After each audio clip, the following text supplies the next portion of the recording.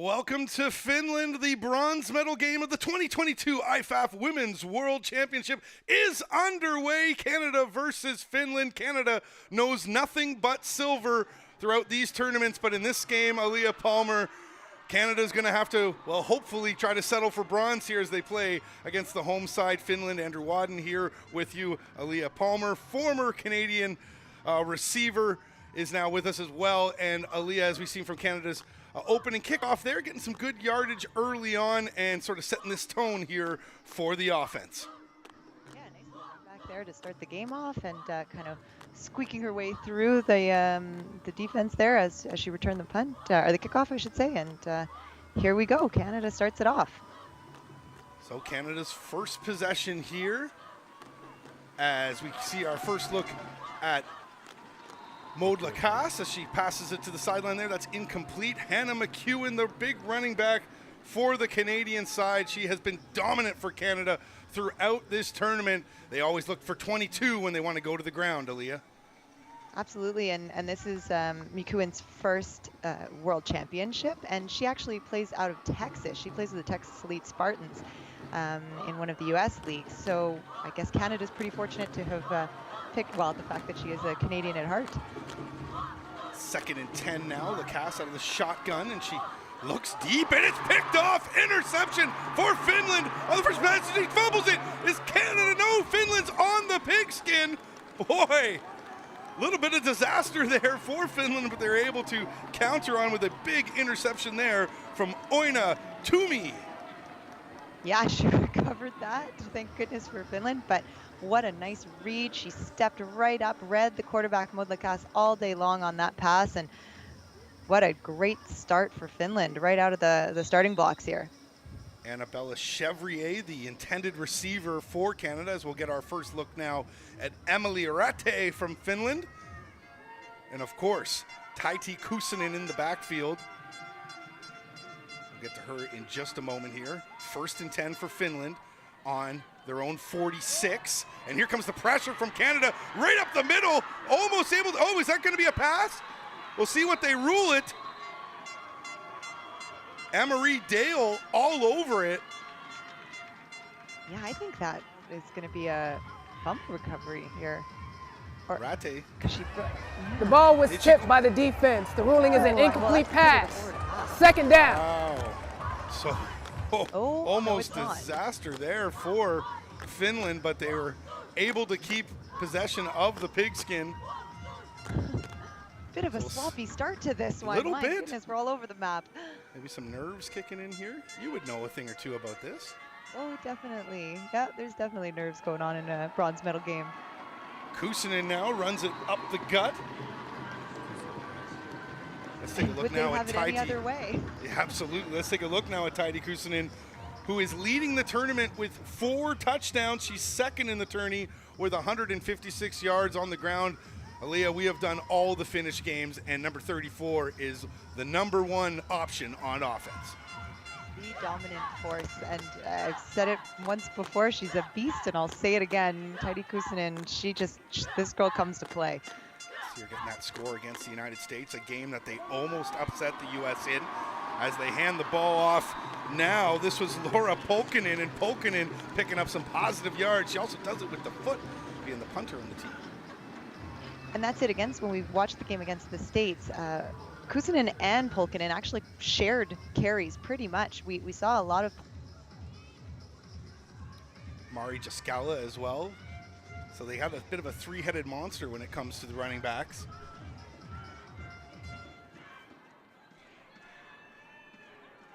Shotgun now for Ratte. And she's looking past, goes to the left side. The intended receiver there, Christy Nerhamo. And she can't pick up her receiver, so that's going to be 3 and out for the Finns.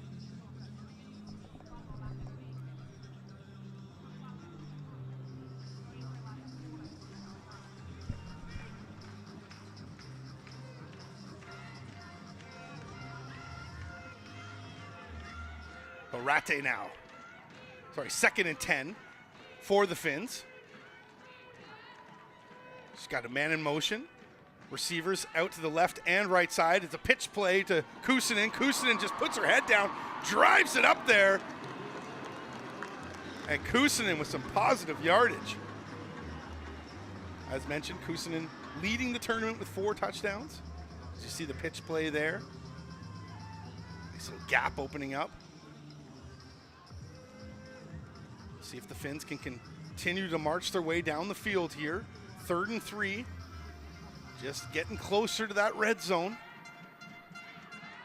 Shotgun formation for Ratte. He's got Polkinen in the backfield.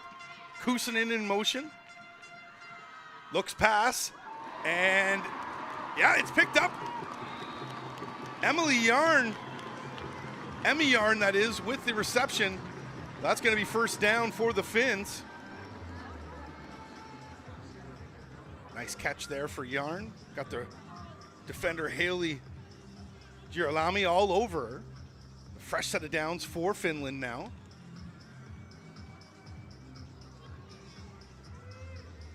As they knock on that red zone door. They've been efficient. We'll see if they can get themselves just that much closer. As they hand the ball off to Kuusinen, runs into her own man, but then she cuts it out left, tries to get the edge. Good tackle there as Emily Belanger takes down Kuusinen for Canada. But if she has got the edge, that would have been a lot of yardage there for 34. And she runs right into her own offensive lineman, breaks through that tackle, then a little gang tackle there for Canada. So they're still moving forward, our Finland, trying to get a score on their first possession here. Coming off that interception. Ratte now in the shotgun. Kuusinen behind her. And they do the little jet sweep there.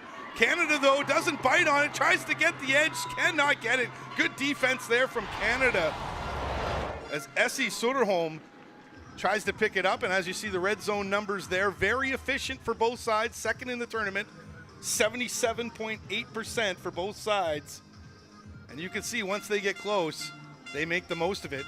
See if Finland can put some points on the board here at 3rd and 7 now, though. Ratte's got Kuusinen in the backfield. 2 receivers to the left. We got 1 in motion now. And she fakes the play action. Looks pass, and nobody's there. So Finland looking like they're going to have to settle for 3 here if they can get anything, as that was an incomplete pass there. Ratte with the fake the play action. I just can't find her intended receiver. We'll see what the referees have to say here, though. Offsides. Canada. That'll be 5 yards. Oh. Repeat 3rd down. Oh, what a break for Finland as Canada gets the offside call. So the Finns going to be at 3rd and 2 now, and they get another crack at it. Ratte 1 for 4 thus far on the passing game. You'd think they want to dial up 34 here. They got 2 in the backfield out of the shotgun. That'll be Polkinen and Kuusinen. Polkinen to her left, Kuusinen to her right. This has got run written all over it. And it is Kuusinen. Finds the gap. She's going to get first down. She's going to get inside the end zone. No, not just yet. But 34 moves the sticks for Finland. That's a nice run right off tackle. The good block by Polkinen. Yeah, you knew what they were going to do there, and they just couldn't stop it, Aaliyah. As Finland, they use that number 34. She is their best weapon on offense, as mentioned. Yeah, and it's great when you have nice blocking from your other running backs as well. They really work together as a team and sort of share responsibilities. So 1st and 8 now. As Ratte hands it off, we have to Kuusinen. Kuusinen's going to try to barge her way in, gets a little bit of help there. But she's able to not get it into the end zone. And Canada's defense holding here on this drive by a shoestring. Yeah. They just keep pounding the ball to Finland. Not the biggest passing game do the Finns have, but they definitely have the ground game. Absolutely. And I mean, when you look at the stats on Finland, I mean, it's astonishing their rushing yards versus pass yards. They've gotten it all done on the ground. Yeah, absolutely. When you got 3 backs like that, and especially a dominant one like Kuusinen, there's the pass there. Can't make the reception. The intended receiver, Nirahamo. And Girolami again on defense. She actually is a receiver, and I've been told has been converted to a DB for this tournament. So she's helping out her team here and playing corner, but she's typically a receiver. Good so getting the job there. Done there. Yeah, absolutely. 3rd and 5 now for Finland.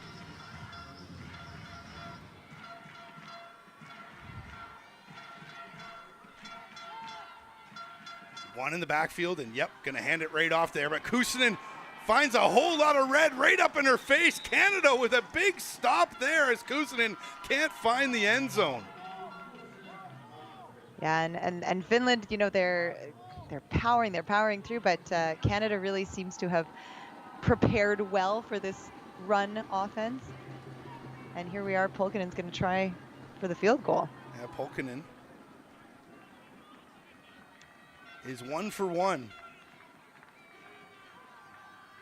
in the tournament thus far.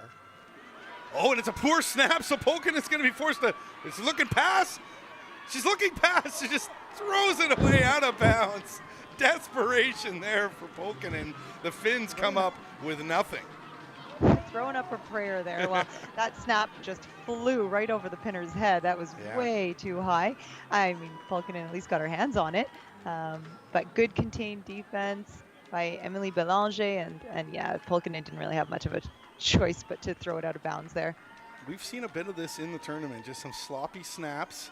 What do we got going on here, though? It's same spot inside. Canada deep in their zone. Let's see what they dial up here. They came out trying to pass against Finland, and maybe they want to try to go back to their running game, at least when you're this deep in your end, and just try to get the ball, gain yourself a few yards, get out of this deep spot on the field. So Lacasse now hands it off, and Finland is right there. Whole lot of Finnish defenders right up in Canada's grill. Yeah, and speaking of snaps, Lacasse had to reach for this one. It was a little errant right to the side, so great reach to make sure that she at least got her hands on the ball there and was able to get the handoff clean. But yeah, not much going in. You know, we've seen this from Finland's defense. They put up a strong front against the U.S., and they're doing it here again against Canada.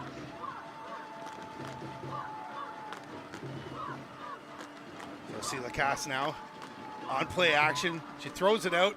The intended receiver there, Laurence Pontbriand. I believe that was a catch. Looks like so she yeah. Fingertip grab right off the ground. As they fake handoff there and pass it to the wide side. Don't know if that hit the turf or not. No, it is. It's 3rd and 1 now, so yeah. Completed pass there for Pontbriand. Canada's pass offense 4th in the tournament, averaging just over 128 yards. And Canada's really mixed it up between the run and the pass. When you look at their total yardage for the tournament, they're pretty even actually in terms of yards on the ground and yards in the air. So they're trying to be as much of a balanced offense as they can be. Sarah Wright with the carry there. So 4th and 1. Canada going to be forced to punt it away deep in their own zone. So you got to think that this is going to play well for Finland unless Canada can get themselves a good boot on this one. Definitely. Gets it off, and it is a good one. Yeah, favorable bounce for Canada. Still midfield position for the Finns to take over on first down, so it's a great opportunity for Finland. I'm sure the home crowd is happy about that. Bethany O'Toole was able to pick it up there for Canada. They got that good bounce, almost got them to midfield. So if you are Canada, you like where Finland is going to start this possession, But as we saw from the Finns in that first possession of theirs, they didn't have any problem getting their ground game going. No, exactly. That's definitely their strength. That is for sure, Andrew. They've worked wonders on the ground. So let's see if they try to just pound it as they have. 31 rush yards so far. And looking past here, though, Ratte puts up a high one. That's going to get picked. Absolutely picked by Canada. Haley Girolami with the pick. And you talked about her being a receiver. Well, she showed some good hands there. I guess, and that's where being a receiver comes in handy when you're playing on defense. So good for her. You know, she's made the transition just for this team and to help out the team. Excellent play and break to the ball on her behalf there. 5'9" DB, former receiver. So that turns the ball over, and a wobbler there from Ratte. She's going to want that one back for sure. But Lacasse now gets to start things off for Canada. See if they can get themselves something going here. See who's going to scratch the scoreboard first here is Lacasse out of shotgun. She looks deep, and she shows off that cannon. The intended receiver there, Pontbriand, who gets a little taunting on the way by. Little chirp there. I feel like Lacasse maybe forced this one a little bit. She had Virginie Roussel open right underneath. You can see her there at the top of your screen. She was really open. Both defenders bit on Laurence Pontbriand. So maybe Lacasse a few jitters here to start off the game, but she's got to try to start seeing the field a little better there. Your eye out for Pontbriand. She's one of the top receivers for Canada, as right now picks up that pass and is able to take it up. So Canada inching forward here, and they're using the pass game. Yeah, I mean, like I was saying, they're pretty balanced so far, but I think they could take advantage of this pass game. Lacasse does have a good arm, and you know she's shown that she can throw the ball. I think that Canada could even take advantage of maybe some more of the flats. A lot of stuff is open on the outside, at least from what I can see. And I know in their last game, they seemed to be forcing a lot up the middle, which didn't work out so well Canada. for them against Great Britain. They're first. We've got some finals from earlier today in the 5th place game. Mexico blanking Germany 28-0. Andrea Romero with 136 yards on the ground, 1 touchdown. In the 7th place game, it was a barn burner, Aaliyah. Australia beating Sweden 7-0. Danielle Lapierre-Byrne with a 74-yard touchdown run in the 4th quarter. That was all the scoring that the Aussies would need as they finish off the tourney in 7th place with a 7-0 win over Sweden. We'll see if we get a game like that. We're trending this way right now, so Aaliyah. Far, this is where we're headed, yeah. Tough tournament for Sweden. They lost their quarterback in their first game and didn't really come to the tournament with a backup. So it was a rough tournament for them. And yeah, Australia, I think at least managed to put up that 1 touchdown and take that game. Lacasse now play action to right, pass over the middle. It's caught. Beautiful grab there as Annabella Chevrier with the catch. Yeah, this is a nice grab. With some coverage on her, she managed to hang on to the ball. She reached up there and really went for it. Nice grab by Annabelle Chevrier. Toomio all over, draped all over. So Lacasse now, 1st and 10, shotgun, hands it off. Right now, trying to get the edge to the left side. She does, and she picks up 1st down and a couple more. Beautiful run there from number 11.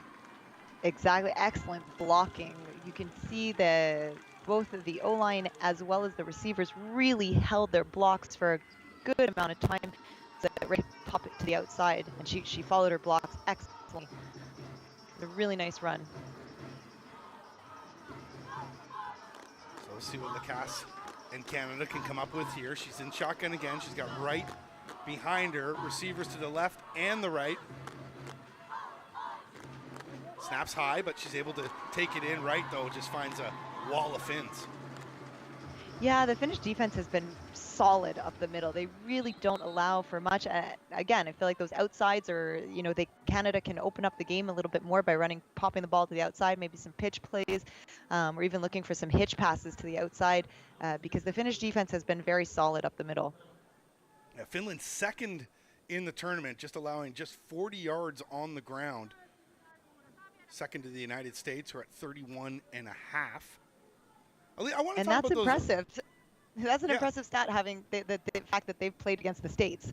Absolutely. Because the States typically is a powerhouse running team, and yeah, they held their own against them. As we got a little, looks like injury time out here. I want to talk a little about the Mexican side, though. It was unfortunate that they weren't able to play their first game of the tournament, but they looked good in the other two matches that they were able to play. And it's unfortunate for them, though, because I think this might have been a bit of a different tournament if Mexico was there for the full pull. 100%. It's unfortunate for them, and I think it's unfortunate for the rest of the teams as well that attended, because there were a couple of teams that missed out on a game. Albeit it may have actually been a benefit for Great Britain over Canada in their game that they had some fresh legs. But I think things may have gone a little differently had Mexico been here to play that first game. And as you can see, they're sort of an up-and-coming force on the international scene. Yeah. So it'll be interesting to see how things sort of progress in the years to come. So we get the quarterback comparisons there. Maud Lacasse, Emily Ratte, and Emily Ratte doesn't tend to throw the ball too much. She likes to just hand it off to those three dominant backs that they have. But Maud now 50% with 31 yards, but they both have that INT. Yeah, and Ratte, yeah, exactly. She's not typically a pass QB. She just that's not her strength.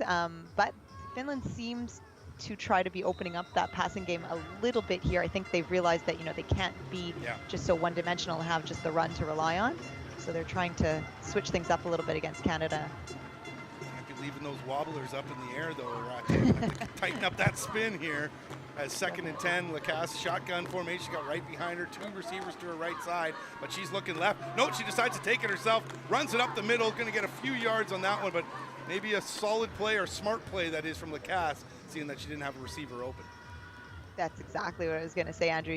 This was a good decision on Lacasse's behalf, and she sort of looked and she kind of double clocked that ball and said, no, I'm going to hang on to it. And she can take off and run. She's quick. She's quite speedy herself. So that's a great way to pick up a few yards when you're sort of in a desperate situation. Key play here, key down here, 3rd and 7.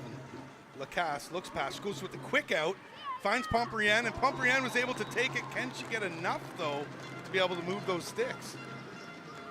And this is a connection that we've spoken of before. These two girls play for the Montreal Blitz, and I think Lacasse sort of has a bit of a comfort zone with Pomprienne.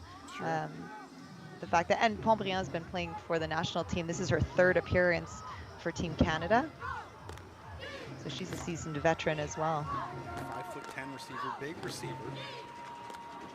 4th and 5 here. Canada elects to go for it. They're just trying to get Finland. They're just trying to get them offside, perhaps. That is the end of the first quarter. Right. Yeah. That's a good thought process there. See if you can make them jump a little bit.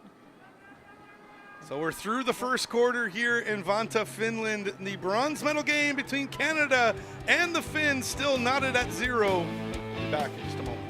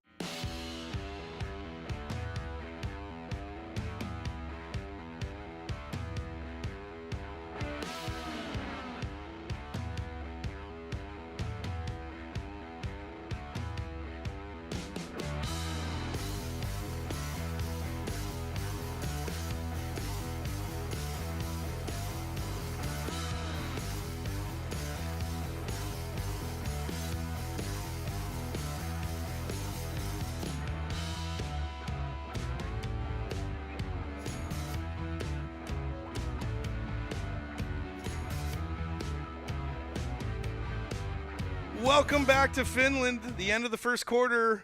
Canada and at zeros apiece. 4th and 5 now for Canada as they elect to go for it. Lacasse out of the shotgun, and she looks past. Did she find a receiver? She did. Touchdown, Canada.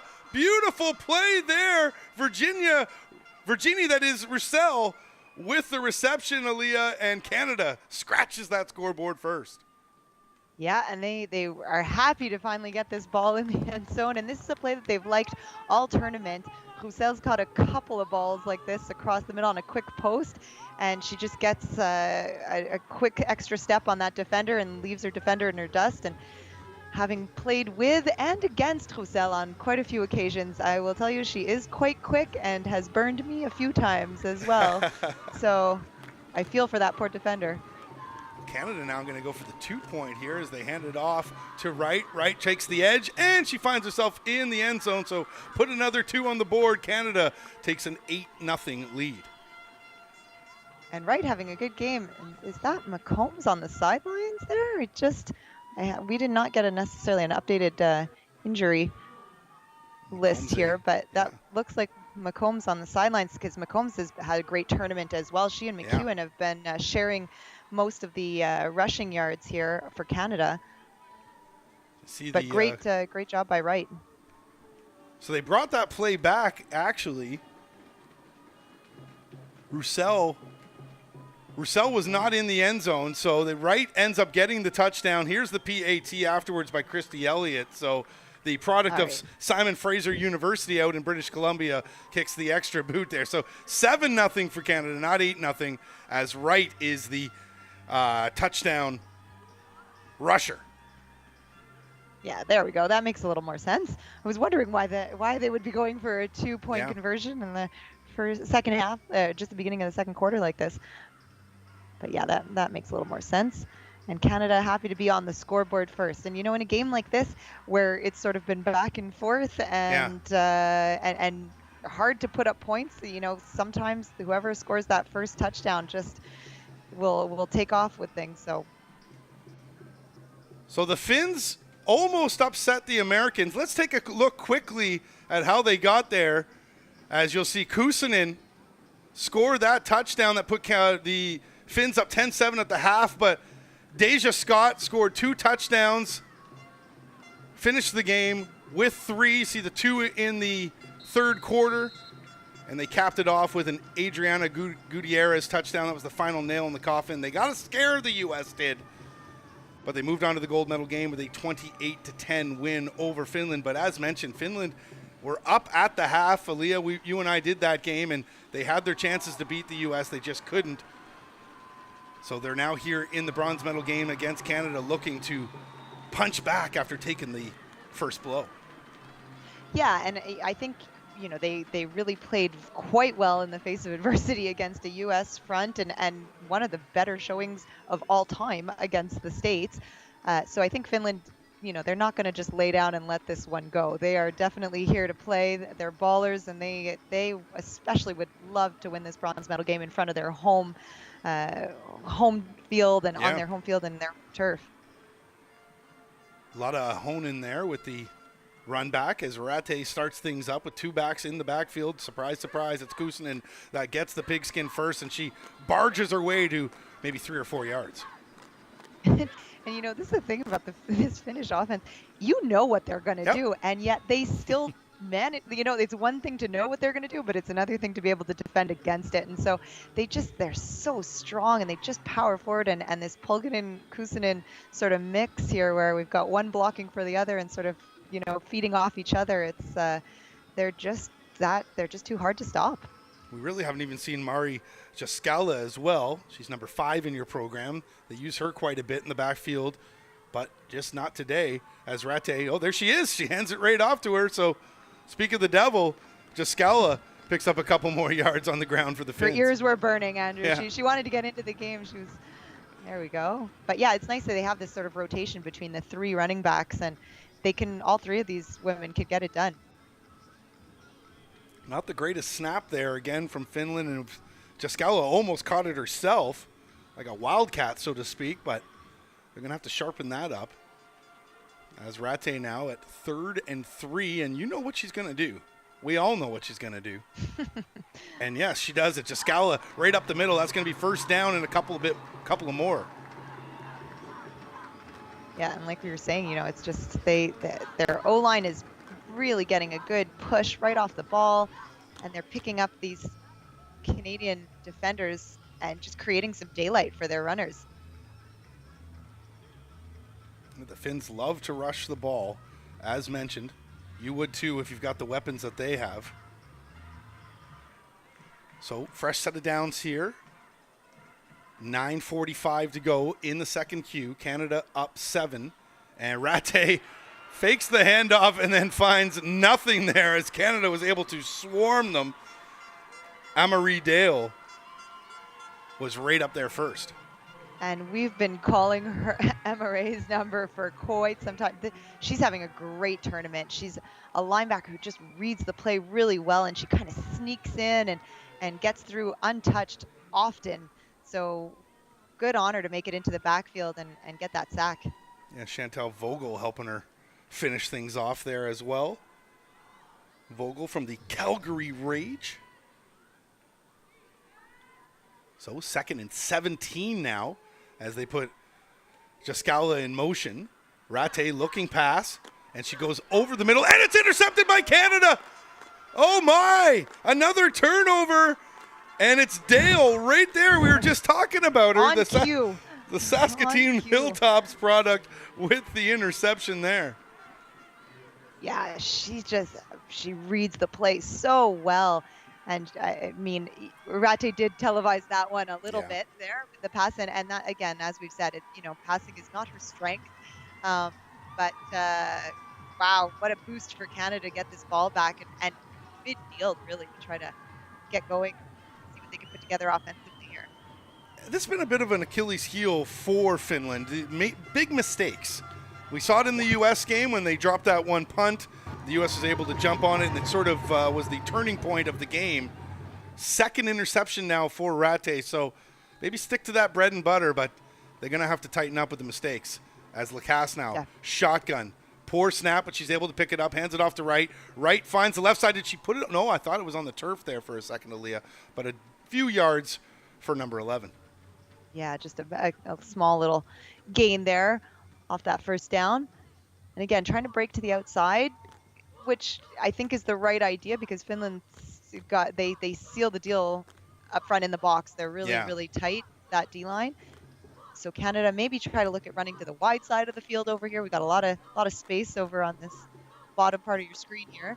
Now get to the edge as they definitely box up that middle as they look past again, and it's a deep one, and it's a reception as well, but it's called out of bounds there. The intended receiver, Roussel.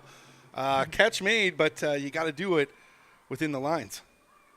Yeah, and this is a nicely run play because Roussel did pop open there for a second. That DB was struggling to get there. Nick Asakainen was trying to get there, but she did a good enough job to push Roussel out of bounds. 3rd and 9 for Canada here. Lacasse shotgun. She's got receivers 2 to the right, 2 to the left. And she fakes the handoff, goes over the middle, and it's just dropped there by Roussel. Roussel wants the PI call. There's a late flag, and it looks like she pleaded for it. Enough. Yeah. All you receivers, Aaliyah, you guys are just so precious, so precious. We like to have nice clean routes to run. Heaven forbid a defender get in our way. I do believe she was held up a bit on this play, though. But this is sort of the play that Canada has been going to, that post across the middle.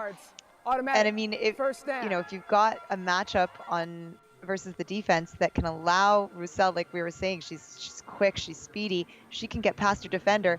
I do think she was kind of she was. Yeah, you could see the arm over there. Yeah. So she justified in her reaction. Jonah Toivonen with the penalty there. So Canada, fresh set of downs as they are on the Finns' 30-yard line. Call it the 29. Hands off to Wright.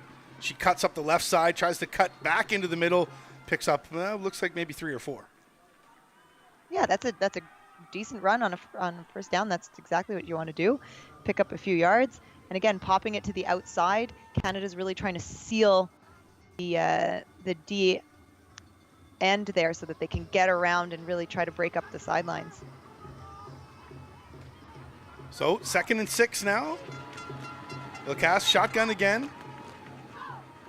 1 in the backfield, and she goes right back to her. But this time, as mentioned, you can't go up the middle on Finland. They'll find you. They really are shutting the door on that for sure. They're not allowing any runs up the middle. So, you got to try to see what else you can come up with. And I mean, Canada, trying to feel Finland out a little bit here as well. But yeah, we've seen it sort of all tournament. They really do lock it down in the box. So you've got to try to take advantage of the outsides, I believe, a little bit more. Big possession here for the Finns if they can get a stop. 3rd and 7. Lacasse shotgun. Feels like this is going to be a pass, and it will be. She goes over the middle, finds her receiver, Roussel. Beautiful catch there. First down for the red and white. Yeah, a great grab. And this is as strong as Finland's D-line is, this is a bit of a weakness that we've seen in Finland. Their secondary, they're close, but they're kind of close but no cigar. They tend to be close, but give up that pass. They're still there to make the tackle afterwards, so not many yak yards gained on them, but you're giving up that pass regardless. Well, 1st and 10 now as the clock ticks away here in the first half. 6:15 to go. And they fake the handoff, pass it off to Roussel. Roussel looking end zone. Can she get there? Not quite. But a beautiful play there from 85, and she's heating up now. That she is. And, she is also a receiver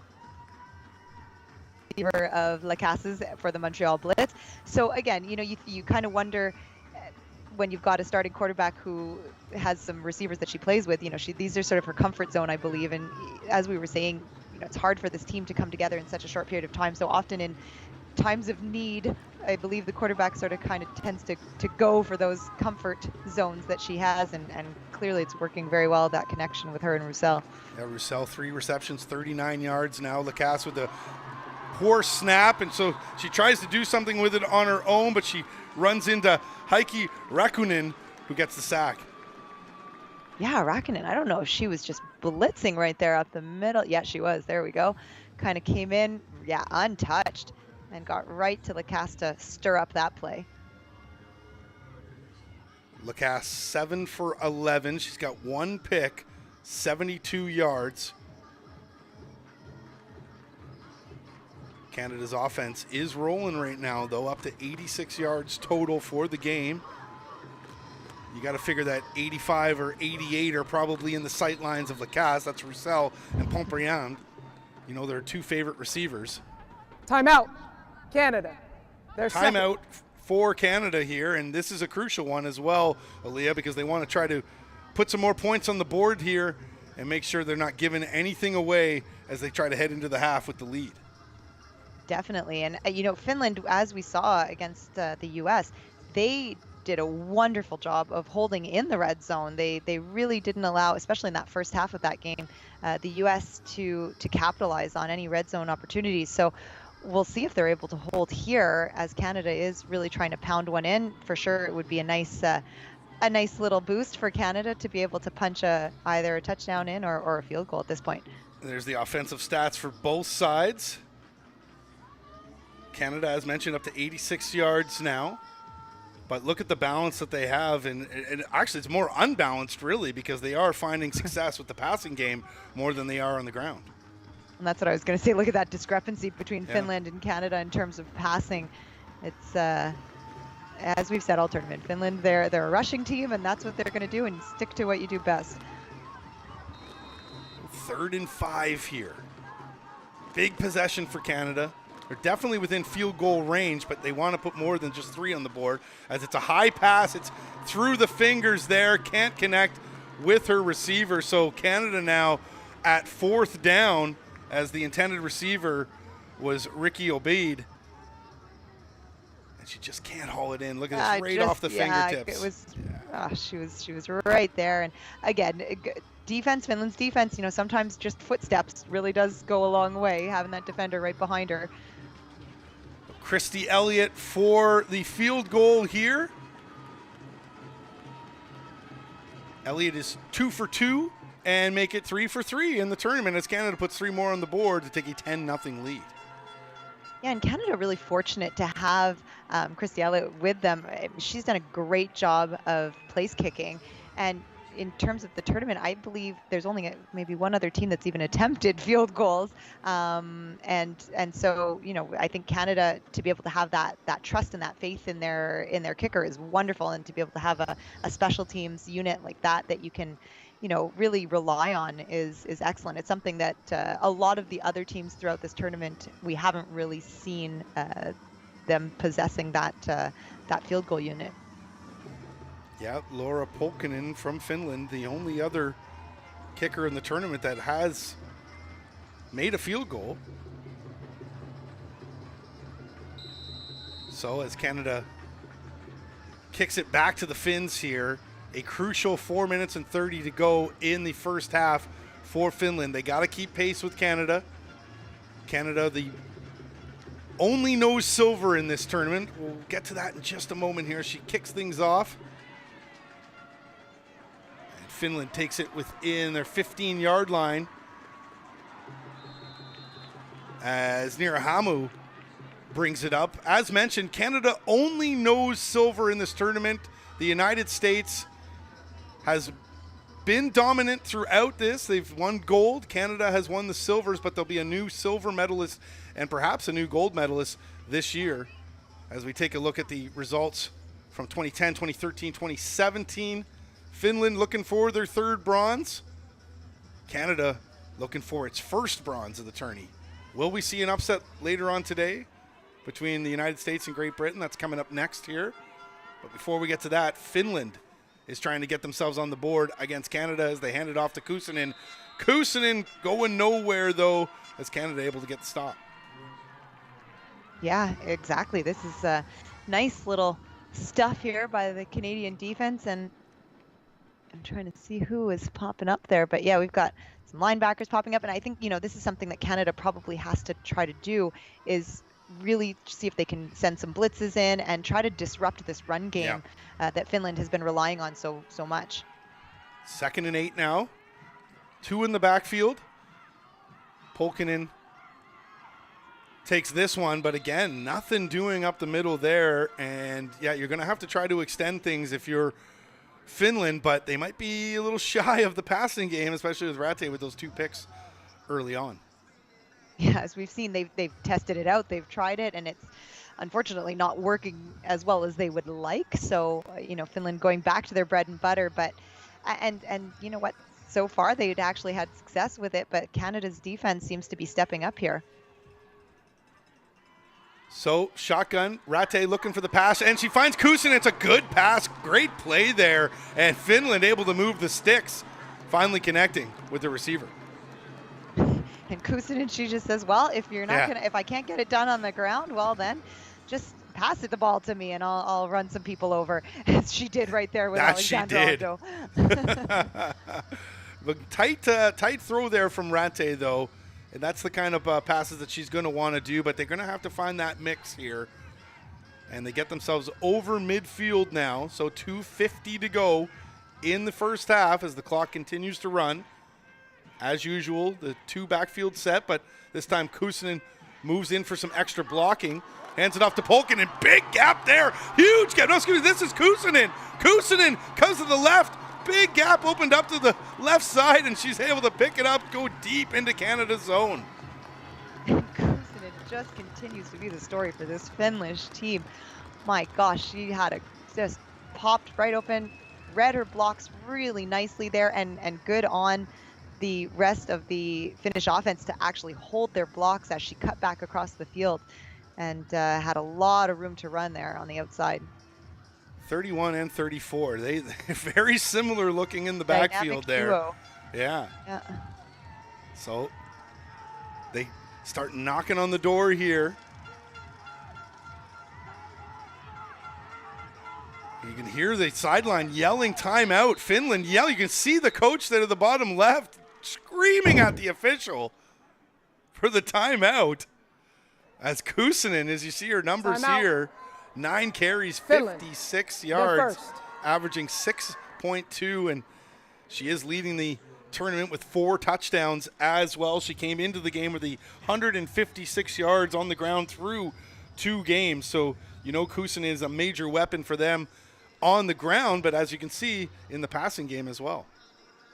Yeah, she's getting it done both ways. And you know, as you were mentioning before, Andrew, I think it's, you know, that quick pass that they had to Kuusinen is sort of more in Rate's wheelhouse. I think that's what they're going to have to try to do, is get the ball out of her hands quickly, keep it sort of more of like a fire pass versus anything that's up in the air and might be sort of aired out a little bit, because she does tend to let the ball get away from her when it goes way, when she's trying to throw a little deeper and get some air under the ball. So some sort of tight throws, little fire passes, I think are going to be their best bet moving forward.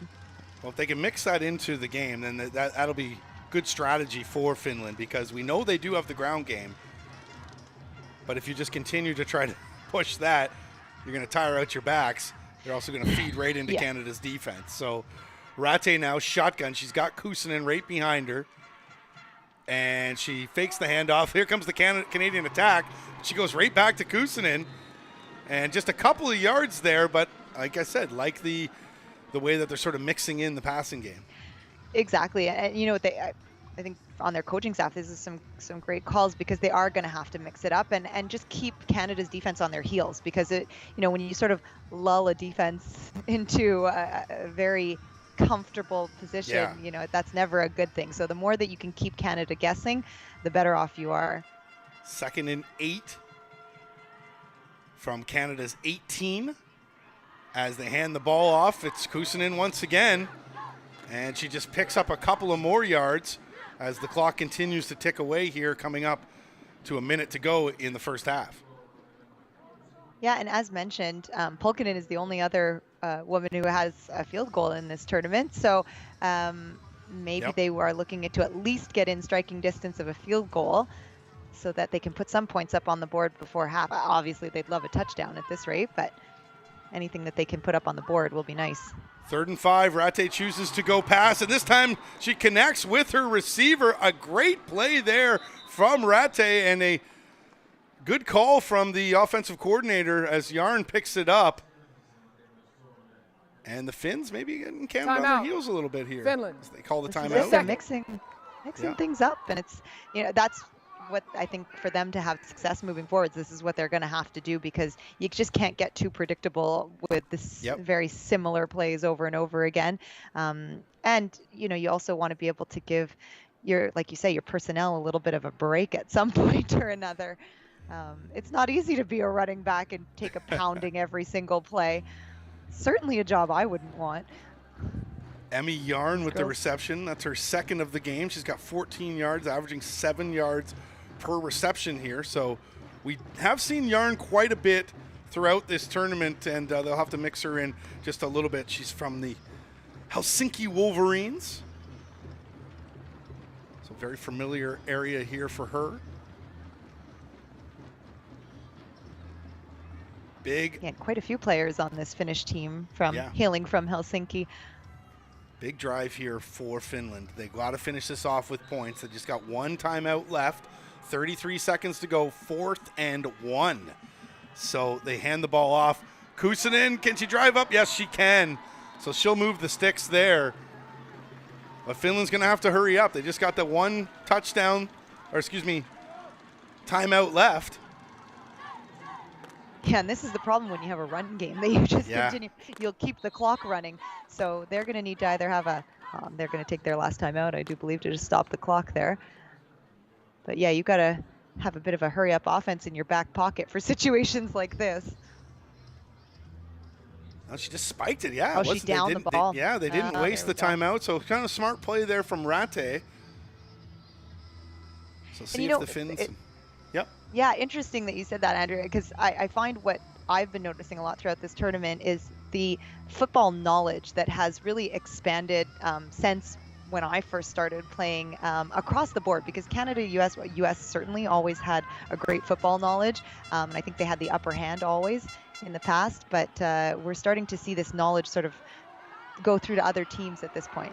Oh, Rattay. A good play there, a little deception looking for Soderholm, but just cannot haul it in. And she was open. Oh, she really see was. The fake handoff there as Rattay cocks it back and just can't get it to her receiver, Soderholm. Another Helsinki Wolverine product. So here we go now. Rattay's she's just not super comfortable passing the ball just on the run there. A real struggle to get that ball off. See, Kusinen's in the slot there. See if they try to find her. And they go her way, but that's not the intended receiver. As they try for Yarn there once again, just looks like they're trying to force it at this point. Yeah, and you think, well, maybe bread and butter is the way to go. Yeah. Things have been working so well with your run, try to punch it in at this point. But, I mean, you know, they are trying to mix things up as best they possibly can. So Pulkkinen will attempt the field goal here. As mentioned, she's hit the first one that she's tried in the tournament, and she'll hit the second one that she's tried now. So 10-3 as Finland gets themselves on the board from the boot from Pulkkinen. And that's a nice boost going into halftime to at least to put some points up on the board, keep it to a one-score game. Great kick by Pulkkinen. She's doing it all as well. Kind of a two-man show out here for Finland. But yeah, it's good to have that nice in little your boost. Yeah, good to have that in your game as well. Yeah, definitely. And coming back to that, what I was saying before, you know, I think football IQ within these European teams has really grown, and, you know, just in terms of understanding just even the rules, because I can remember when I first played, you know, there was a lot of confusion, you know. At least I think we're more exposed to it in North America, to American football, whereas these European teams, it was more of a new thing for them, and you just really see the game growing in terms of the football IQ and knowledge. The coaching staffs are much more aware and knowledgeable, and just the sort of diversity of the players that are being is fun to see. It's really nice to see the growth of the game, not only in North America, but expanding to Europe as well. Well, absolutely, and we're seeing this firsthand as well, as we mentioned with the Canada and USA sort of dominating the gold and silvers over the years. Well, now we're going to see perhaps a new gold medalist, but we're definitely going to see a new silver medalist, as Great Britain has found themselves in the gold medal game against the United States, which is coming up next as Canada just starts running around in circles. But the problem with that is that you're going to run out the clock. Yeah. I think they were maybe hoping to just get out of this and go into halftime. Maybe that is the end their strategy of the first on that half. one. But yeah, definitely not much time to get a playoff there. Well, there you have it. To the end of the first half, Canada leading Finland 10-3 here in the bronze medal game of the 2022 IFAF Women's World Championship. We'll be back in just a moment.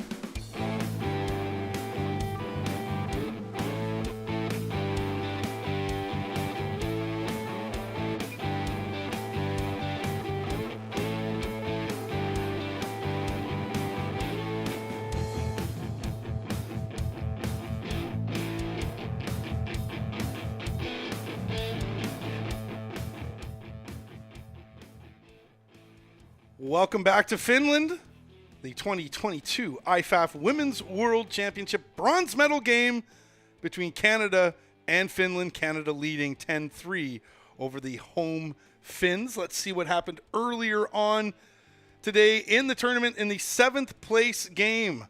Australia versus Sweden. And this one wasn't the biggest barn burner in the world, Aaliyah, as it's a 7-0 for Australia. They finish off the game.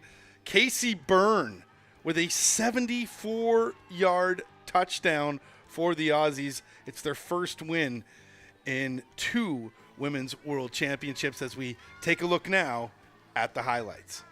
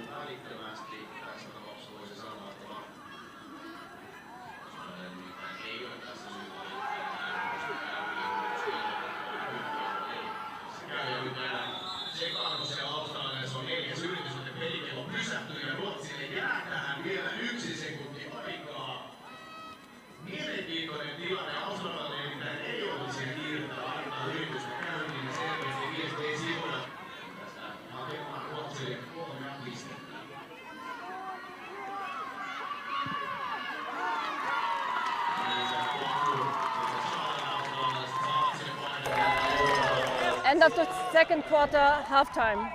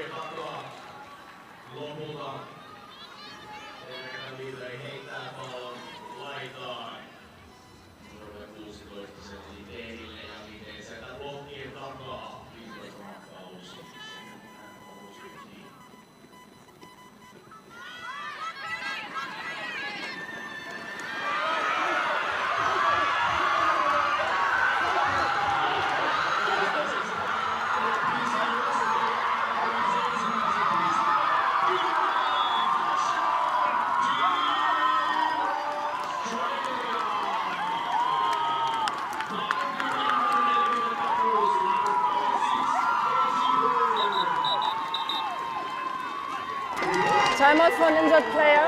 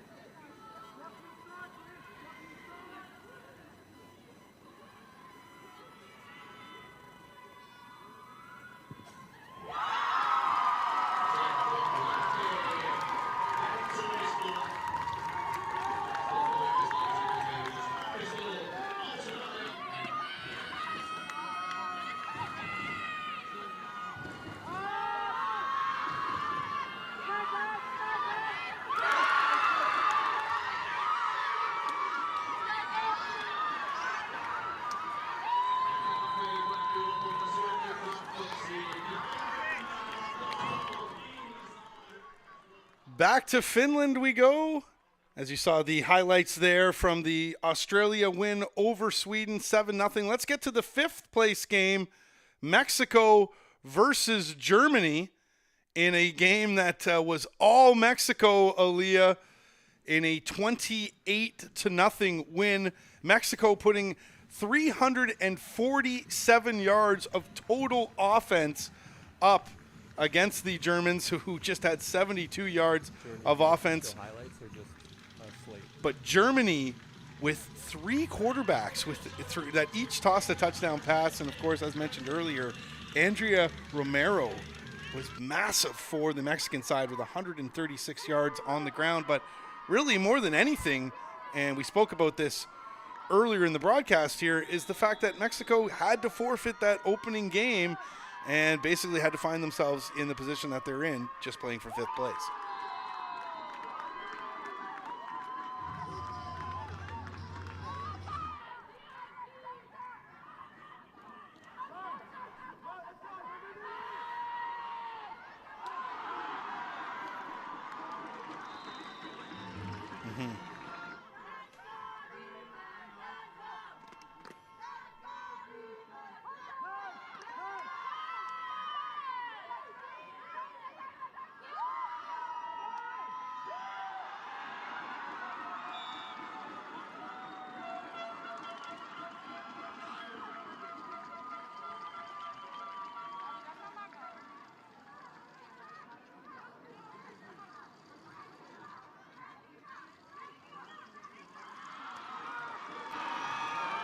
Rolling on the field, touchdown, Team Mexico.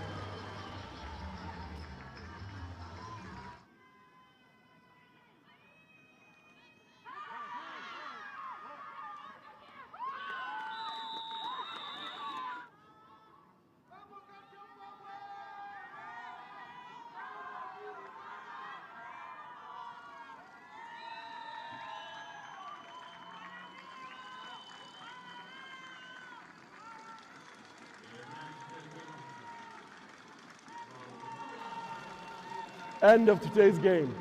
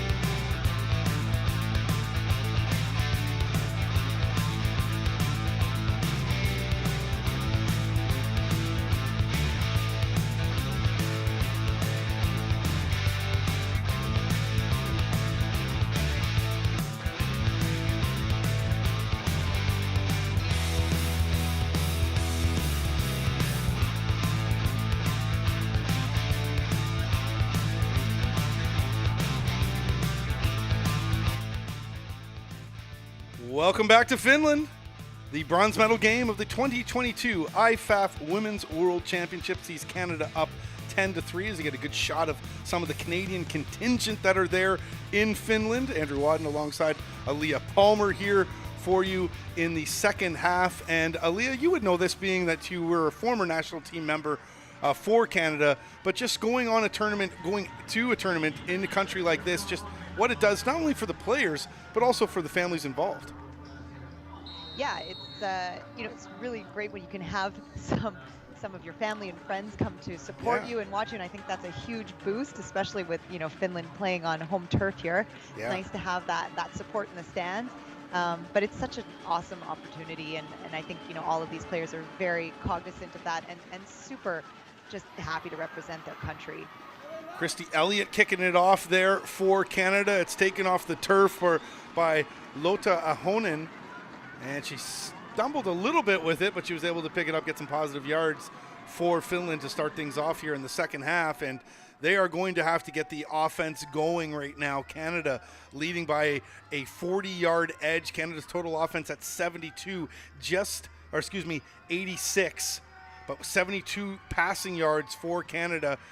And Finland's been able to get done on the ground, but they did get the passing game going just a little bit later on in the first half. They have 31 yards in the air to 72 on the ground. So we'll see if they can keep mixing it up. And they go to the ground here on 1st and 10, but this one gets stuffed as Jaskala sees a sea of red and white in front of her. Yeah, and in terms of stats, we kind of see that everything's flipped for these two teams. They sort of match up kind of opposite-wise in terms of the rushing versus the passing. So I think on both sides of the ball, if they can sort of try to stabilize that a little bit more and even things out, things will go nicer for you when you have a much more balanced offense. So we'll see what Finland has drawn up at halftime here in terms of getting that ball maybe in the air a little bit more with some comfortable throws for Rate. Yeah, Rate, though, leading in the turnover battle, and she almost tossed her third INT. This is something you do not want to be leading in, by the way. Rate just 4 for 15 in the air now, but she's got those 2 picks. Yeah, and as you can see, that here I was saying, they've got to come up with something comfortable for her. That does not look like a comfortable throw for Rate. She just doesn't seem to have that comfort zone to be able to sit in the pocket and throw the ball. She doesn't have the deep ball, so to speak. She doesn't really have the arm for it. Yeah. Alexandria Ondu almost got the pick. Yeah, they did make up some yardage on short little plays like this. Just quick little hooks, quick little slants, and some hitch plays that they had, some swing passes. Those, I think, are maybe what's going to work best for Finland, just because Rate can get the ball out of her hands quick, and she doesn't necessarily have to throw it way downfield into a sea of red defenders. Christy Neerhamel with the reception there. So this sets up 4th and 6. And they're going for it? We'll see. They do have, they do that play. Yes. Their punt lineup, Andrew. Little deceiving. Gets us every time. Yes. It's good tackle there from the Finnish defender. You're absolutely right. It's a little deception, but I don't think it's throwing off many other teams, just maybe the broadcasters. Yeah, exactly. You think we would have learned by now. But as a punter, I would not want to be standing that close, but she manages to get it off each and every time. So versus, Canada's punter, we seem to have a few steps to get the ball off. And that's Rate that punted the ball away. You usually see Laura Polkinen. And there was a really nice tackle there from Essie Solerholm. So Finland specials doing some work. Let's see if Canada's offense can do work on their side as they set things up on 1st and 10. They load up the left side, but they go right side in individual coverage, and Pomprian is looking for the laundry, and she might have a argument there. There is a flag on the play. And see, that's a matchup that Lacasse sees that off the line, and she's going man-to-man with Pomprian. Pomprian is a huge receiver. She's got a lot of height, and there's pass often interference mismatched out there against Finland, the DBs. number So 16. That's something that Lacasse sees right That'll before be the snap, 15 and she yards, says, I'm taking automatic that first chance down. all day long. I'm going to throw that up one-on-one with Pomprian. That is sort of a gift, if you will. Yeah, Hannah Ropinen with the penalty there, and Pontbriand, as you mentioned, the big receiver, 5'10", and one of the favorite targets of Maud Lacasse. So Canada setting things up now. Pontbriand has been a presence over the past 3 years. This is her third tournament with the national team, and she's just been a force at the receiver position. From the Montreal Blitz. You're very familiar with them. As they hand it off to right. She goes to the left side. She's able to get a few yards there, but some good defense from Finland. Yeah, and as we were saying at halftime, you know, Canada seems as though their backfield has been sort of dwindled down a little bit. We're missing McEwen, we're missing McCombs here, maybe due to some injuries. And Sarah Wright's having to take on all of the rushing duties here. So it's a bit of a, she hasn't had too much to do as of yet. So this is a bunch of new work for her to put out in this game. And Canada loads up the right side, and they end up doing the swing pass out to Roussel, who tries to stiff arm her defender. And a little deception there, it looked like, from Canada, because they had Pontbriand in single coverage to the left, and it looks like they shaded a double team to sort of prevent that, but then Canada went the other way. And, oh, yeah, they have another weapon in number 85, Roussel. Well, that's it. And, you know, and that's great. If you can drag two defenders over to pick up Pontbriand, all the better, because somebody else is going to be open on the other side of the field. And that was good blocking downfield, pick up a few extra yards. And honestly, if you can pick up 5-6 yards on little swing passes like this and just march the field, that's the way to go. Little work to do here, though. 3rd and 4 for Canada. Lacasse on the shotgun. She got right behind her, and she elects to pass. Doesn't like what she sees, so she just takes it herself, runs it up. Oh, the ball's on the turf. Who's on top of it? Lacasse had it come out of her hand. I think Canada might have got on top of it. She did have a first down. We'll have to see exactly like where it gets spotted here. Yeah, it looks like Vickland managed to, one of our O-line women managed to get the ball back. Oh, yeah, I think so. But, yeah, that ball just popped out of Lacasse's hands. Ball security. Yeah. Oh, in situations like that, especially when you've just gotten the first down. Sarah Askakainen able to pop that pigskin out. So here we are now at 4th and 2. And Lacasse out of shotgun. She goes pass once again and hits the receiver. No! Incomplete pass intended there for Chevrier. And Canada on a turnover on downs. Good defense from the Finns. Yeah, and that was Tuomi, our cornerback over there, with a nice little break up on the play. Yeah. Wow, great defense, blanket defense there. She got a hand on the ball. She had her other arm on the receiver's hips. That was excellently defended. Really nice job by Finland there. So the Finnish offense now will take over, trying to get themselves back into this game. Down 10-3 at the moment. They'll start from their own 42-yard line. Ratte, 2 backs in the backfield, 2 receivers to her right. Polkinen moves in motion, and they hand it off to Kuusinen, who fumbles it a little bit, but is able to keep it and tuck it, and she goes for a bunch of yards, keeps going, head down now, piling her way through the defenders. Massive chunk there from Kuusinen. Wow, she's a train. It's just, you know, honestly, I'm loving watching her run the ball. She's just runs people over it and does timeout. not, she refuses to go down. She's got a low center of gravity, and man, does she use it well. Kuusinen with another big chunk out of the Canadian defense. And she has just been fantastic for the Finns throughout this entire tournament. Of course, she plays in the United States, plays with the Boston Renegades, and she picks up 27 yards on that rush. She's now up to 88 yards. Yeah, 88 yards on so far on the ground on 12 carries. So she's averaging over 7 yards a carry right now for Taiti Kuusinen. Well, the Finns now starting things off on Canada's 31-yard line, as they put Polkinen once again in motion. They do the pitch play to Kuusinen. The gap opens up. She decides to cut into the middle and picks up some positive yardage there. Yeah, and Finland trying to show some different fronts here, really, pushing Pulkkinen out to the left side, looking as though she was going to go lead block for Kuusinen, as she has most of the time in the past, and then deciding to reverse the field to the other side, trying to just switch things up and see if they can play around with Canada's defense a little bit there. The O-line doing some great work for the Finns, including Heli Rantu, the center. Big block there to open things up for Kuusinen as they go 2nd and 4 now, and they go right back to the bread and butter, and she's just going to try and drag a few defenders with her, but she couldn't get much there.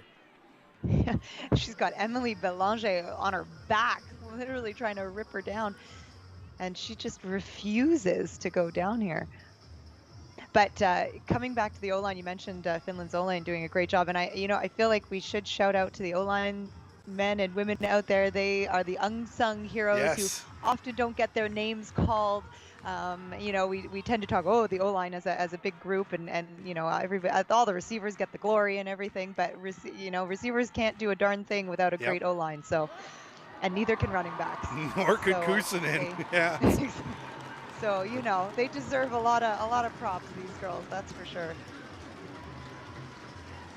Canada, it's just getting taken apart here from Kuusinen. Look at that block right there from Pulkkinen as it opened things up. And then Kuusinen, as she does, takes 3 defenders to take her down. So a pick up there, and she's just continuing to get herself. She's over the 100-yard mark now on the ground, 106 yards on 15 carries off of that 11-yard pickup. So 1st and 10 now for Finland. And Rate with the 2 backs in the backfield. And no, they fake it to Kuusinen, goes for the pass, and good underneath play there as they're knocking right on the doorstep. Soderholm with the reception. Yeah, Finland's really come out and like a little play action right there, and Rate's still struggling, but she got the ball off, and hey, it's a completed pass. They will definitely take that. There's a little too much airtime on those balls, it seems like, but she was able to get it there, though. Yeah, it's going to give the Canadian DBs some time to get to the ball, so she's going to have to watch that on those deeper passes, but that seemed to work out well for them. 12-yard pickup there, 1st and goal now, and they push it over the line. Touchdown, Finland, as the Finns now try to get themselves back even with the Canadians, as they make it 10-9, as Rate takes it herself and just gets that push right into the end zone.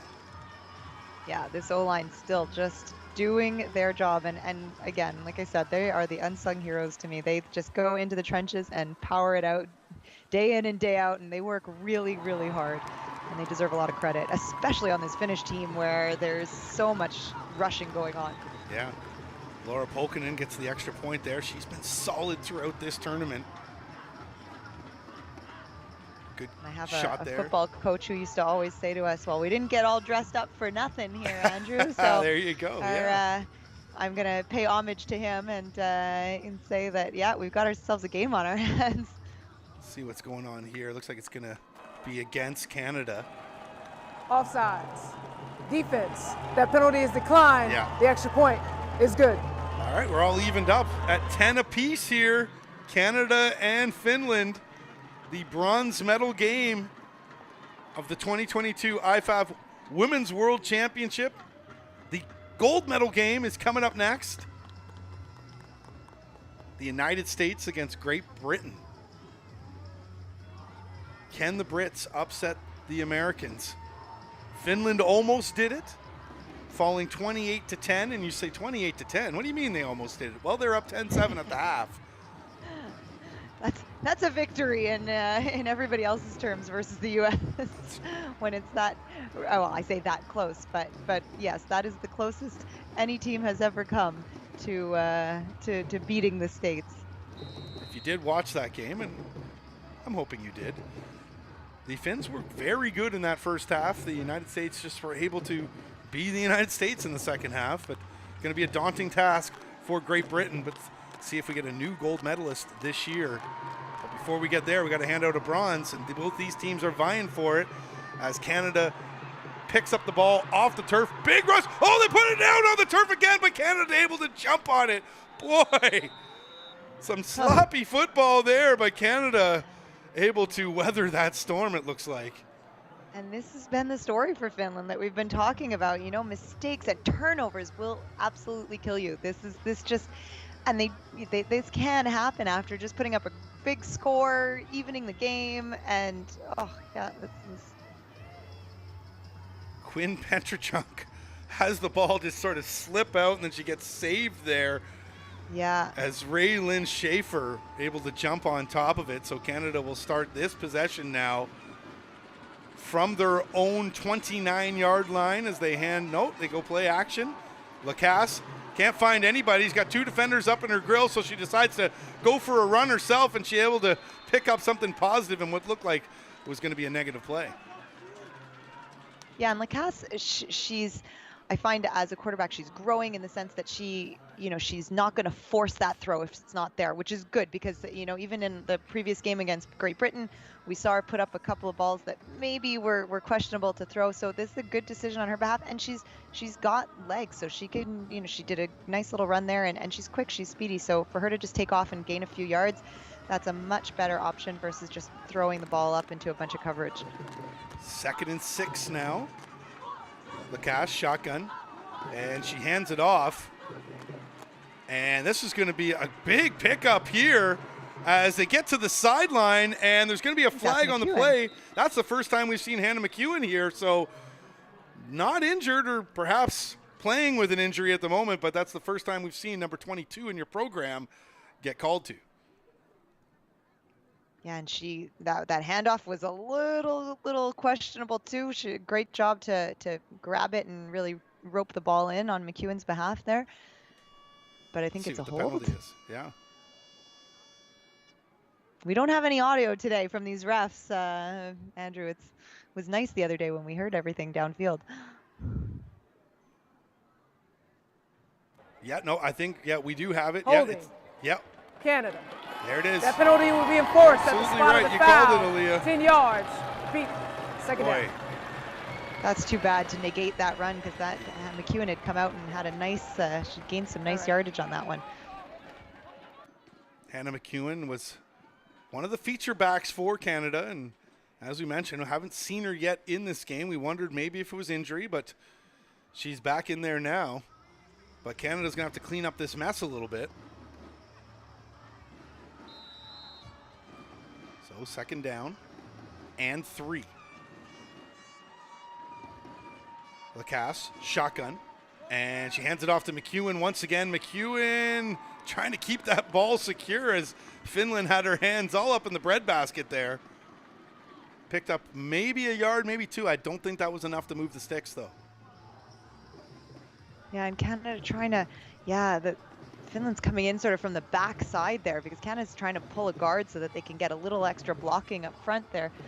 But Finland's finding a way to sort of squeeze in through the back side. 3rd and 1. Big 3rd and 1 here for Canada. See those Canadian flags getting waved in the crowd. Lacasse now in shotgun, and it's a high snap. And they show blitz, and it's a good pressure from the defense there from Finland as they try to get it to Roussel, the intended receiver. But Finland was all over them, and look at coming right up the gap with the blitz there. Yeah, exactly, and just enough pressure to force Lacasse to throw that ball a little bit before she was ready to let go of it, and that just disrupts the whole play. So really nice penetration by Finland's defense there. Asi Sestapoinen coming up the middle there. The Turku Trojan product. As Canada looks to punt it away. Elliott gets it off. It's a good boot as well. Gets up over midfield, and Canada is going to touch it somewhere around the 43-yard line of Finland. So Finland will start in their own zone. A good punt there from Canada, but it just feels like missed opportunity there with that penalty, Aaliyah. Yeah, exactly. And sort of just back and forth. I feel like we're watching a tennis match here, sort of back and forth between these two teams, and just kind of back and forth over midfield. You know, somebody's got to sort of pull the reins in and really take charge of this game if they do want to break it open and see if we can get somebody else on the leaderboard here. Knotted at 10 apiece. The bronze medal up for grabs here between Finland, the home side, and Canada, as it's Jaskala that runs it up the middle this time. And yeah, they go to that other feature back that they have. We know Polkinen, we know Kuusinen. Jaskala is a part of that mix as well. Definitely a nice hole right up the middle there, right through that A gap. And the O-line again doing a beautiful job of opening up that gap. Sini Lalji coming out of the backfield there with the block, number 91. She's a receiver. So, yeah, you're right. They definitely looked at their offensive playbook at the half and decided, hey, let's start pulling out some different looks here as they go to Jaskala now. She tries to get the edge, and she can't.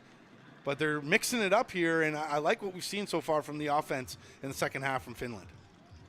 Yeah, exactly, because, you know, up until to date, it's been sort of I don't want to say necessarily a one-dimensional, but very sort of routine offense where they've just been sort of running up those A and B gaps with Kuusinen, and, you know, it's nice to see them spreading the ball out, have some different rushers, trying to pass a little bit, and really showing some different fronts on offense. Kuusinen probably going to need an oxygen tank at some point in this game. As they hand it off to Jaskala, she finds a big gap there, takes it to the left. She's going to get right into Canada territory inside the red zone. Huge play there from Jaskala.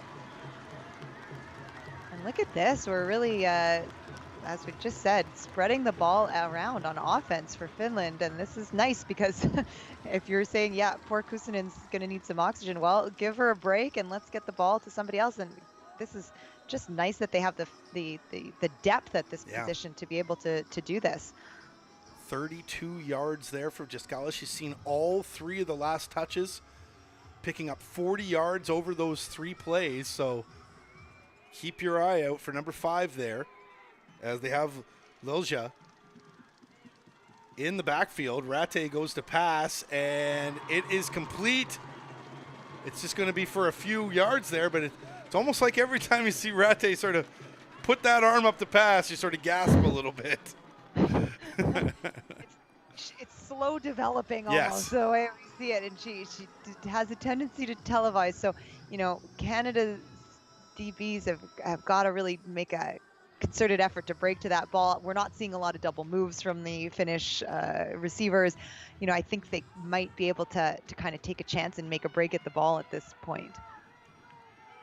Not a whole lot of zip in that pass, but she's getting it down, though. And Kuusinen now picks it up. She's looking end zone. Can she get there? She bullies her way in. Oh, almost. I don't see a signal from the referees. No, not just yet. But she did her best, just bulldozing her way through the Canadian defenders. And Finland is sort of methodically picking Canada's defense apart here. They're good on them. They adjusted a lot at halftime, and they are, as you were saying, Andrew, really mixing up the plays. So they're keeping Canada on their heels, and Canada's just not sure what's coming at them. Haley Girolami, you mentioned she was a receiver before. She's a DB now. I want to rethink that when number 34 is crashing through your chest. Yeah, she's a tough one to go up against. That's for sure. First and goal here for Finland as they try to take the lead in this bronze medal game. Rate calling her own number once again. Did she get in? We're looking for the signal, and the Finns have given it. Touchdown Finland as they take the lead. And once again, Rate calling her own number as she plunges into the end zone. And good on Finland for just, they marched the field. They got the ball sort of midfield, just over midfield in Canada's zone, and they've just been sort of marching play by play. Nothing big. We haven't really seen any big, wide open, a few good long runs, but nothing that's really broken the offense open on either side of the ball. But you know what? Sometimes just slowly picking away and gaining 4 or 5 yards each play, you'll get the job done. Plus, you take some time off the clock too. So good on Finland for that. Yeah, absolutely. Good offensive series there for the Finns. Canada's going to have to regroup here as you see Polkinen kick it up and through for the single point.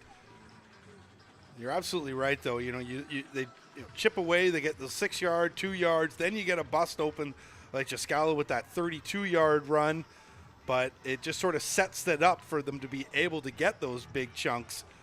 And they're doing it with multi-backs here. And as you can see, when they really need, though, to get themselves close to the end zone, they dial up number 34. Good shot of the crowd there. And they want to see the home side take home a bronze medal here. And, it becomes depleting for a defense as well when you're sort of being slowly picked apart like that. Well, that opens up those bigger runs as well, right? You go 2, you go 6. Next thing you know, you're huffing and puffing, and then they bust 32 on you. So exactly. Canada now trying to get to the outside here, looking to secure that ball, though, once again. Finland, they've got some energy now. They're looking pumped up at this point, and yeah, good coverage on the Finnish special teams here. Yeah, they're just swarming right now. So yeah, you can see that Finland's getting some juice from the offense. And it's carrying over on the defensive side there as that last drive. 6 plays, 57 yards for Finland for the major.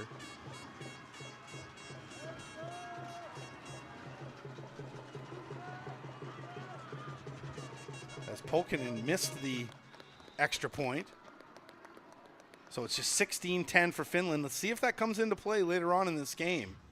It may just, and that's sort of uncharacteristic of Polkinen. Yeah. She's been very solid with her kicks, and here Lacasse doesn't have much going downfield, so he smartly tucks the ball and just gets whatever yardage she can. Looks like she picked up a couple of yards on that one. Of the third quarter. But Canada, I feel there's still lots of time on the clock, and they don't necessarily need to rush anything at this point. I feel like sometimes they get this bit of urgency and they just want to toss the ball downfield and break open, get some big plays, and they don't necessarily need to do that just yet. Yeah, through 3 quarters now, and you're absolutely right. Canada has the weapons, and they seem to have spread it around a little bit between Pomprian, Roussel, the receivers, Wright, the running back. See if we'll see some more of Hannah McEwen here in the final quarter for Canada as well. But we'll return to Finland in just a moment.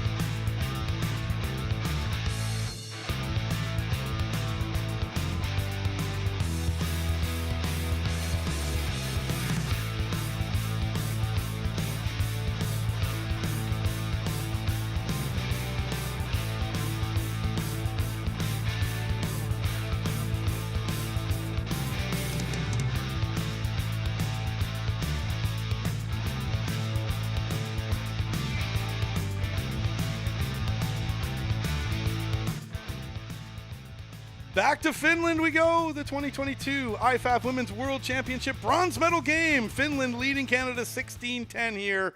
And we got 12 minutes to go. Andrew Wadden alongside Aaliyah Palmer as Canada looks pass here on their first possession of this series. And they can't hook up there the intended receiver, Ricky Obeid, as Lacasse just missed her there.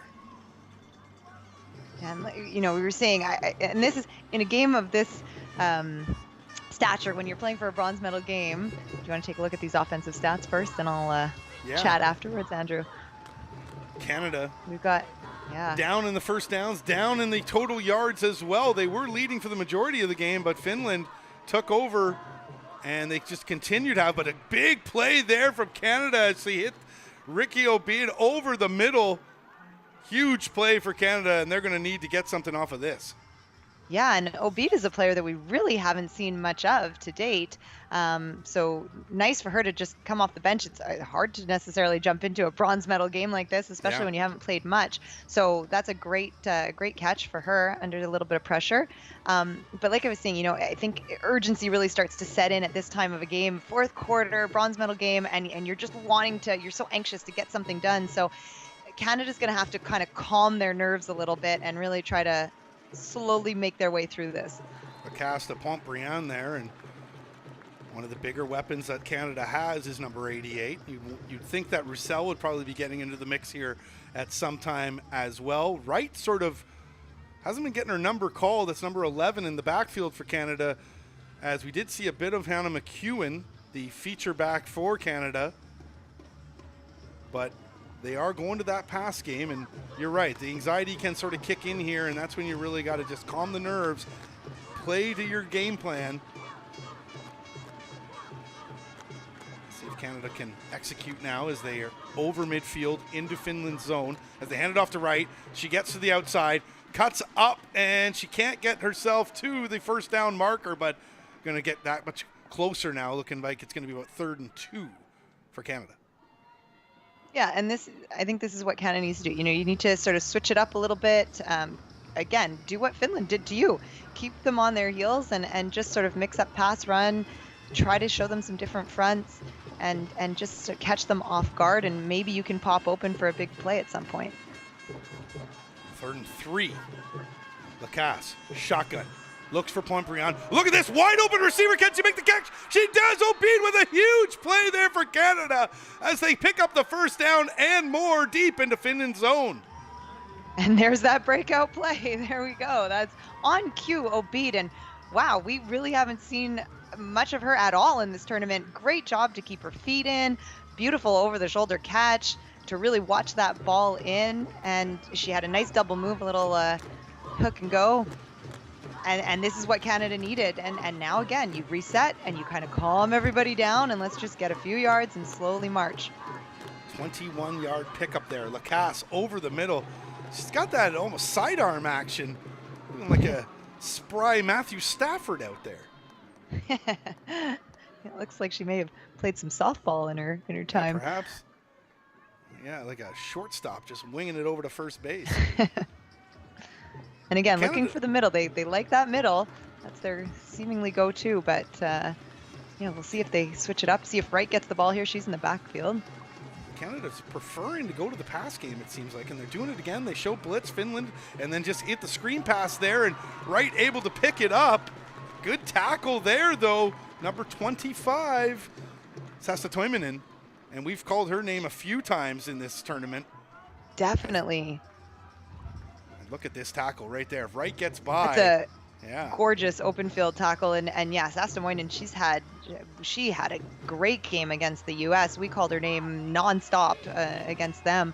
And it's really stepping up here for sure against sort of a red zone offense from Canada. 3rd and 6. Lacasse, shotgun. She's looking end zone and just can't get her to her receiver. No laundry on the field there. Incomplete pass. Big stop there for Finland. Let's see what Canada elects to do here. Oh, and it looks like the receiver it's Obeid again. It looks like she just sort of stopped running her pattern there, and you just gotta trust that your QB is going to put the ball there and never slow down when you're running a pattern as a receiver. Well, they elect to go for it here. 4th and 6. Massive possession here for Canada. As they fake the handoff, Lacasse looking end zone, and it's batted down. What a play there by the defensive back for Finland, as Obeid was the intended receiver once again, but the Finns say, No, no, no. Little Dikembe Mutombo there as they bat the pigskin down. And we've seen this from Finland. They have put up a really good red zone defense. They against the U.S. they did a great job. Sweden was a little bit of an easier opponent, I would say, but they did wonders against the States, and that's what managed to keep that deficit on that score against the U.S. so mild, if you will. Yeah. Look for Finland to just keep this ball on the ground, eat up that clock. 8:50 to go here in the bronze medal game. Rate hands it off to Kuusinen. Kuusinen looked like she was going to try and get the edge and then decided to cut it up inside. Maybe not the best decision, as there were some big D linemen there for Canada. Yes, exactly. And yeah, you got to think if you're Finland, all right, we know we can run the ball. We've done pretty well by it so far, and we just want to run out this clock and get this game over with for sure. That's what's going on through their minds. But Canada, again, great counter there. They're going to have to really step it up and try to get that ball back as quickly as possible. Are you surprised that Canada didn't go for the 3? Kind of. I know the kicking game can be tough, but Christy Elliott has proven that she can. Yeah. Well, and that's what I was just going to say. Christy Elliott has been solid with her kicks, and they were well within range for her. Mm-hmm. And any chance that you can to put points up on the board, there's still a good amount of time left in this quarter. So, if you can narrow that just to another field goal, well, then sure. Opportunity can arise further down. But yeah I don't know.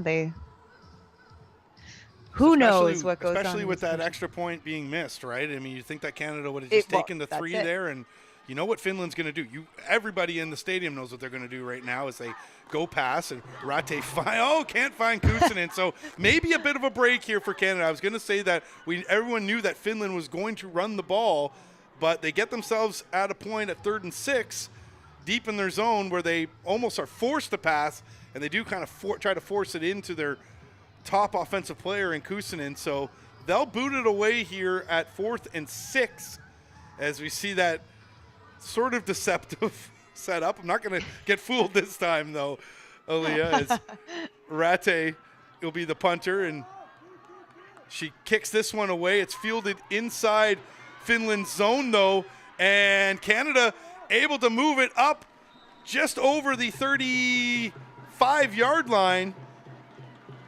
And Canada might have got a bit of a break there as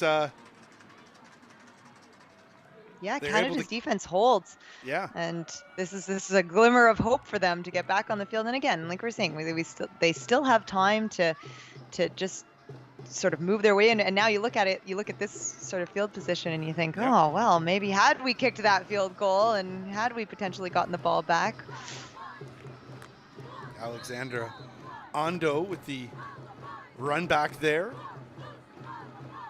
So Canada on 1st and 10, and they find Wright. Wright tries to take it to the left side. She does. Can she get the edge and get in the end zone? Oh, she cannot. Good tackle there by Tomi. And Canada, though, is starting to really get going on offense. Yeah, really nice play by Wright there. Almost looked like a bit of a screen pass to the right side, and then Wright kind of reversed the field and came back to the other side and found some real estate to run, but good, really nice job on her behalf. So 1st and 10 now for Canada. Down 6 minutes and 37 seconds to go. That clock just keeps ticking away. Lacasse looking pass, and it's a short one. Might have got a hand on it. Can't really see. We'll to see in the replay here, but an incomplete pass nonetheless. A lot of traffic over the middle there. There's a lot of stuff going on, and well, that's 88 Räikkönen. She had a straight line right to Lacasse, so Lacasse was just trying to get the ball out of her hands as quickly as possible there.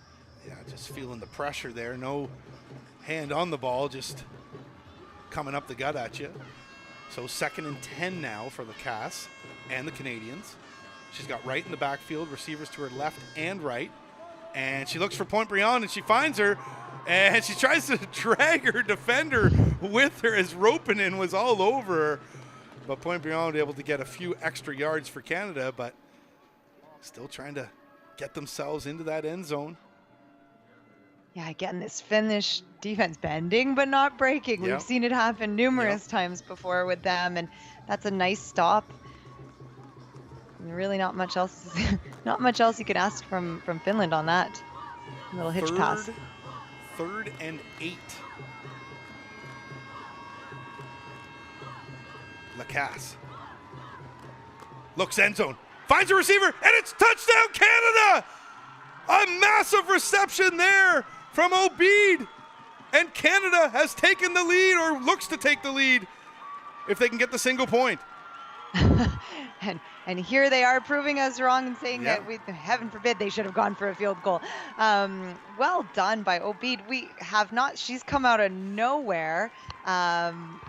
Right off the bench, and wow, just done an awesome job in these past couple of series. The product of Saskatoon, not the biggest receiver at 5'4", as Elliott looks to kick it up, and this one is good. So Canada has taken a slim 17-16 lead, as you see the fans there celebrating in the stands in Finland.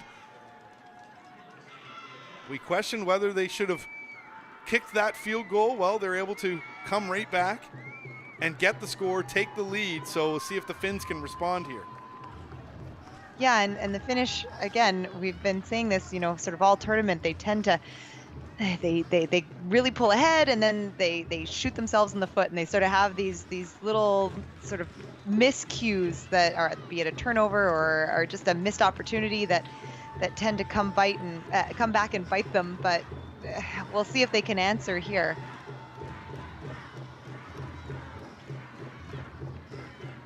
Big score for Canada as they go 4 plays, 33 yards for the major. And that was nice on Canada's behalf. A little squib kick there. Oh, Kuusinen couldn't pick it up. Oh, it's touched there. And Finland then finds a hole. And it was Elliott that had to get in on the tackle there, as Hoinen was able to scoop it up and take it, what looks like, to about midfield for the Finns. Yeah, good starting field position here.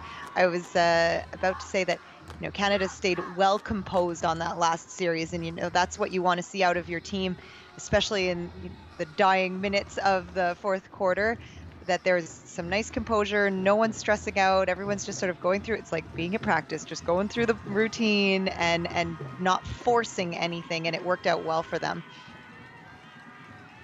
Canada sensing rush, but they can't do anything about it, as Jaskala just chunks them big time for a first down.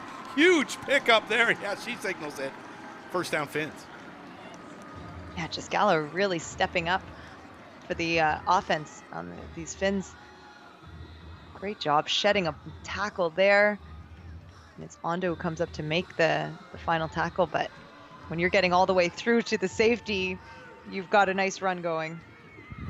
Sini Lilja, the receiver, you use her a lot as sort of a lead blocker coming out of the backfield. It's number 91 as they go back to Jaskala. And Jaskala was able to pick up a couple there, but Lilja really doing work when it comes to blocking for the backs. You can see her there on the right. Jaskala takes it left. Yeah, Canada's made up a few first downs here. There was a bit of a discrepancy between them and Finland before, but they seem to have on that last series gotten a few first downs to allow for the stats to even out there a bit.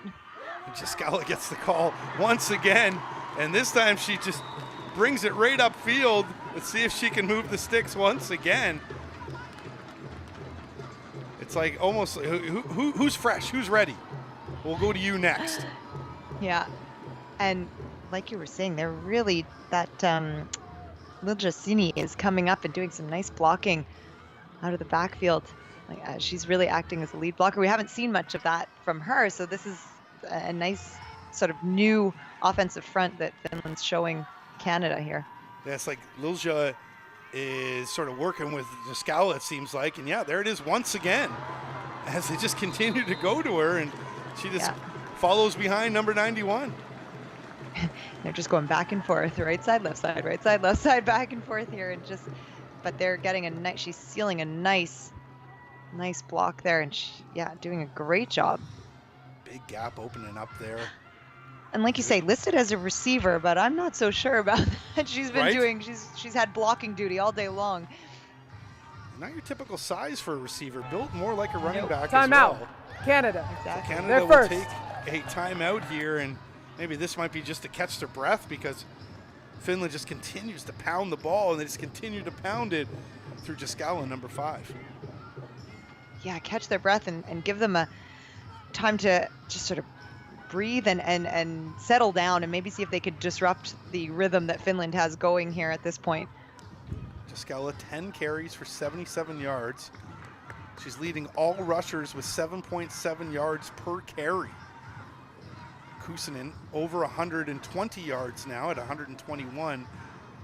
She's got 6.7 on an average, so they can really chunk it up on you if they need to. And the rushing yards up over 200 now for Finland compared to 29 for Canada. Yeah, staggering difference. So Rate Canada's really gone to their passing game. Yes. Yeah. This time around.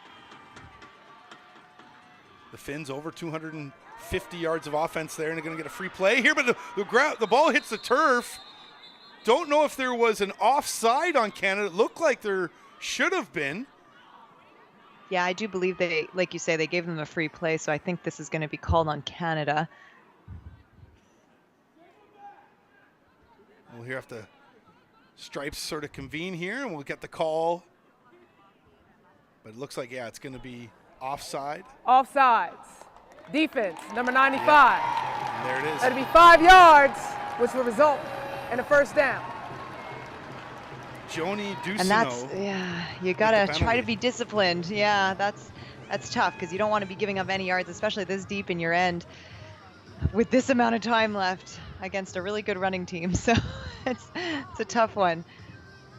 Canada having to burn a timeout there as well. So 3:31 to go in the 4th Q. The bronze medal on the line here. Rate with Jaskala and Lilja in the backfield. They go to Jaskala. She tries to go up the gut. She can't do it this time. Canada with some strong defense there from Dania Holinski.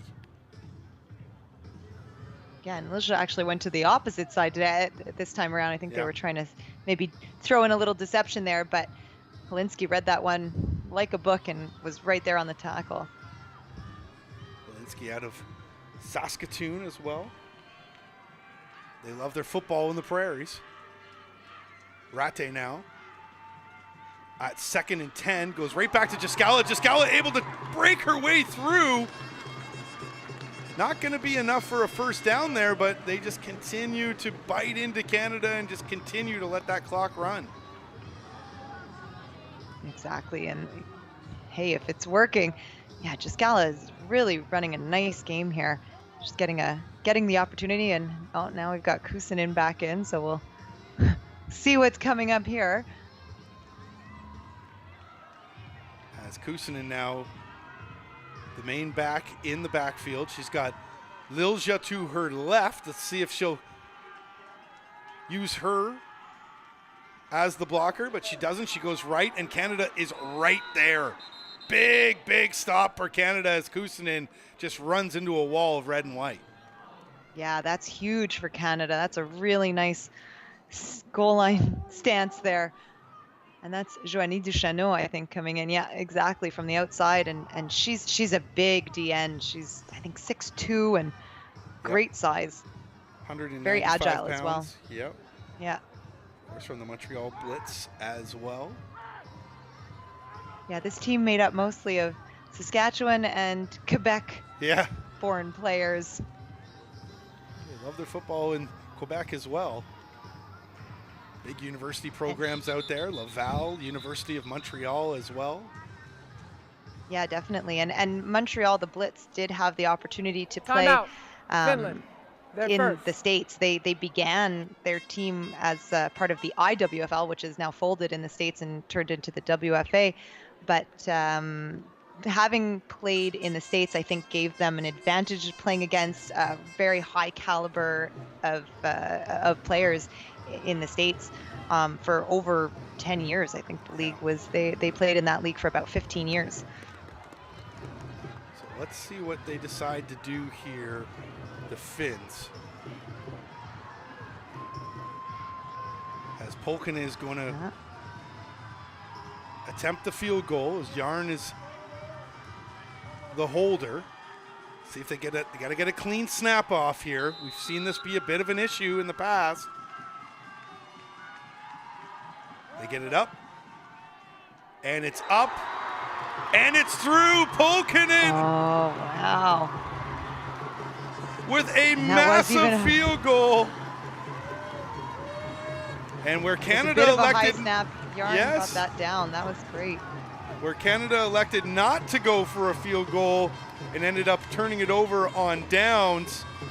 Finland uses the boot to take the lead here. But as mentioned, they did miss that extra point on their last touchdown. Let's see if that'll come back to bite them, as Canada now down by 2, 19-17. And we're into the final moments here of the game in the fourth quarter. And you talk about anxiety here. It must be high for Canada. They're just going to have to settle it down, march their way down the field. As we've seen, Polkinen is a good kicker. She has a good boot on her. Let's see if she can pin the Canadians deep in their zone. 2 for 2 in field goals in the tournament. Yeah, and this is nice. I think the special teams on both sides have been quite good, at least in terms of kicking. And Polkinen really stepping up to bat there for that one and getting that ball through the uprights. It's a crucial kick here. It's a squib. And it's fielded by Canada right around their 33-yard line. And a good tackle there. Excellent tackle from Finland. That's Ropinen. And yeah, you mentioned those special teams. They've been big for Finland throughout this tournament. Definitely. And here again, just good tackling right away to secure that half-decent field position. Yes. Still ways to go here for Canada. Can they do it? They've got 2 timeouts remaining and 1:06 to go. The bronze medal on the line here. Lacasse looking pass. And she goes over the middle. Oh my, almost picked off by Finland. Tough play there to make. I believe it was Obid that was the intended receiver. Yeah, it looked like it. And again, you know, this is, I know we say the time is ticking down here, but the urgency is, you know, you have to have a little bit of urgency, but not to the point where you're forcing anything here. And this is, it's a tough, there's a lot of Finnish defenders around that, in that one region there. They load up the right side, 3 receivers. They do the little swing pass out to right. She picks it up, does the spin move, tries to kick inside, but the Finnish defense just not allowing any yards after the catch there. Good stop for Finland. Yeah, this is a little screenplay, and it just broke down because the Finnish defenders, and again, that's Sastamoinen, she's been flying all around this field, and she, again, like we said, we called her number a lot in that U.S. game, and she's stepping it up here in the dying seconds of this bronze medal game. 3rd and 7, Lacasse picks it up over to her favorite receiver, Pomprien, and I think that's a first down. Did she get out of bounds to stop the clock as well? It looks like it. I think the time has stopped, and that would have been... Yep, there it is. Out of bounds. Yeah, that is nice. Very good field awareness on her behalf to make sure that she got out of bounds to stop the clock. 17 seconds. No, she didn't stop the clock. The clock is continuing to tick away here. So Canada is in desperation mode. They still got those 2 timeouts. Lacasse looking for a deep ball. She's going to have to get this one off. There's just 5 seconds to go. Running out to the sidelines. It's not going to matter. This ball game is over. Finland with the upset over Canada. 19-17. And good for them. What a game. That is the end Closely of the ball game. know what? Awesome for Finland to win this on home turf in front of their fans, and look at that, how they're just ecstatic. Wow, Canada finds themselves out of the medals after 3 straight silver medals in these tournaments. Canada falls short. Finland, the home side, with a massive 19-17 win. Aaliyah Palmer, Jim Mullen will have the gold medal game coming up next. I'm Andrew Wadden. Thanks for watching, everybody. Gold medal game between the United States and Great Britain coming up next here on the Olympic Channel.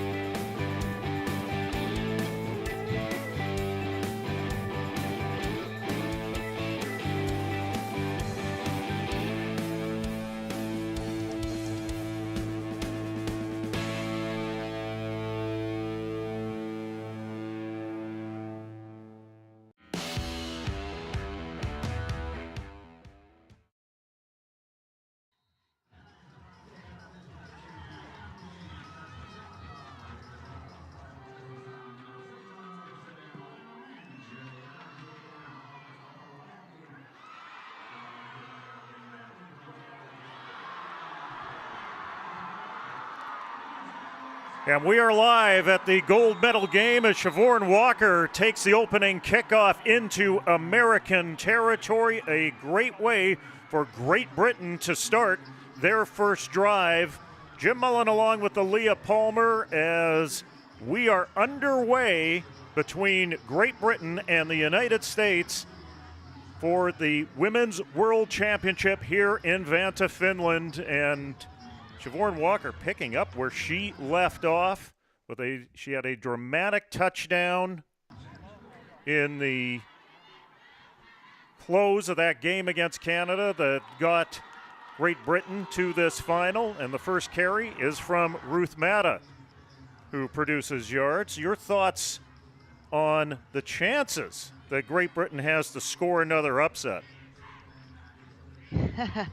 Well, Jim, we know that the U.S. has always been a very, very tough competitor, but you never know, right? On any given Sunday, anything can happen, and we'll hope for a good game here. We just want to see some good football played.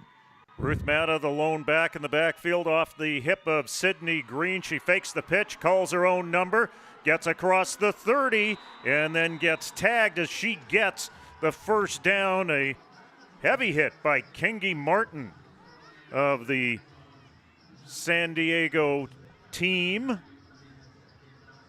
Yeah, and Kengi Martin, she's been playing for this U.S. team for quite some time. I actually played against her in 2010 and 2013, and here she is still back out on the field.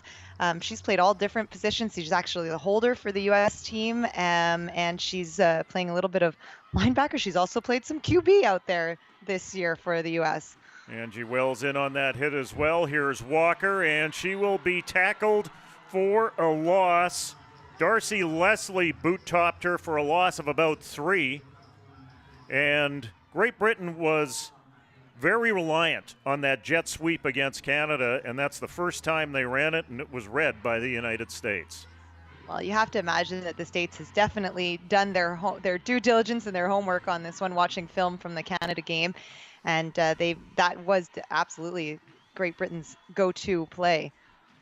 Loss of 5, 2nd and 15. Green will go to the air, has time, floats it out to the flat, and it's incomplete. Looking for Shea Okalola. That'll bring up 2nd down. And Jim, you have to imagine this U.S. team is hungry. I think they were, albeit they did win the game against Finland, but I think they were slightly insulted that the score was as, if we can call it, tight as it was. So I think they're here to fire off a big game, and they're looking for a big one here. The United States, who trailed at halftime to Finland by a score of 10-7, blew it open in the second half. On 3rd and 15, the pass is sailed incomplete. The intended receiver was Ollie Davies. Angie Wells in the neighborhood. Angie Wells yet to score an interception, but has 2 pass breakups on this tournament. Yeah, and in great coverage here. They're fighting for the ball. She really was trying to make that pick. That's great defense and coverage downfield. That ball was sailed a little bit, so she did have time to react to it. Sydney Green, the quarterback, stays in as Sydney Green, the punter, averaging 34 yards a kick. And now there's a personnel issue on this Great Britain side as Bethany Pilkington comes in. Flags are down, and it's whistled down, as there were 10 men on the field, and it's going to likely be an illegal substitution against Great Britain. Yeah, it looks like that, and it looks like everybody's kind of little nervous here at the beginning of the game. This is a big matchup for Great Britain. 5 yards penalty, still 4th down. So that'll make it 4th and 20. Nothing really changes here for Great Britain.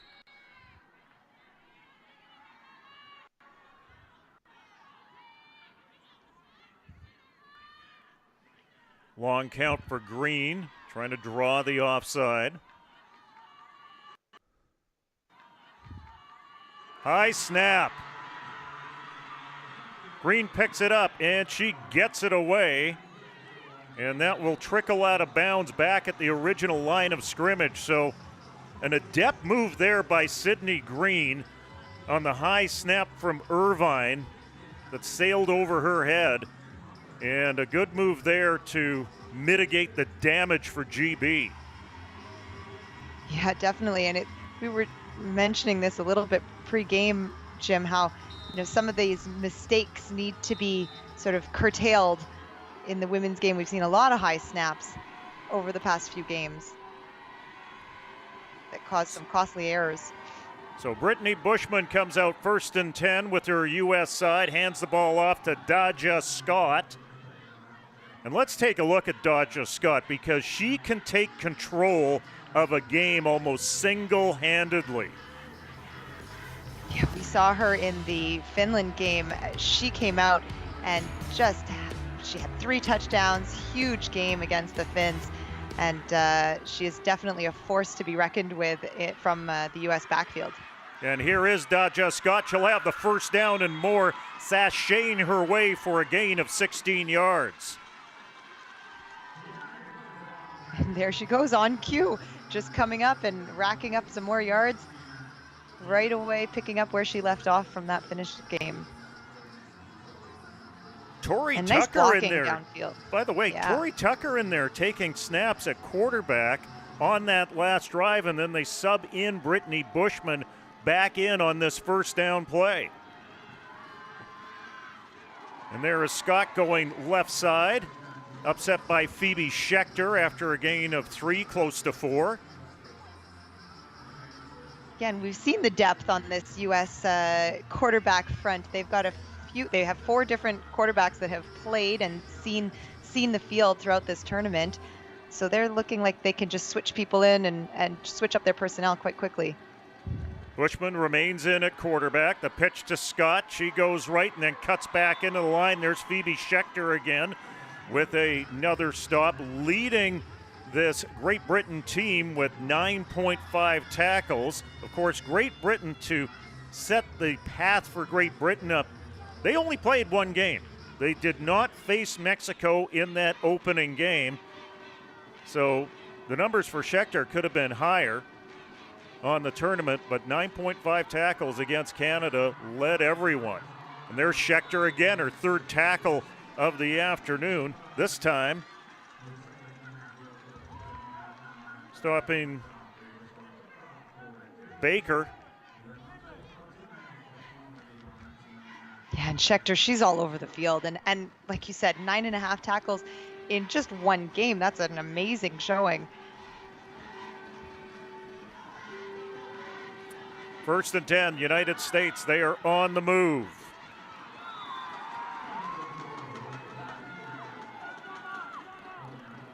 Gain of 2 on that last one. And getting back to these quarterbacks that the U.S. has, I know that when I played, the U.S. had different offensive fronts and packages with different quarterbacks. So they would come out and show a whole completely different offense with a different quarterback. It was like they had a QB to run each different offense that they had drawn up. They fake the handoff to Gutierrez, and the pass is in and out of the hands of the leading receiver for the United States, Maria Jackson. She would love to have that one back. She has 111 yards receiving and was looking for her 3rd touchdown of this tournament. Oh yeah, that one. And this is a play that they like. The 2 of these girls play together for the Texas Elite Spartans, and Bushman and Jackson do have that connection, but oh yeah, she's gonna wish she had solidified that catch. 3rd down and 7, an important down here for the United States. It is swung out to Baker, and she'll throw it up, and it's incomplete. Another gift wrap pass for Maria Jackson, and I don't think we're going to see that happen again this afternoon on the drop from Jackson. Yeah, uncharacteristic of Jackson. She has great hands and is typically a solid choice when it comes to receiving. And that's a hard way to start a game, and then you start to get inside your head a little bit. So she's going to have to turn the page and really just get herself back on track here. So on 4th and 7, the United States sends out trips to the left-hand side. 1 receiver wide right, that is Jackson. They fake the handoff. Bushman throws over the middle, incomplete, and the Americans will turn it over on downs. They did this against the Finns as well early on in the game with an offensive drive stalling. Yeah, I was just going to bring that up. And Andrew and I both, when we saw this happen, said, well, that might be a tad insulting to the opposing team, but they seem to like to do it, and they have confidence in their defense. So they're all right with this field position, getting their defense on the field. So first down for Great Britain with the ball at their own 28-yard line. Green handing the ball off. Straight up the middle to Antoinette Morgan. But Siobhan Walker was really the highlight package against Canada that got Great Britain into this final gold medal game. There is the game-winning touchdown. Sydney Green making no mistake. What a gutsy call. It sure was. And we were both sitting here calling this game going, oh my God, what are they doing? And they just, you know what? Sometimes going big pays off. On second down, Fisher finds Walker, and there she goes at the 40, 35, 30, breaks a tackle. She's got daylight. She's got the end zone. Touchdown, Great Britain. And this is just what a start for Great Britain. And you know what, Jim, you and I were talking about this pre-game. You know, the first few minutes of this game are really going to set the tone, and this is huge for Great Britain coming out of the starting blocks. They got the isolation that they wanted on the linebacker, and then it was all Walker the rest of the way. Yeah, she sheds a tackle, some high knees there at the end of that run to really escape that last defender and waltz her way into the end zone. Samantha Reed is 2 of 3 on PATs. The placement's down, the kick is up, and it is through. And Great Britain take a 7-0 lead on the United States. We were wondering before this game if that performance by the USA in the first half against Finland might have poked the bear, might have made them angry, might have made them come out of the chute with some aggression. Right now, it's all about Great Britain.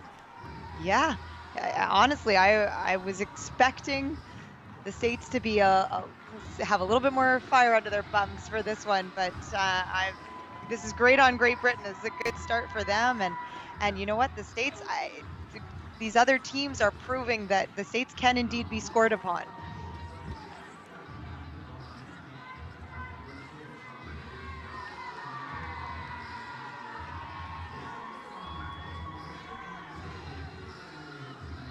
So earlier today, it was Finland with a dramatic victory over Canada for the bronze medal. And the football order has been changed.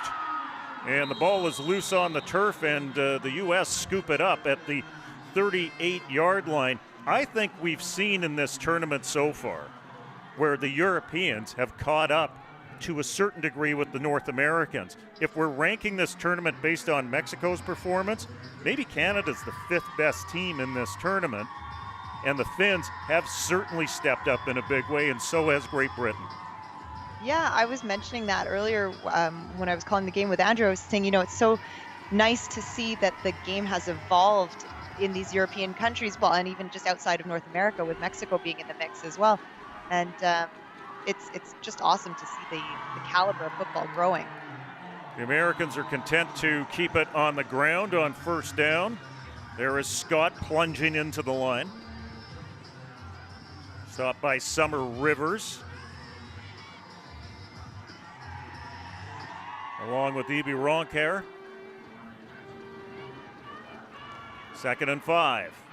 E.B. Roncaire stopping Daja Scott after a gain of about 1, and the Americans look like they're happy to chip away and bring a physical game in the trenches towards Great Britain in the early going here. Well, and they may be looking to just sort of establish that physicality right out of the gun here and assert their size on this Great Britain defensive front. And on 3rd and 2, that should be good enough for the first down by Adriana Gutierrez. Gutierrez with 69 yards rushing and 2 TDs coming into this game from the 2 previous games in this tournament. Ball placed at the midfield stripe, first down for the red, white, blue, and black. Bushman dumps it into the hands of Shantae Bonds. She turns her shoulders upfield, breaks 2 tackles, and is forced out of bounds after a gain of 6. Just chipping away some patient football here by the United States. They might be down by 7. They're not showing any signs of panic. Well, and that's exactly it. This U.S. team never seems to show signs of panic, and they're doing a great job of just sort of slowly getting their players into the game and establishing that rhythm that they need. 2nd and 4. There's Gutierrez with a blast out of the blocks for a gain of 5.5. And that keeps the chains moving. And the U.S. showing their depth as well at running back position. Not only have we seen that they have some depth at QB, but they also have a nice rotation of running backs that they can rely upon. Jackson wide right, Baker wide left on this 1st and 10 play for Brittany Bushman and Team USA. Gutierrez on the pitch, has some room inside, gets stood up, and she's a little worse for wear after that contact. You know, and what's nice too, when you, in terms of a game plan from an offensive perspective, you know, if you can sort of lull a defense into sort of complacency with just a lot of small little runs and picking up short plays, chipping away, and then all of a sudden you pop them with something deep or a big play, that's a good sort of option or way to go. 2nd and 4. It's Scott this time. Nice little juke move inside. Will get her first down yardage. Phoebe Schechter with the stop. That's her 5th tackle so far in this game. Schechter almost forcing a fumble on that last play against Gutierrez. Yeah, and she just continues to show up. It's amazing, just out of that safety position. She just has a nose for the ball and finds her way there always. She's only 5'3", but that closing speed makes her about 6 feet tall coming out of that defensive backfield. First down, United States. Krishna Lee. She'll turn upfield, get across the 10-yard line. Schechter pulls her down at the 4, but Krishna Lee rips off a big game into the red zone for the USA. Yeah, and we've seen some quick passes to Lee, or at least we saw some in the last game against Finland. They really like to spread the ball around this U.S. offense and keep their opponents guessing. That's the 7th reception for Krishna Lee this tournament. 1st and goal to go for the United States. Flags come down.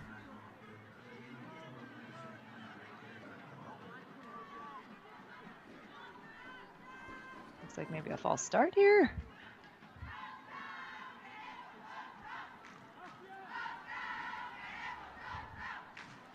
There you see each of these teams in the red zone coming into this game. Now look at the United States, 10 of 11 in the red zone, and all 10 were touchdowns. That's what we've come to expect out of the USA. Exactly. You know, this team, even if you see them falter a little bit, they just on defense, will always manage to find a way to get it done. They really are just such a powerhouse when it comes to American football that you know, you just kind of expect that no matter what, they're going to get the job done.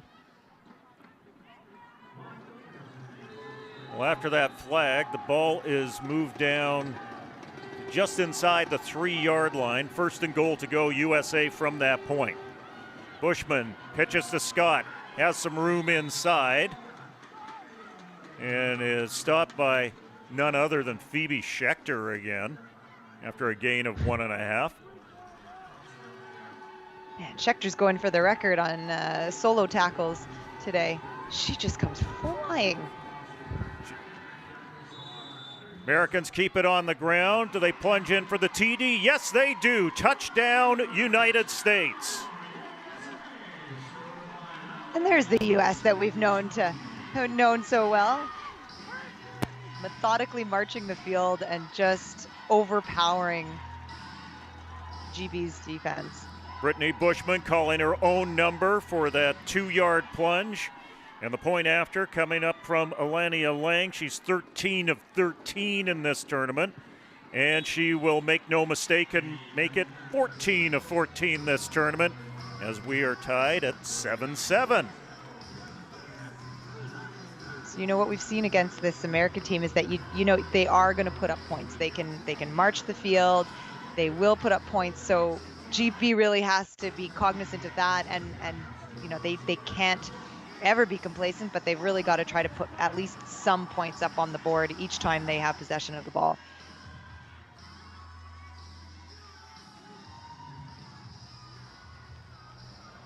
There you see the scores from elsewhere in this tournament earlier today. Australia with their very first win in World Championship competition. Mexico, and what might have been for that team, really with a potent passing game. And then Finland, I'm not even going to call it an upset over Canada. They played a solid game at home and made the most of their opportunities. Definitely. They had a great tournament. Here is the kickoff. That will be taken by Walker. She sails her way up across the 35, met by Danielle Fournier. So moderate field position for Great Britain to start out with after scoring a touchdown on their last drive. Yeah, some better coverage this time from the U.S. on that kickoff.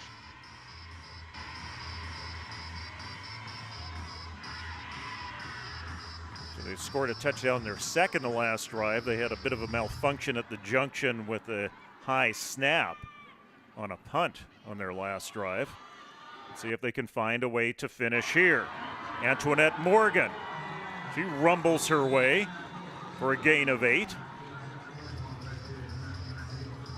And we'd seen Morgan in more of a protection position. She was doing a lot of blocking in the past couple of games that we've seen from her, but she's getting some carries today. Morgan, who has played with this GB team since 2014. There is a core of players that have been with this program since day one, starting 9 years ago. On second and a long one, Green will call her own number, and she'll find some room inside and get the first down. It looked like she was dead to rights there for a bit with some hard pressure coming off the edge, but she knows where the first down marker is and made it by a couple of yards. Yeah, she found some daylight and squeezed through there. Managed shifty little feet on that one. Managed to make her way through and get that first down. Wondering when Jessica Anderson will find her way into this game, the favorite target of Sydney Green with 6 receptions. She lines up wide to the right side. They go trips to the left side on this first down play. Green looking in her direction, sails it up, and it looked like Anderson cut off her route working against Tashawn Lee on the corner. Yeah, it looks like she almost just got kind of caught up in the defender, and yeah, as a receiver, you've got to get to where you're supposed to be. Mind you, that was triple coverage over there. GB gets the signal in from the bench.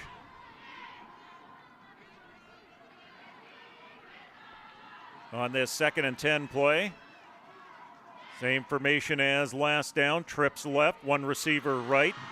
They stick it on the ground with Antoinette Morgan. She is going nowhere, and that will bring up 3rd and long. Yeah, so you think Great Britain's got to come out with some sort of pass play on this one. Try to make up some yards, see if they can grab a first down. And the U.S. defense stepping up and closing. There were no gaps there to be had. Walker checks in for Morgan at that H spot. And now we have whistles on the field.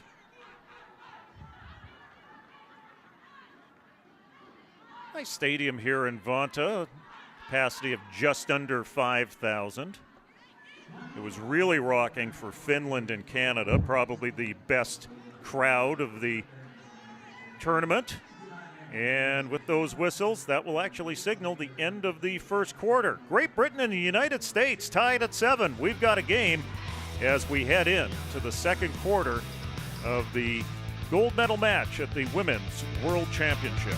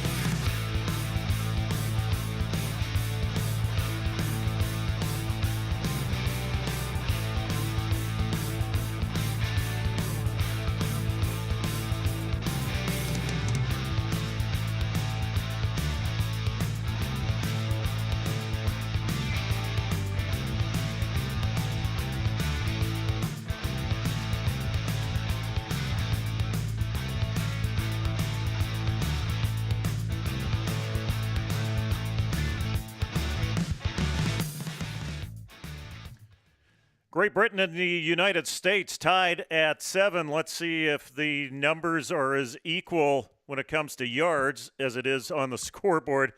And the answer would be yes. 97 yards for GB, 92 for the United States. But those numbers are inverted between passing and rushing. Yeah, and it's rare that we do see those kind of numbers put up against the States. So on 3rd and 9. Green throws incomplete. She was hit while she was releasing the football. A little more pressure being applied to Sydney Green. She's not necessarily accustomed to that. In the European tournament back in 2019, the pass pro of Great Britain did not give up a quarterback sack. They gave up 2 against Canada, though. Yeah, and I remember you telling me that Great Britain was sort of talking about how they had what they thought was the best offensive line in this whole tournament. So I think U.S. trying to put a stamp on that one and say, no way, we're going to make our way through.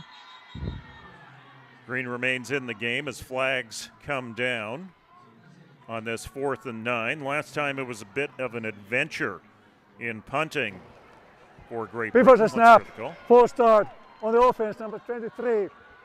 5 yards penalty, still 4th down.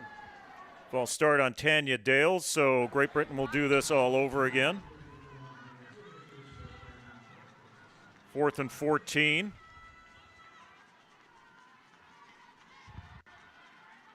See if Irvine can get the snap back cleanly to Sydney Green. This time there's no mistake. Here comes the pressure, but Green gets it away. And it will bounce back into the pack and be grounded just outside the 35-yard line. Yeah, and that's a bit of an unfortunate bounce for Great Britain coming back towards them. Not many net yards there on that punt. So we're giving the U.S. good field position here to start this first series of the second quarter for them. Brittany Bushman, 2 for 4 for 28 yards. She's relied on her running back so far. Scott with 8 carries for 39. Gutierrez with 23 yards on the ground. And the Americans happy to keep it on the ground with Scott, who's ridden to the turf by Ibironker, the London Bronco. Well, and the run game is working well for them, and you can see this O-line just sort of overpowering Great Britain's D-line. On 2nd and 5, the Great Britain front is not overpowered that time as they swarmed Dodja Scott, and that'll be a tackle for a loss. Yep, they had to prove me wrong. They didn't like what I said there on that one, so good on them. Popping right through. Great pressure provided by Summer Rivers, who blasted through the gap from her linebacker position.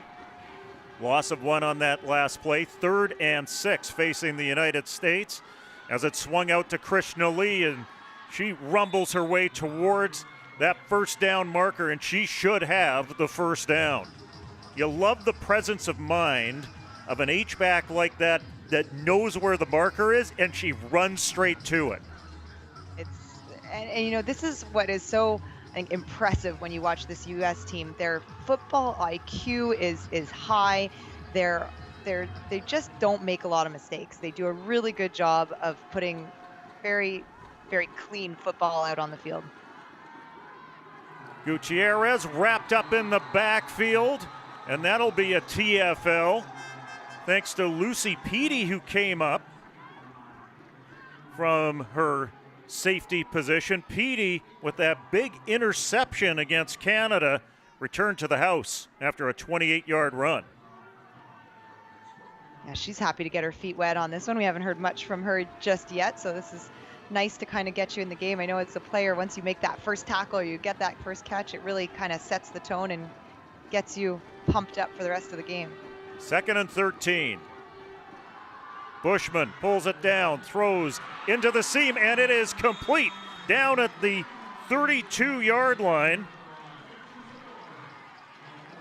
Looked like Catherine Floor was on the receiving end of that, but no mistake there by Bushman to attack the seam and connect with Catherine Floor for her 5th catch of the tournament.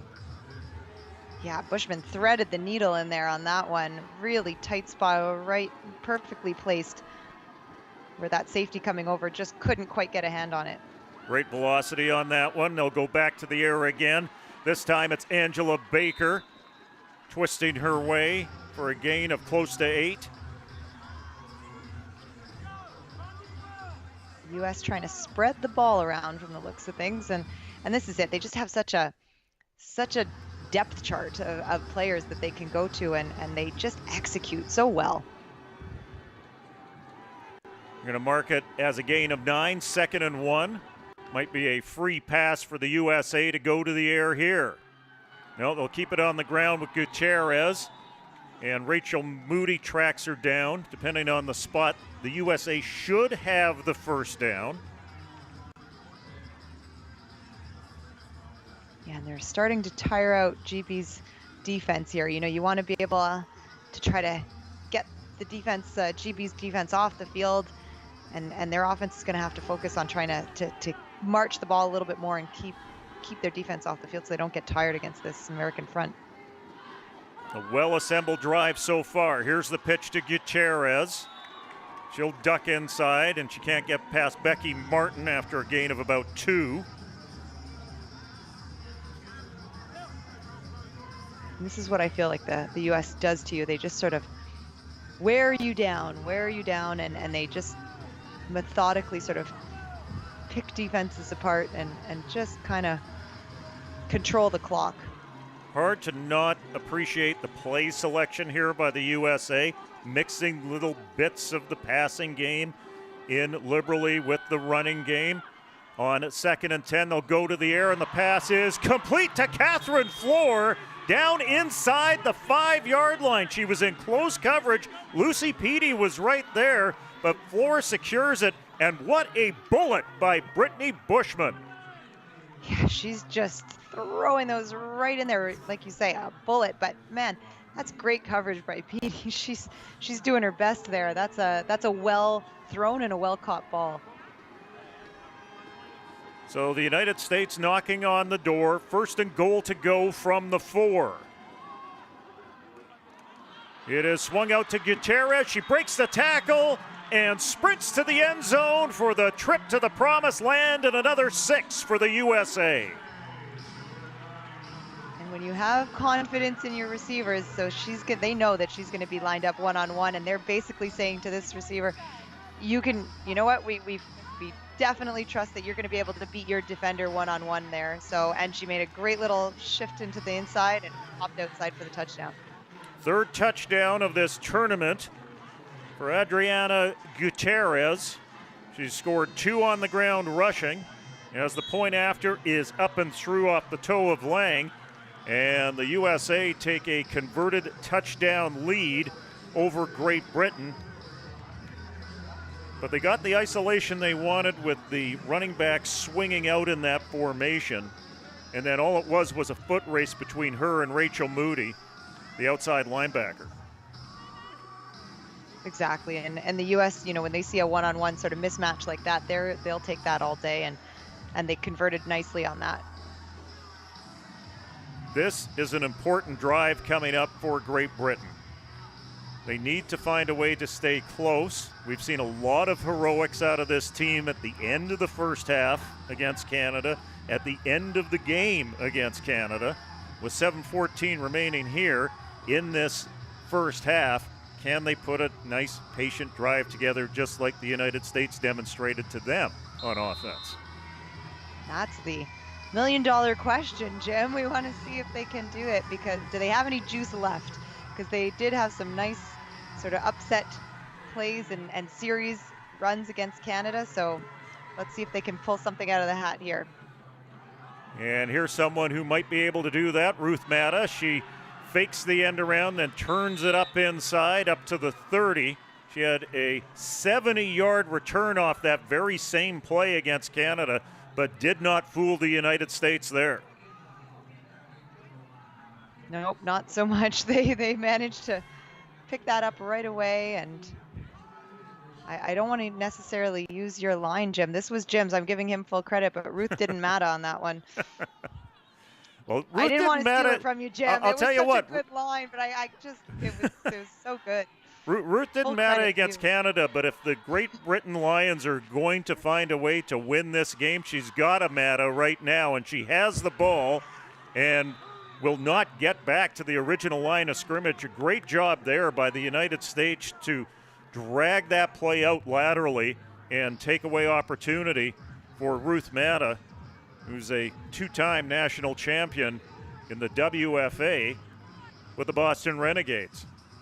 Yeah, there's a lot of players on this U.S. team that play with Matta, and I'm sure know her strengths, so they've probably discussed that at length with their fellow teammates on this national team. Second and a long 10. On play action. Green throws. She was hit, but managed to get the ball away and managed to complete it to Siobhan Walker for a gain of 4. So positive yards, but take a look at Green here. She pays the price for this one. Yeah, this is that front side. Oh, right there. As a quarterback, you never want to see it. At least she saw it coming. We'll give her that much. It's nicer when you see them coming for you versus when they're hitting you backside. But yeah, that's never a nice wall to hit. A well-timed hit by Shanice Cole. 3rd and 5 now for GB. The pass is sailed over the head of Ollie Davies. And not the response that GB was looking for after that USA touchdown on that patient drive. And it'll be punting time again for the 3rd time this afternoon for Sydney Green. Yeah, and that's too bad, because as we were saying, you really can't go a drive without putting up a score when you're playing against this U.S. team, because you know that they will indeed score on pretty much all of their possessions. So you got to go head-to-head and match up with them. So GB's maybe missed out on an opportunity here. On 4th and 5, Green feels the pressure, but gets it away, and a fair catch is called for at the 37 by Amber Kraft. So once again, the United States in that nice field position to start a drive. They haven't had to start too deep at any time. They haven't had the pressure with their backs against the wall. They're hovering around that midfield area. Yeah, they're kind of in a comfort zone at this point. And I think for anything to happen for Great Britain, they're going to have to really try to push them outside of that comfort zone and just make them feel a little uncomfortable. Total offense so far, 156 to 102 for the United States.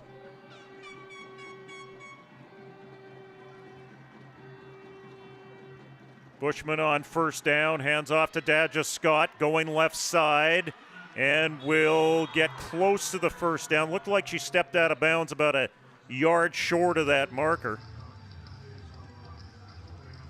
And again, the U.S. just sort of going with the run. It's working for them. They're mixing it up. They're doing some inside runs, some to the outside, keeping Great Britain on their heels, but just picking up little short yardage each and every play. By the way, Phoebe Schechter with the tackle on that one. She has 10 tackles this half. 2nd down and 1 Scott with the carry, drives into the line. She's slowed up momentarily by Becky Martin, but not before she survives that contact and gets a gain of close to 5. There's still 5 minutes left in this quarter, Jim. Man, Schechter, she's just, like I said, she's vying for that single game record here. First down, United States. Ball just outside the GB 48. Bushman complete to Maria Jackson. And Jackson gets her first catch of the afternoon, a gain of 12, and that will move the chains. I'm sure that's a nice feeling for Jackson after having dropped 2 gift-wrapped passes to her earlier in the game. This is, you know, she can kind of hopefully just move forwards from those and say, yep, got one under my belt, and now we'll just build on that. 7th reception of this tournament for Jackson. She's now up to 123 and 2 touchdowns. Low snap for Bushman. She adjusts, throws to the sideline, incomplete. She threw it a little too far for Angela Baker. Probably the wisest move there. That's a veteran move by the quarterback, because with that low snap, she had to take her eyes off of the coverage, and she's willing to waste one there. And yeah, that's, again, you just see the veteran mentality of this team, and like I was saying before, they just don't make many mistakes. 2nd and 10, USA. That familiar 4-player front for GB.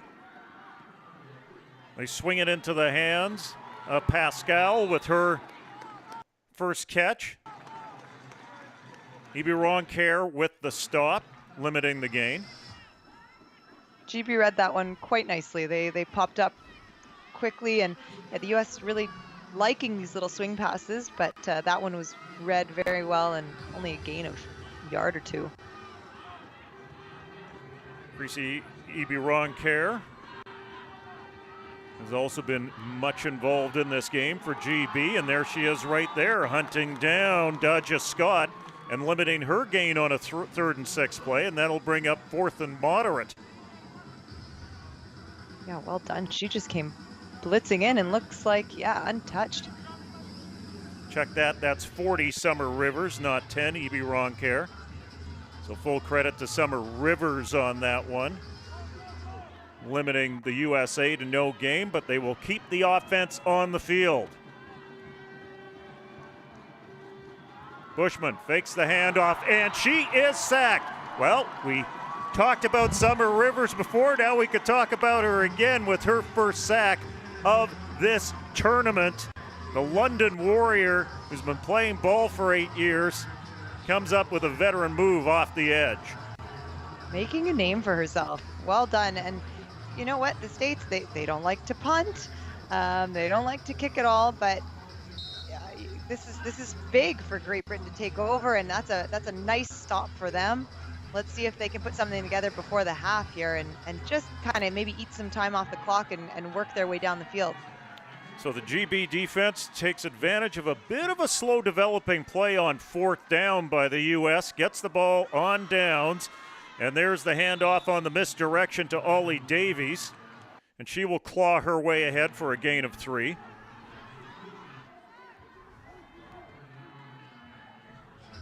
Whatever you can take at this point, even if it's just a few yards and sort of chip away, still enough time on the clock before the half that they can make a real go at this one. Ruth Matta in the backfield, double slot set for Sydney Green to work with on 2nd and 7 from the 41. And there is Ruth Matta getting some daylight. Finally, we could call a first down Ruth Matta on the ground for GB. Yeah, and she just sneaks her way through. She's such a small stature but big presence on the football field out there, and manages to work her way into the secondary. GB lucky to get away with a hold on that one. Jackie Duncan had her meat hook into Danielle Fournier, and that kind of opened up the gap for Matta, but GB will take it first down with 2:39 left. And there she goes again, Ruth Matta into the line and across the 40 down to the 39-yard line. She'll be a couple of feet short of a first down. A nice little great hole there opened up by the offensive line for GB, and Mata making the most of it. Shambi Singleton with the stop for the USA, which prevented a first down for GB. 2nd and 1. It'll be interesting to see if GB decides to use this as a free one and go to the air. And they will. Sydney Green floating it up, and it is caught by Walker. She breaks a tackle and steps out of bounds at the 35. That was a bit of an adventure because Singleton was closing in on that, and you could see it happening in slow motion. Yep, and that's, you know, that's a long throw for a short gain when you're throwing that far out to the sidelines. And my goodness, yeah, that was great on Siobhan Walker to get control of the ball and really use her body to shield the ball from the defender so that she could make that catch. So Great Britain continues on the move with the ball at the USA 35-yard line, 1:52 remaining. They have 3 timeouts remaining. And Mata will get some tough yards up the middle, close to about 3.5. Yeah, and this is it. Things are working for Great Britain at this point. So you know what? If you can just get a few yards each and every play, and like you said, you've got your timeouts, you've still got lots to work with here in terms of the clock as they encroach upon the U.S. zone here. We're seeing more of that mobility that we saw from both the defensive and the offensive line of Great Britain starting to kick into this game. It was nice to see the right guard, Aisha Martin, getting upfield and making contact. That's going to pay off for the GB running game as Green once again takes it herself and will find the first down. Nice sell on play action on that pitch. Froze the linebackers of the United States. Exactly, and this time they have Louise Robbins, number 70 there. Left guard did a nice little pull and came to kind of seal Team USA. that D tackle so That's that she could make a little bit of room. So Great Britain wisely calling a timeout to stop the clock and reset things. Coming up at halftime, we will recap the 2 placement games and the bronze medal game from earlier today. Finland medaling at home against Canada. So Finland can mark this down as a successful tournament, not only as a host, but also on the field. Definitely. I mean, they put up a great showing against this U.S. squad, and for them to go back into to medal again, they had medaled in the past, so this is nice for them to be able to get back on the podium. Well, time winding down in a half. Great Britain in the red zone. We've seen this before against Canada. Let's see if they can find a way to convert. As Sydney Green is on the run, that is a horse collar tackle, and it will draw a flag. Shanice Cole grabbed at whatever she could, and unfortunately for the United States, it was a little too high. Yeah, and you always want to, you sometimes, you know, those are worrisome tackles. You always want to make sure that no one gets hurt with a tackle like that. And like you say, I think Cole was just sort of grabbing at whatever she could. Horse collar tackle on the defense, number 20. Half the distance to go, automatic first down. Not only does that take it half the distance to the goal line, also stops the clock for GB to work with and bank some of those timeouts. Yeah, which is really nice for them. So that's a bit of an undisciplined penalty to be taking at this point in the game from the U.S. Ball marked on the 10-yard line. First down, Great Britain knocking on the door with 51 seconds remaining in this first half. Mata, the second player through, cuts inside, finds some yards, gets a gain of a little over 5. This is nice to see GB switching up their offense because they've typically been handing that ball off on the jet sweep to Siobhan Walker, and this is a nice little handoff to Mata up that A-gap. And Great Britain decides to use their timeout. Ruth Mata, we have her down for 36 yards on 6 carries, starting to look a little more Ruth Matta-like. Sydney Green, an effective runner from the quarterback position with 24 yards on 3 carries. Green only 3 of 8 through the air so far this afternoon, but she does have 78 yards and a touchdown strike. And all 3 of those passes are to Walker. She's the sole receiver here at the moment.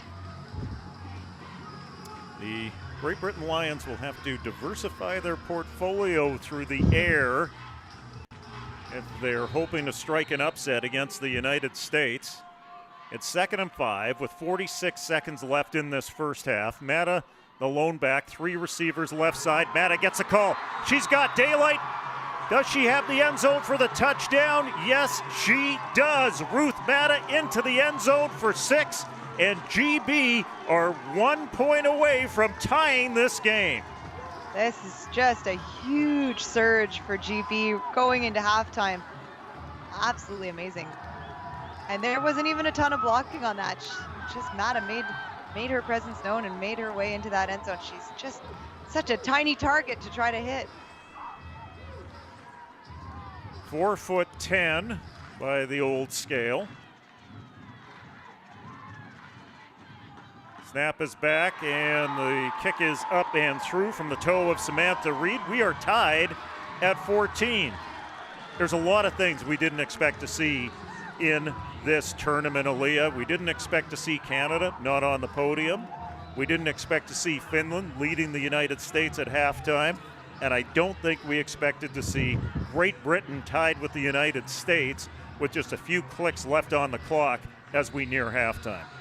In a gold medal game, no less. Certainly not. No, this is a bit of a shocker, and we'll take it just for the purpose of good television here. This is nice to have a great matchup like this and a very close game going into halftime. And again, we're just going to have to see what Great Britain can try to put together so that they can sort of maintain this momentum throughout the second half. Well, we saw how Finland's game collapsed on them against the United States after an early turnover, and the United States will make you pay when it comes to turnovers. There was a turnover on downs on a high snap on a punt that could have been disastrous for Great Britain, but I'll tell you, they haven't made the big mistakes that they did against Canada that Canada could not capitalize on in that last game between these two. Absolutely right, Jim. This is they've cleaned up their play and pretty, aside from that one over the head snap, they've been quite clean. Amber Kraft gets a good return as there's yellow nylon all over the field. Part of this return may be coming back. And at this point, if you're Great Britain, you just want to make sure with 30 some odd seconds left on the clock that nothing is getting over your heads, especially if you're going to have decent field position to sort of push the Americans back here. Well, some of the most effective play to create some chunk yards for the United States has been employing their running backs out of the backfield as receivers. Yeah, they're liking those little swing passes. There's no foul for blocking the back. First down. So no penalty against the United States, so they'll have okay field position to work with here. And I would expect to see something out of the backfield in terms of passing game to work them into that position where they can take that long shot. Possibly, yeah, and you know, they don't have a ton of time to be able to necessarily march the entire field that way, but like you said, it's just they can maybe sort of start off with something a little shorter and then try to pop something open deeper on maybe a double move or someone coming out of the backfield. The United States do have 2 timeouts remaining with 34 seconds left. They will keep it on the ground with Daja Scott. Breaks a couple of tackles. Petey moves up to limit the gain to about 7.5. Good gain on first down, though. But it does wind 9 seconds off the clock.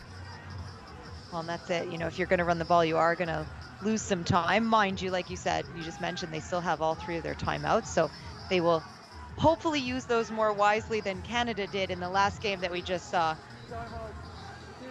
Wow, if you saw it on the interior of that line, Krishna Lee just rolled out Delta Napuna, the talented nose tackle, just rolled her out like discount carpet. That was domination in the interior of that line.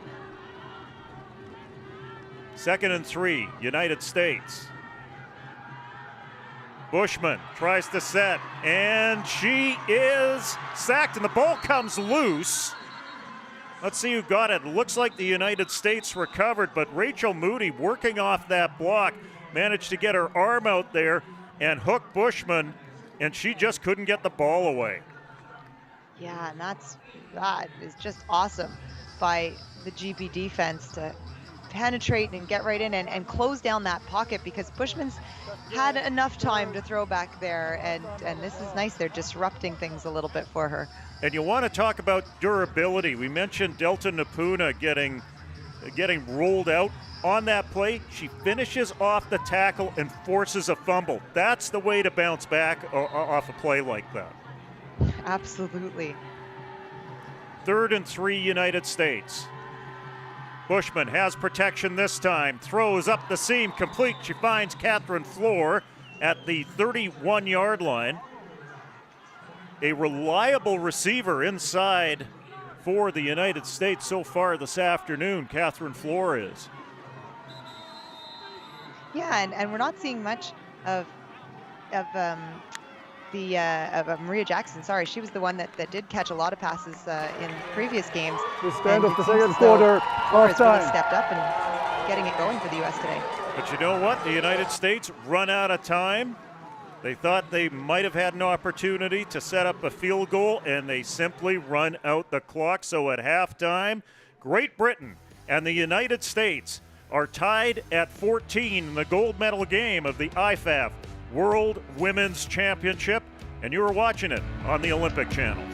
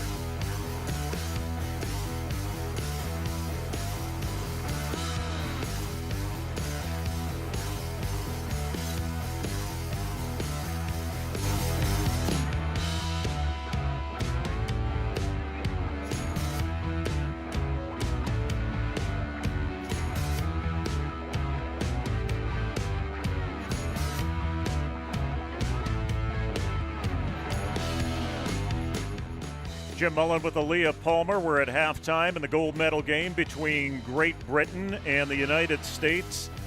A surprise to some that we are tied at 14. Were there any other surprises this afternoon as we wind up the Women's World Championship here just outside of Helsinki? Australia and Sweden in the 7th place game. Really, this came down to one big play between these two.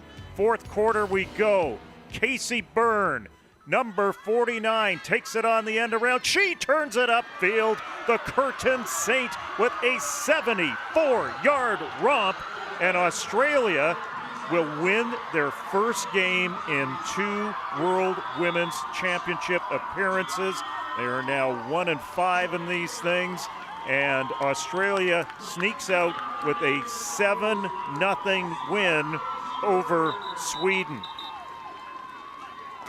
Timeout for an injured player. The upside for the Australians, Aaliyah, they wanted to come in. They weren't worried about results, but they do get a result as they turn their plane and go back home. Exactly, Jim. This is something for them to build on. They're a young squad, and they were looking to just improve upon their last performance. Let's go to Mexico and Germany. And really for Mexico, the team that could not find a way to get to this tournament for their opening game against Great Britain, it really comes down to a case of what might have been, because in the 2 appearances that we've seen out of them, they are dominant, maybe the best passing team in this tournament. 3 different quarterbacks with touchdown passes. Diaz, who went 11 of 19 for 94 yards, who you see right there. Cruz, who went 8 of 13 and a touchdown strike. And even Guzman went 1 for 1 with a TD. And it's frustrating to see this Mexico team finish with a perfect record on the field, but finish 2-1 overall because of a forfeit. Yeah, it really is, and like you see, they're a dominant force, and it's too bad that they couldn't come back and defend that bronze medal that they had won in 2017.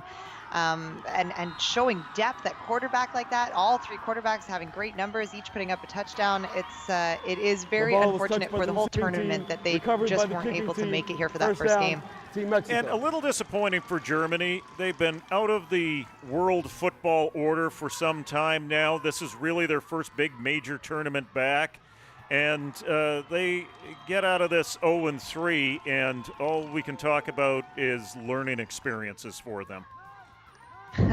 I guess that's how you have to look at it. Definitely, it's exposure to this level and caliber of football that they have not had in a while. So, they'll have to try to tease out some positives from some of their games and see what you can do. But yeah, it was a rough go. They had a big loss against the States, and now quite a big loss as well against Mexico here. As we mentioned, 2-0 on the field, but officially they go into the books as 2-1. Let's go to the bronze medal game between Canada and Finland. And Canada stumbled its way through a game against Great Britain that they had the opportunity to win. They let Great Britain march against them. The start of this, they ended up going to the ground and finding yardage and finding a touchdown early on, but it was the Finns who really did some ground chuck, as I like to say. They really chewed it up. It was ground round, man, when it came to their running attack, and they chipped away. And the thing that is surprising to me is that they physically dominated Canada inside the box on both sides of the football. Yeah, we were talking about that just earlier, and yeah, you're absolutely right. They just overpowered Canada on both sides of the ball, and credit to this Finnish team. They had a plan, they stuck to it. Taidi Kuusinen was their go-to girl all tournament long, but she had some help from some other of their backs, and they stuck to their plan, and they just executed really well. Maud Lacasse here had a level of frustration, did manage to rally the team back. She finds Obed there in the end zone. Canada took a late lead, but it really set up a drive for the Finns that led to this field goal. Pulkkinen from 26 yards out with 1:12 remaining. Canada did get another chance in this, though. After this, they had 2 timeouts remaining. They took the ball at the 40. They let the clock run down, and they didn't use their 2 timeouts as they were close to the score zone, and Finland gets the 19-17 win. Full value for the win, full value for the bronze medal, and what a great moment for Finnish football and the local organizing committee. You know, they can call it a success as an event, but now they can call it as a success between the stripes. Which is excellent. You know, it's always nice to be able to see the home team execute and finish strong at a tournament like this. So kudos to Finland, and yes, Canada had their miscues, but I think Finland definitely did capitalize on those, and they deserve full credit for this win. Kuusinen, 19 carries, 121. Jaskala, 12 carries for 84 yards. On the flip side, this is a very disappointing result for Canada. Is there a moment of pause here to take a look at the program, the structure of the program, and what can be done differently around women's football in Canada? Because right now we have 2 islands in Canada. One of them's in the Prairies, one of them's in Montreal. Maybe the creation of the Central Canadian Women's Football League might be that bridge to a better performance on the global stage. Well, yeah, we're really hoping that the CCWFL will open football up within Ontario and hopefully bridge that gap between the Prairies and Quebec. But, you know, Jim, you had mentioned a little bit, we were talking about how this Great Britain team plays 9v9 football, I think it was, or 7-man 7v7. ball. 7-man ball, Yeah. And, you know, that might be something interesting to look into for Canada, just because it's often hard to find numbers to be able to field a team. And I know that that's been a struggle in the past, so maybe we might want to look at, you know, taking on a bit of a different form, still football, but it hasn't seemed to have hurt the Great Britain team at all. They're managing to do quite well, so that could be maybe a structure that Canada might want to sort of look at in the future coming up, just to be able to get more players involved and just have more competition. If you're bringing late adopters to the game and you take a look at this GB team, it's littered with rugby players across the board. And if they played 7v7 rugby, the obvious answer is 7 or 8-man or even 6-man football for Canada, especially taking advantage of that rugby community in BC. And there's no roots right now for women's football in BC. That, in my opinion, is where it has to take off. Here, we are tied at 14 as we get ready for what promises to be one heck of a second half in this gold medal game between Great Britain and the United States. And you're watching it on the Olympic Channel.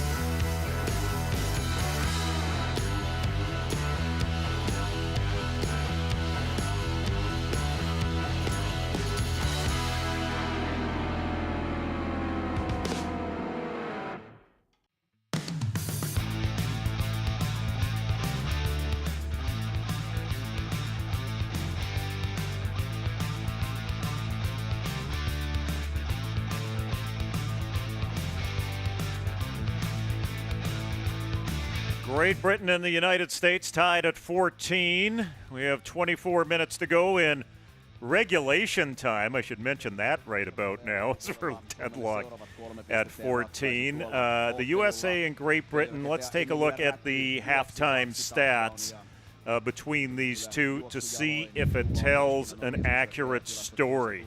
Sometimes the stats do, and sometimes they don't.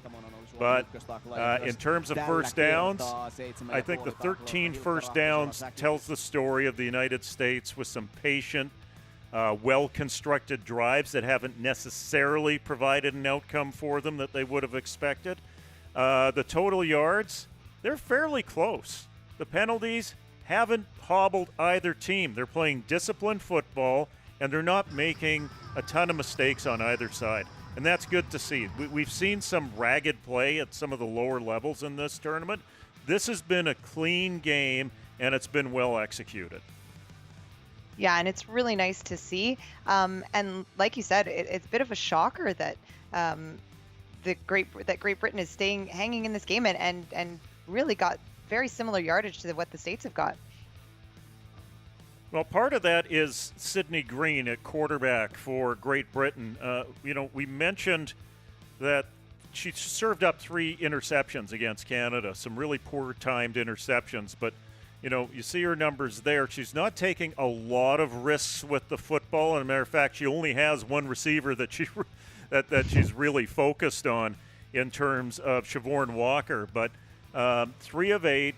1 TD, hasn't served up an interception. It is so critical for Great Britain not to commit a turnover or a big mistake in this third quarter. The Americans have scored 28 of their points in the first 2 games in that third quarter. They know how to make adjustments. They know how to take advantage of opponent mistakes. It is important that Finland plays with a clean sheet. Exactly. You've just said it perfectly, Jim. They need to make sure to minimize any mistakes because the U.S. will absolutely capitalize on those. And we did see a miscue where U.S. had the ball and they did not finish it off with a score. So that's huge for Great Britain's defense to say that they actually stopped the U.S. and were able to get the ball back and march down the field and actually put up some points on the board themselves. So they're going to have to just try to carry that same rhythm and same sort of consistency into this second half. I didn't say it perfect. I said Finland. I was thinking of that previous game between the United States and Finland where Finland made a key error against the United States, and that's when the Walls came in on them. But now, off the return, it'll be Amber Kraft that gets it up to the 47. So the United States will start their first drive of the second half against Great Britain in quality field position. Yeah, and it's tough when you give the U.S. has the ball to start off the second half, and they've got to be. I mean, having played against this U.S. team a few times, I know that they kind of get a thorn in their side when things aren't necessarily going their way and they're not up on the leaderboard. So I expect to see them firing out of the starting blocks here in the second half. Well, let's see what Brittany Bushman has in store with this United States team as there are whistles. Before the snap, delay of game, Team USA, number 8. Something that we haven't first. Go ahead. Looks like it. I was going to say something that we haven't necessarily mentioned too much is that this U.S. team is an older team. If you look at it, their average age is just over 33 years old. So it's veterans. There's something to be said about the experience, but there's also something to be said about age that they might not recover as quickly and might be a little bit more tired and as this tournament has gone on. And Shantae Bonds with the carry. Nice cutback against the grain. She spun around at the midfield stripe and gets some extra yards, surviving contact for a gain of 7. Not only is that older age of this USA team something that stands out, but we've got to go back to it again. Great Britain's only played 1 game going into this. The United States have played 2, and it was a physical game against Finland that they managed to survive. Exactly. So, there is something to be said about fresh legs. That's definitely true. And Great Britain, had the advantage over Canada, I think, in that game. And it seems as though they might be showing it here as well. Shantae Bonds with the reception. She'll be about a yard short of the first down as Petey moved up to stop her there. The U.S. still just trying to tack away a few little yards here and there, but good coverage from the Great Britain defense. Third down, 2 yards to go for the United States. As Daja Scott checks into the game, let's see if the Americans keep it on the ground. They've got trips to the right side, one receiver wide to the left. That is Jackson, and Scott will get the carry, and she will slash her way across the 35 down to the 33, where she is stopped by Harley May Lynch, but not before the U.S. move the chains. Yeah, and here they are, just sort of, again, slowly marching the field, popping up a few bigger runs here and there, but they're sort of just sticking to their game plan, and they don't look frazzled out there at all. The U.S. kind of looks comfortable in what they're doing. Bushman swings it out to Pascal, who dances her way up to the 30 for a gain of 4. She's gang tackled out of bounds there by 4 GB players. And this is what you want to see out of a U.S. offense early on in this third quarter. The distribution of the ball has hit a number of different hands so far early in this drive. Yeah, they just have so much faith in their team. They have such depth, and they really can. It allows them to move the ball around so much. Scott with her second carry breaks away from one and will get the surge for the first down. So 2 carries and 2 first downs for Daja Scott. Yeah, and Scott just showing what a presence she is on the field. She makes some good breaks to the outside, and she had shown that in the game against Finland as well. One of 2 DC divas that start on this offense. 4 from the Boston Renegades, 4 from Texas Elite.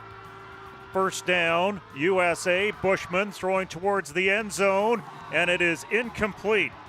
Simon's in coverage on Maria Jackson, and that's about as good coverage as you could get. It looked like Jackson was wearing a GB jersey on that one. Yeah, I think Jackson was looking for a PI. Interference on defense. She'll get one. There it is. Yeah, there it is. Automatic. There was a battle. I wondered whether or not they were going to call PI, because certainly Simons had position. She had better position on the ball than the American receiver, but they did call pass interference. And as a result, the Americans will be first and goal to go from the GB7.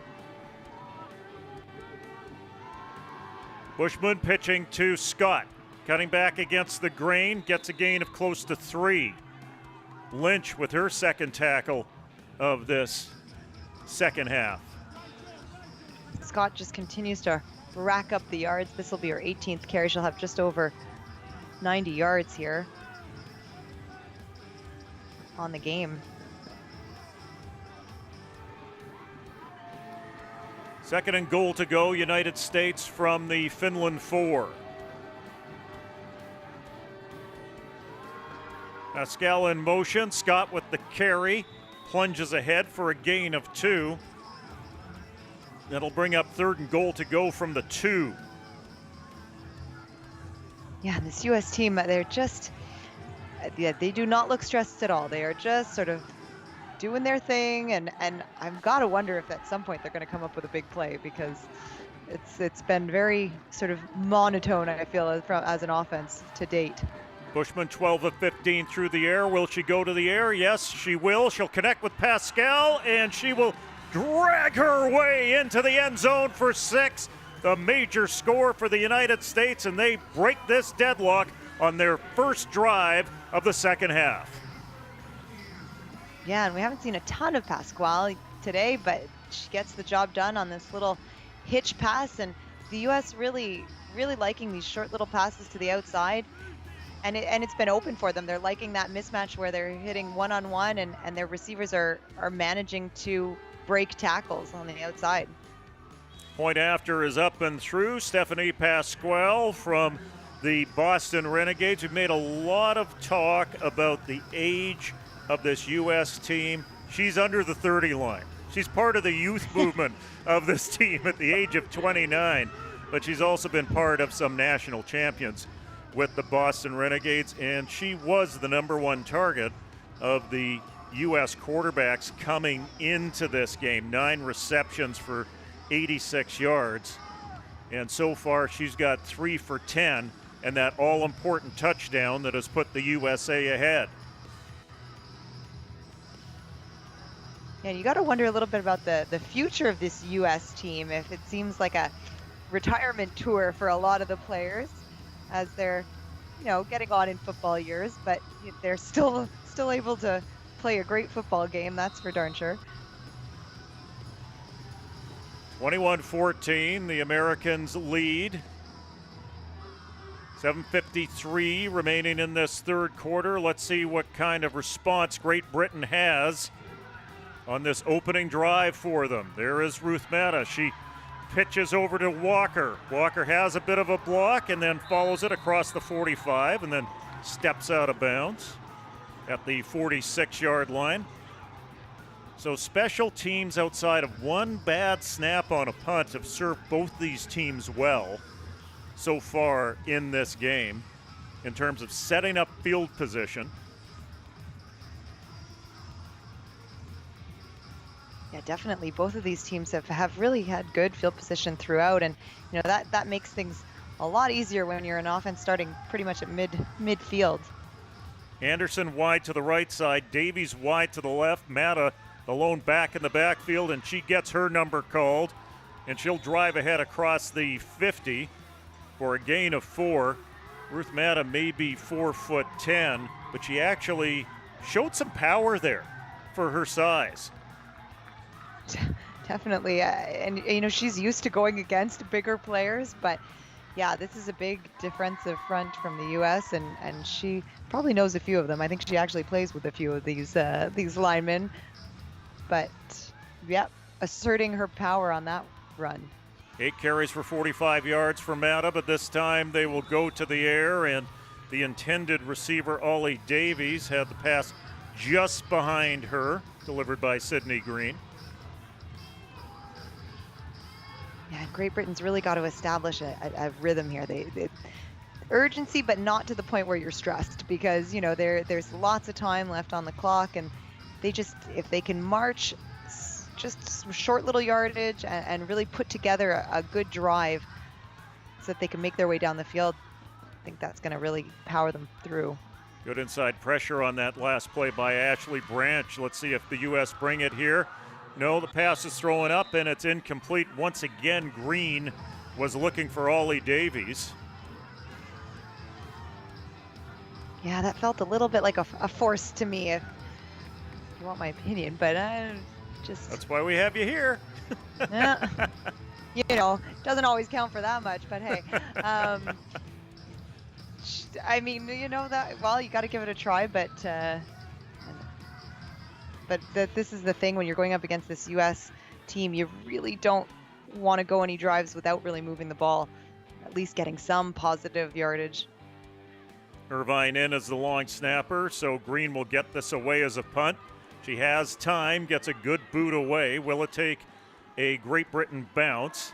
It does, as Amber Kraft will return it for about 5 yards out across the 27-yard line. So maybe the worst field position of the afternoon for the United States to start out with, 1st and 10 at their own 27.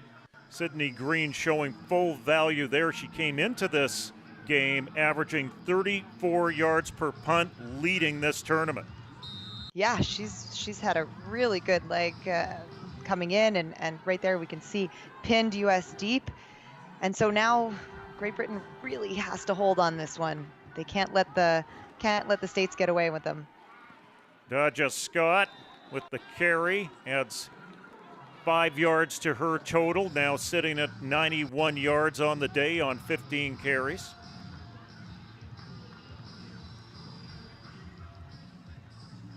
crucial timing for Great Britain. They really need to try to shut the U.S. down here so that they can get the ball back and make a go at it. 2nd and 4. Bushman looks to the wide side, throws incomplete. That was a bit of a dangerous pass as it was ahead of the receiver, but the defensive back Simons was in the neighborhood. Really didn't expect it coming her way. Yeah, I think Bushman usually very, very accurate, just a little off on that one. I wonder if something, maybe a miscue between her and her receiver, but looked like she just missed her. 3rd down and 4. Bushman looks back to that right side, completes to Jackson, breaks a tackle, stays on her feet, gets the 1st down and more up to the midfield stripe.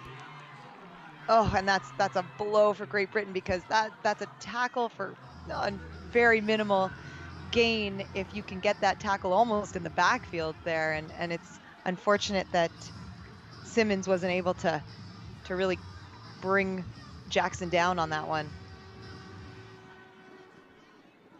So the Americans will stay on the field after that gain of 12.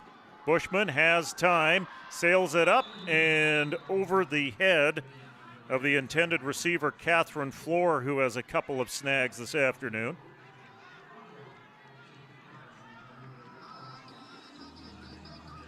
We're accustomed to seeing Floor over the middle, but this time she's on the outside. Yeah. And Bushman, really, that O-line doing a great job to create a nice pocket for her. 2 receivers wide right.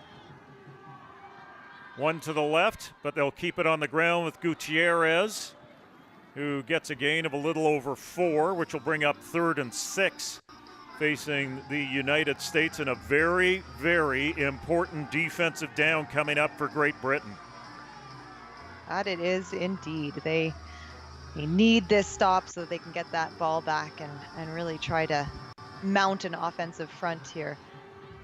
Given the Americans are starting to assert themselves a little more with that offensive line, you have to wonder if the U.S. will keep it on the ground here with Gutierrez.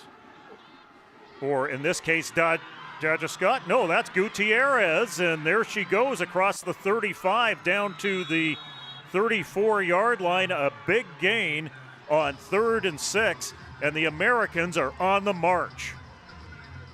Yeah, and this is what they'll do to you, this American team. They will just sort of pound away and pound away, and pound for pound, they often end up coming out on top.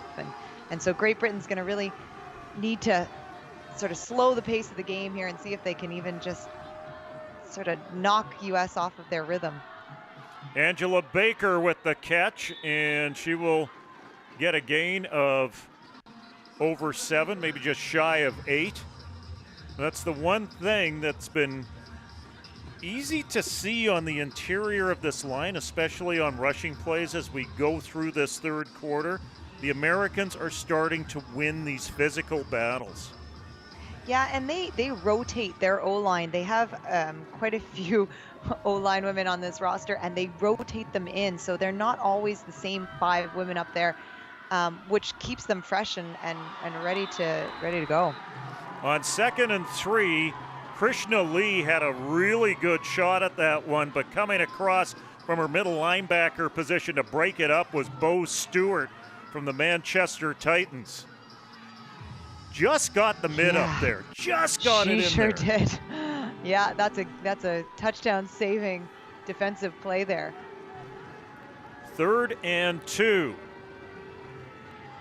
Gutierrez gets the call. Gutierrez gets the 1st down as Phoebe Schechter makes the stop.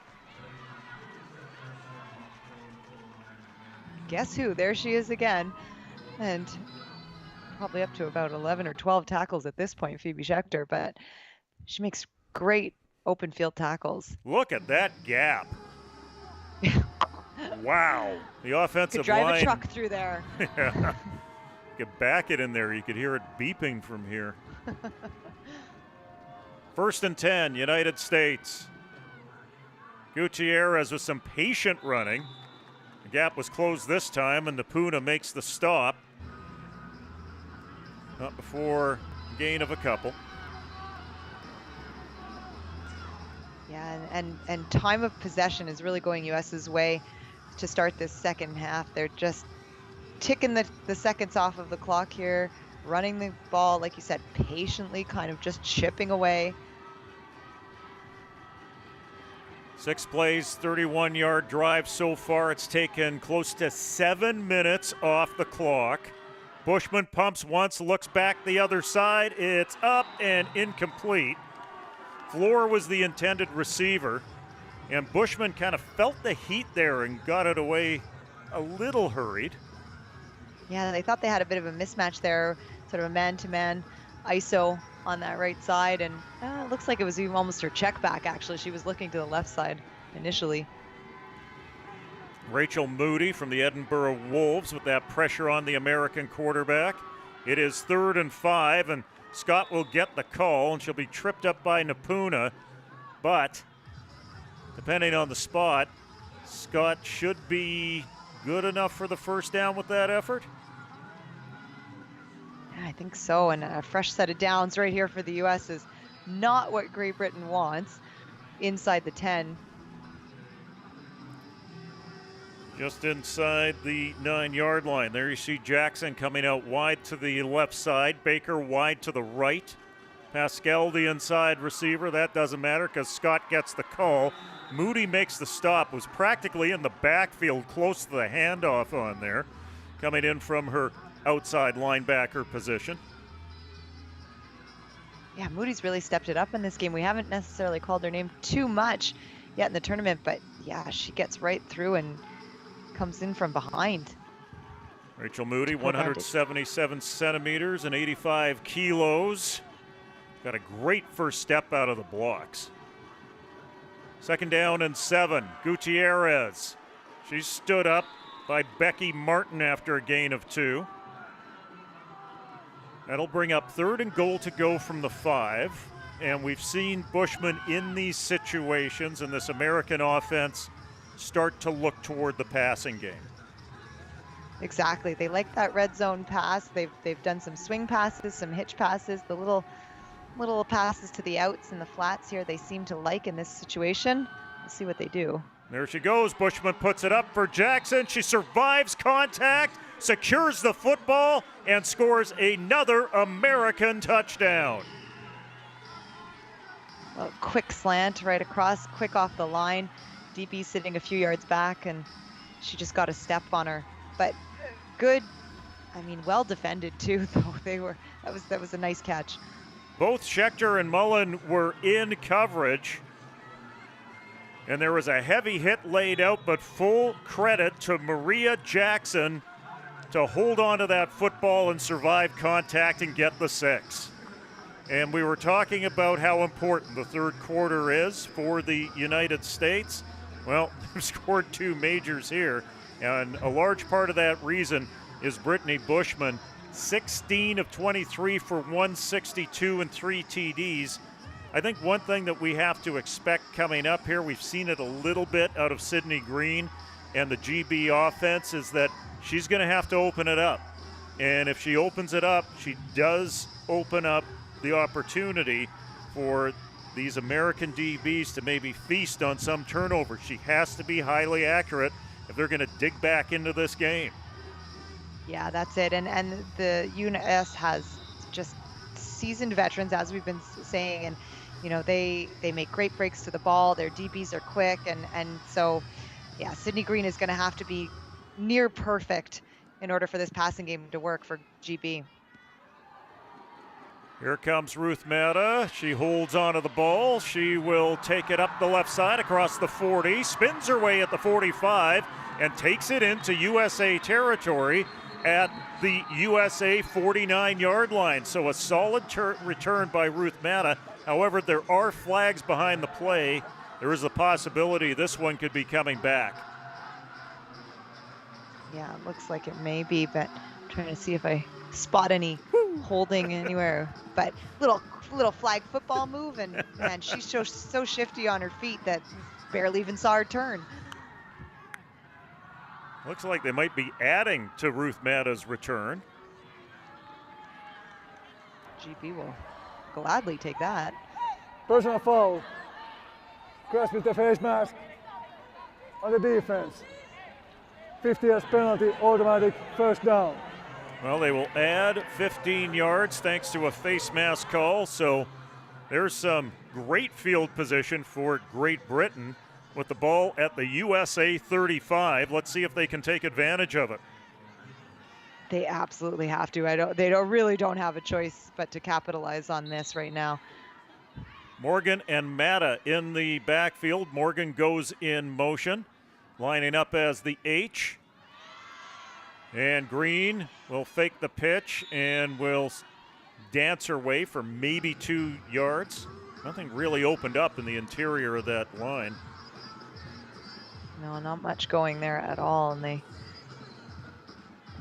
tried to follow her blocks, but yeah, the O-line just couldn't hold long enough.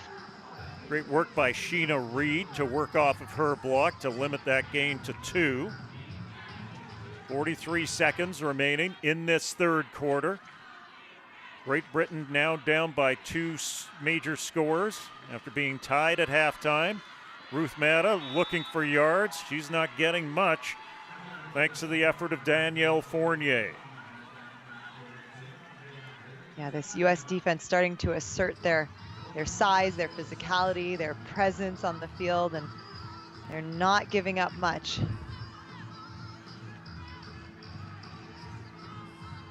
Like you were mentioning, Jim, I think Great Britain's gonna have to put the ball in the air, and I mean in this situation, most definitely, but they're gonna have to start switching things up a little bit.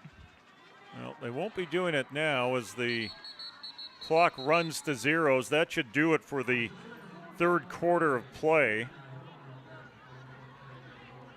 There are no flags down. That should do it for the third quarter of play.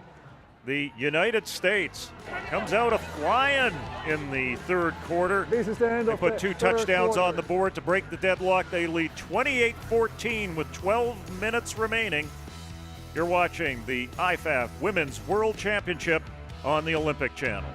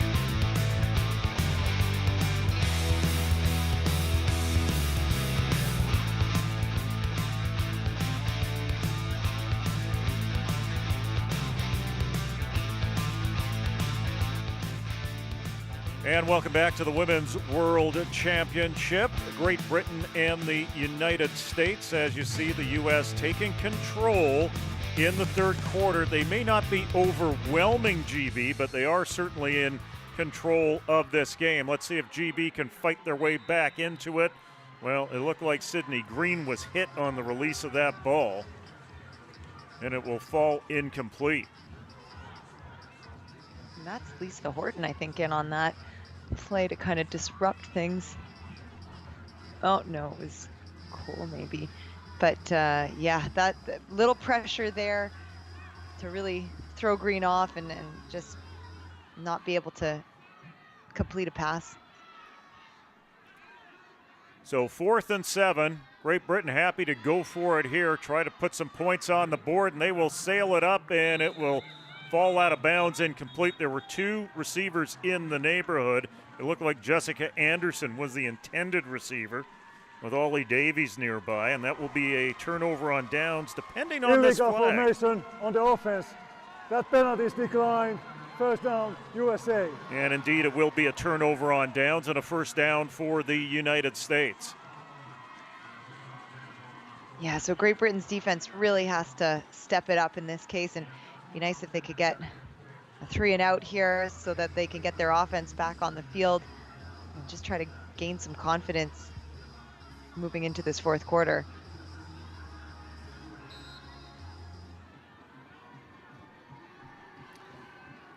So first down for Brittany Bushman and company on their first drive of the 4th quarter, and there goes Daja Scott into GB territory at the Lions' 40-yard line. And not at all what GB wanted here to start the 4th quarter. We just spoke about how they need to sort of shut down US's offense, and that's a tough pill to swallow on the first down there. Daja Scott, though, doing a wonderful job and just amassing more and more yards. They swing it wide to Pascal. Pascal turns her shoulders upfield. She'll get positive yards. It looked like she was going to get tracked down for no gain, but she turned it in to a gain of 11 and a first down. It's looking like this defense is starting to get tired out there. They just seem like they're a second short, whereas before they were a little bit more on, and everything just they're just a moment short to all of these plays. A little slow. Daja Scott, 22 carries, 111 yards of that last carry. She just broke the century mark, but they will go to the air this time. Little pitch and catch as Angela Baker reels it in, and will keep the chains moving for the USA. That was a nice quick release by Brittany Bushman. Yeah, it sure was, and just doesn't really have much pressure, so she can kind of take her time stepping into that throw, and yeah, they saw that mismatch on the outside there. You can tell that Bushman has a bit of a background in basketball, because that's as close to a teardrop as you're going to see from a quarterback at this level. Ball on the 9-yard line. 1st and goal to go from there. Bushman feels the pressure, swings it to Scott.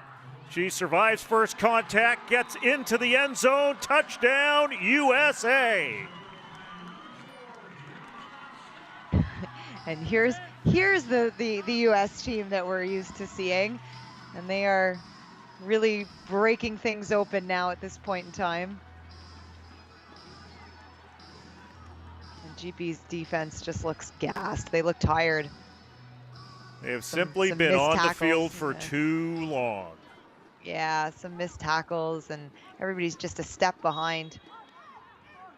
Point after is up and through, and the United States, they're smelling something, and it is shiny, and it might be gold.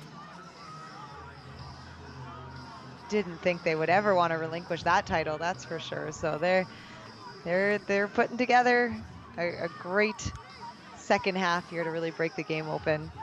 We're not surprised that the United States is now in this role where they're up by 3 major scores early in the 4th quarter. We were surprised that they were tied at 14 with GB. We were surprised that they were down on the scoreboard at halftime with Finland. I think this tournament has signaled that there is a new order in international football, at least on the women's side. And that's excellent and awesome to see that there's a bit of a shift, because it's just typically been US all the way. And even Canada as a silver medalist.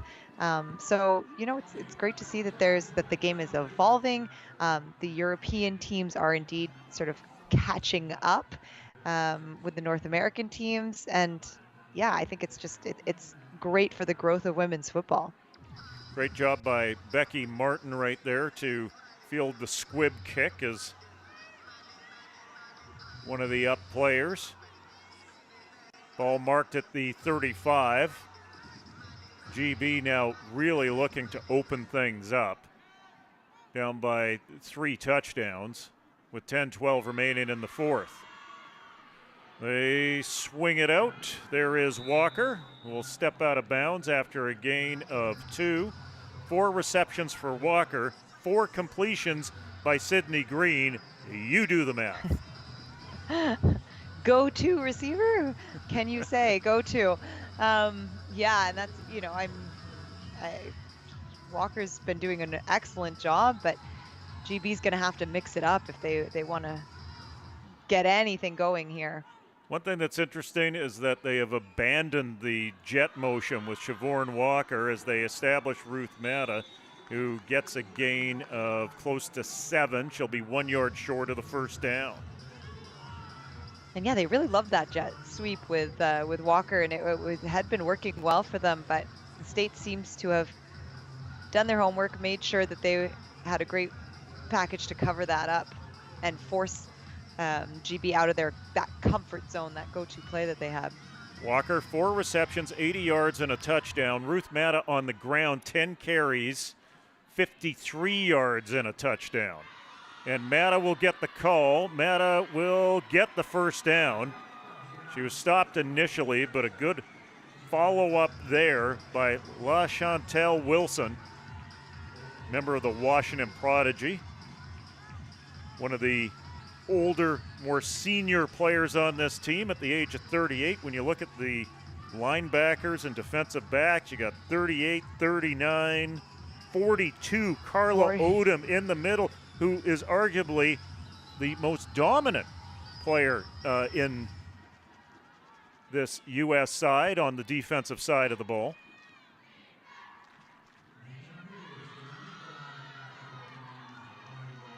GB keeping it on the ground. I believe that's Antoinette Morgan. Indeed it is. And she'll get positive yards. Yeah, and this is okay. GB's, you know what, they're just slowly marching. They are going to have to pass the ball at some point to just switch things up a little bit. But, you know, if you can tick away and get 4 yards each play, they'll come out on top. 2nd down and 6. They sell the jet motion, but Green has to be on her horse as she feels the pressure. She's just happy to get rid of that football and not take the loss. Yeah, and at least she was able to throw the ball out of bounds on that one, because that could have been a devastating deficit for GB. But yeah, that looked like a bit of a jailbreak right there with 3 players in pursuit of Sydney Green. Exactly. I never as a quarterback want to be running for your life like that. So Green and GB face 3rd and 6.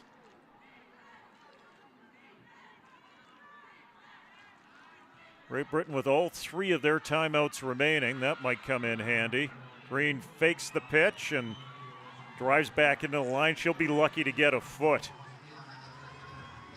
Yeah, that's, I mean, and you know, do you go for it at this point?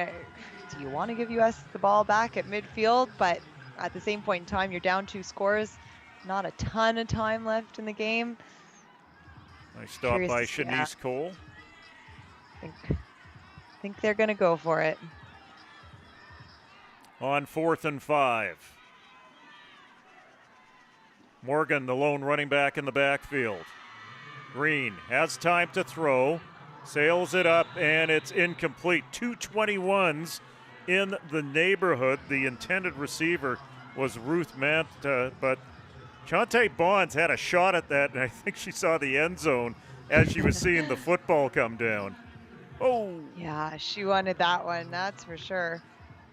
And Bonds has actually been playing a little bit on the offensive side too, so she's got some receiving yards there, and those hands could have come in handy right there.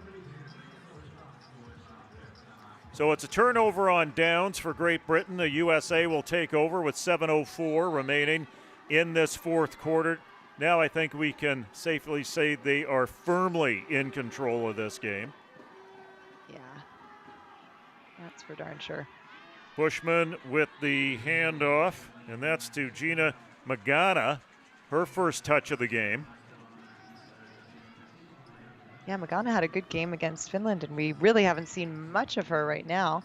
It's the first time we've called her name, so we'll see if the U.S. is trying to sort of filter in some of their other backs. They've done a good job rotating their quarterbacks through in this tournament. Bushman's got the majority of the reps. Tori Tucker, 7 of 10. Jenny Martin, 2 of 14. And Lisa Horton even got in there, went 1 for 1. Lisa Horton is 46 years old, and she's playing quarterback at a world championship. That is fantastic. That's who I aspire to be, really, right there. I think they actually have her playing a little bit of corner as well, if I'm not mistaken. I do see her on the, she's been playing a little bit of DB, sort of both sides of the ball. And man, don't we all want to be like her when we grow up? Number 62. Kenji Martin, I mentioned her in the quarterback rotation. She's actually more in the defensive front rotation. 6 tackles and 1.5 TFLs coming into this game. Yeah, and she's been a player that has lasted through the tale of time. I played against Martin back in 2010 and 2013, so she's been around for a while. Magana gets the call. Magana will get a gain of close to 5. Petey in there with the stop, and Ibi Roncaire helped her out as well. This Great Britain defense, they just need a big stop just to kind of get some oomph back to them and see if they can get their offense back on the field. 2nd and 6, USA.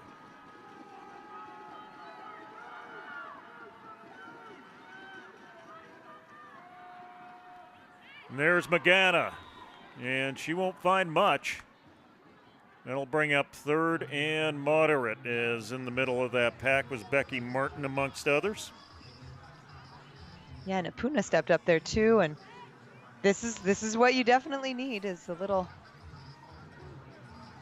big stops. We'll see what they can put together here.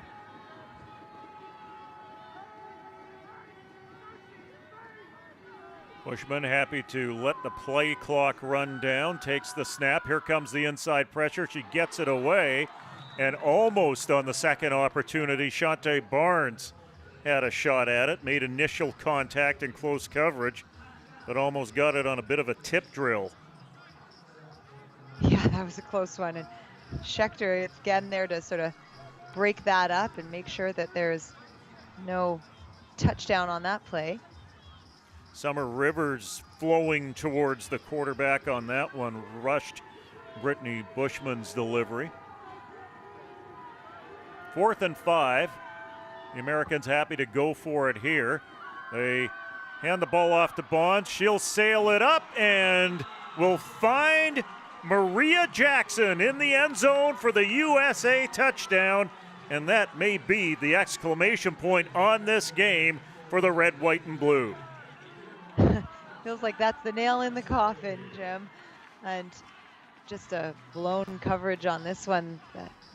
Great Britain's defense really bit on that, what they thought was a run play, and nice little bit of trickery, if you will, from the Americans to put another score up. 4 receptions for 58 yards for Jackson so far this afternoon after a really rough start for her early in the fourth quarter. She's made amends, 2 trips to the end zone, now 4 touchdowns on this tournament. Yeah, and good for her. You know, again, that is also the sign of a veteran, of a player who has been sort of in the rotation for a long time. She was able to just turn the page, forget those 2 drop passes, and move on. And here she is scoring a touchdown in the fourth quarter. You need to wonder what sort of impact this will have on the Great Britain program. Being tied with the United States in a gold medal game at halftime, showing that they actually are that close. It just may be a question of depth.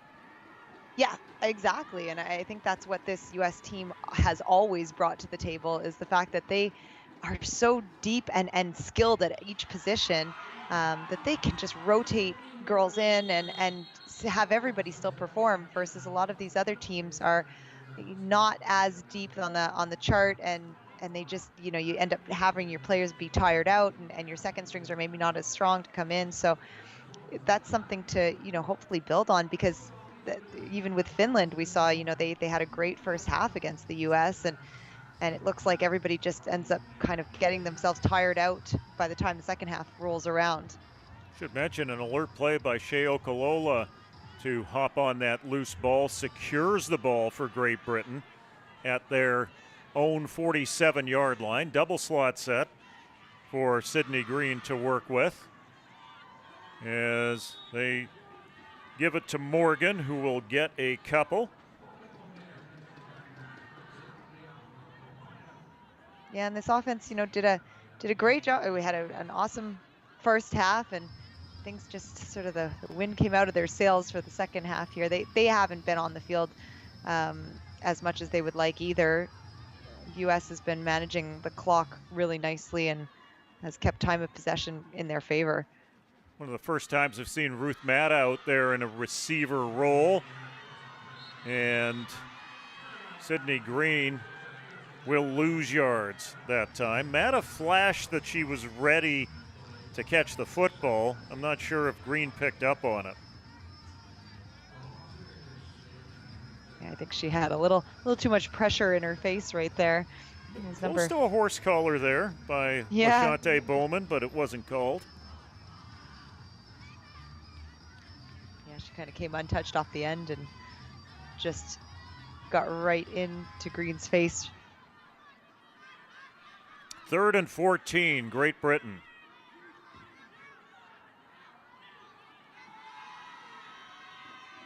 Green sails it over the head of Ollie Davies. Those two have not been on the same page at all this afternoon.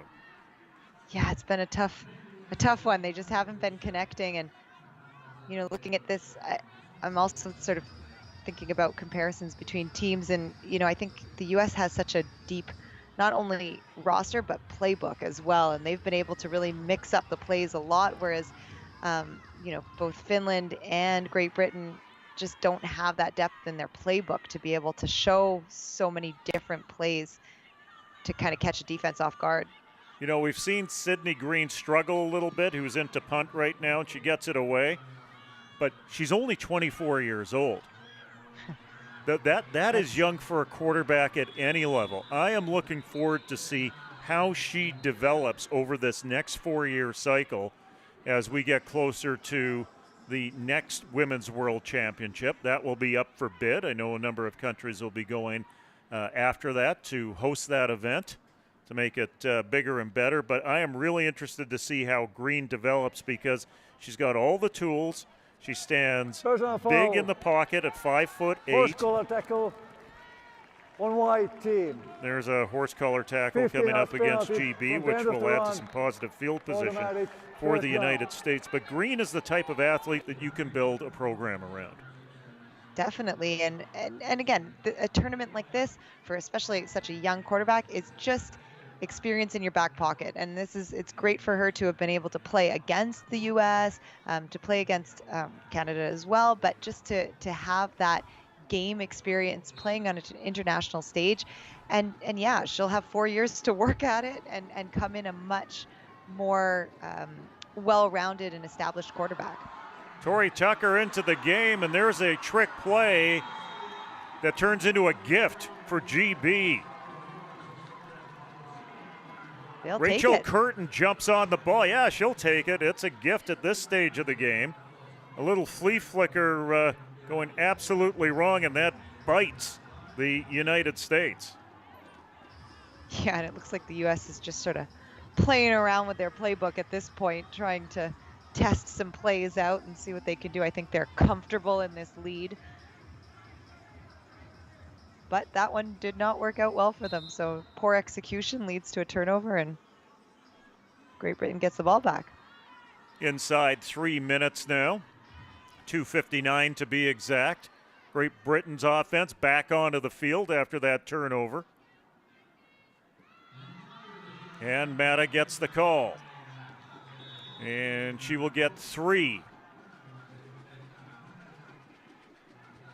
Yeah, and this is what I think is so difficult in such a short time frame. And I don't know much about the U.S. program in terms of how much they come together prior to the tournament, or if they actually do get together and practice together as a team. But most of these teams come together within a week of time, and you can't put in a huge playbook because you just don't have the time to rep everything out. But I feel like the U.S. has typically always had a very diverse playbook and a deep, thick playbook as well, versus some of these other teams. You've got a base of maybe 12, 20 plays, and they're just kind of repping them out. And it's by this time in the tournament, especially the U.S., they've done a good job of scouting everything, and they know what they're doing when they see certain offensive fronts pop up. Well, it helps for the U.S. that there is a strong club system with a couple of leaders. On this starting offense for the U.S., 4 of them are from the Boston Renegades, 4 from Texas Elite, 2 from DC Divas. So they can build around that core as Ruth Mata gets about 4, maybe 5. That'll bring up third down. On the flip side, for the United States on defense, you see the Texas Elite, you see the Boston Renegades, and there's 3 starters from the Washington Prodigy on here. So it's like they've built their units, at least with their starters, in chunks from some of these leading teams. And that must help the transition when it comes to playbook. Definitely. And I mean, just even timing wise, if you've got players that play together on a regular basis, they are instinctive. They know what each other's doing, and they've developed that relationship, which is very, very hard to develop when you've got players coming in from all different clubs at a last minute situation. Ruth Mata looked like she was ready to turn things upfield, and I believe she tripped on the feet of her own quarterback as she was getting ready to plant and launch. That's unfortunate. 4th and 5 as a result. And we're inside 2 minutes.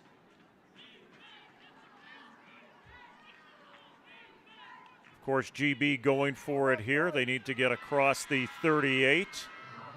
Green throws, incomplete. And we've seen a lot of that for Sydney Green, where she gets jostled in the pocket or hit as she delivers. And I think that also happened right there in terms of her being rushed and not getting a clean ball away. Yeah, and that's so hard. And I was speaking with Andrew in the previous game about how the O-line is often the unsung heroes of an offense, or even of a football team, if you will. And it just goes to show that if your O-line is either maybe not as strong, or if they're tired in this instance, or that if you don't have a solid O-line, you can't get a pass off, you can't get a good run up. So I think they deserve a lot of credit, and it shows when your O-line is not necessarily as strong. Tori Tucker tucks it in herself, gets a gain of 5, stopped by Rachel Moody. And the one thing I'm unsure about is whether or not they select tournament all-stars for first and second team. If they do, Rachel Moody would be at the top of my list from the outside linebacker position. She's shown a fantastic, great first step. Yeah, she has, and she's been really filling the gaps here and taking it to the U.S. team. And lining up also at the end as well. And Napuna gets into the backfield, and she will stop Magana for a tackle for loss.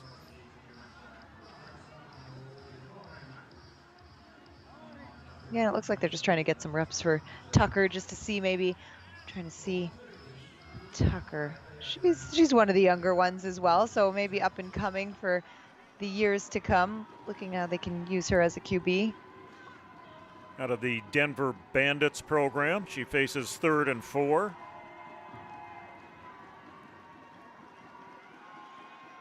She will call her own number, and the aforementioned Rachel Moody holding her to a gain of maybe 1 yard as tempers are flaring. A little frustration there from GB.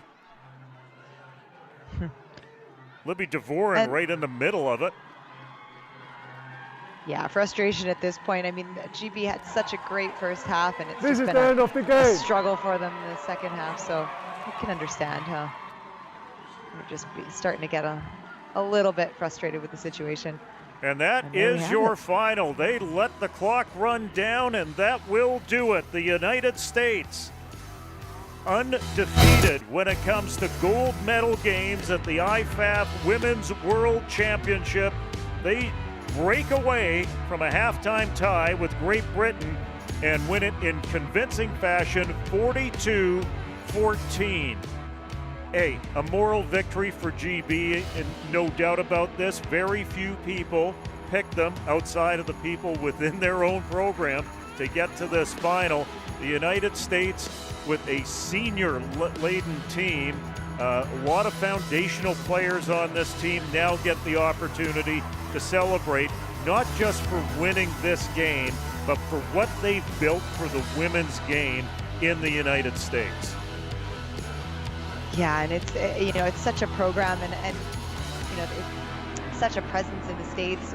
There's just so much more exposure to football there, and it's nice for just even younger girls up and coming to be able to watch this sort of tournament and see how football is progressing over the years, and yeah, the U.S. is definitely leading the front on that.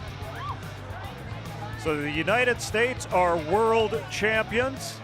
Great Britain with the silver medal, and Finland with the bronze. We'll take a timeout and return to Vanta. You're watching the Women's World Football Championship on the Olympic Channel.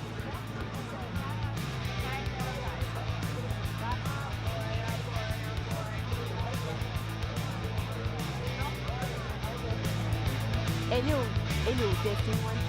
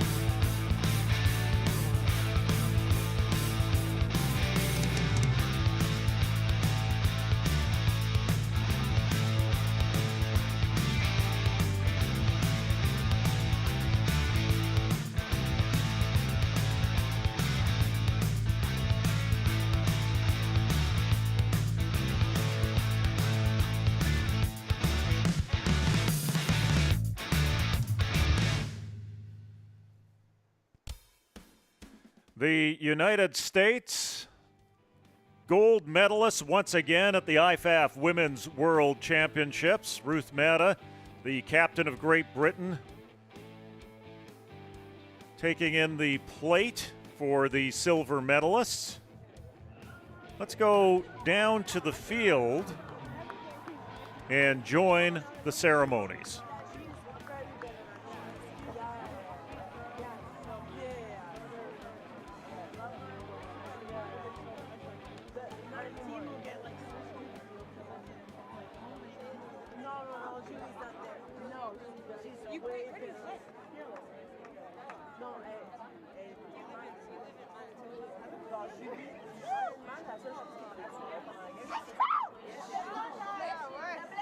Thank you.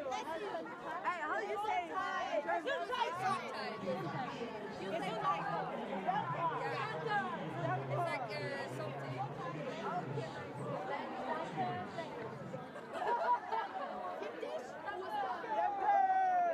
I love that.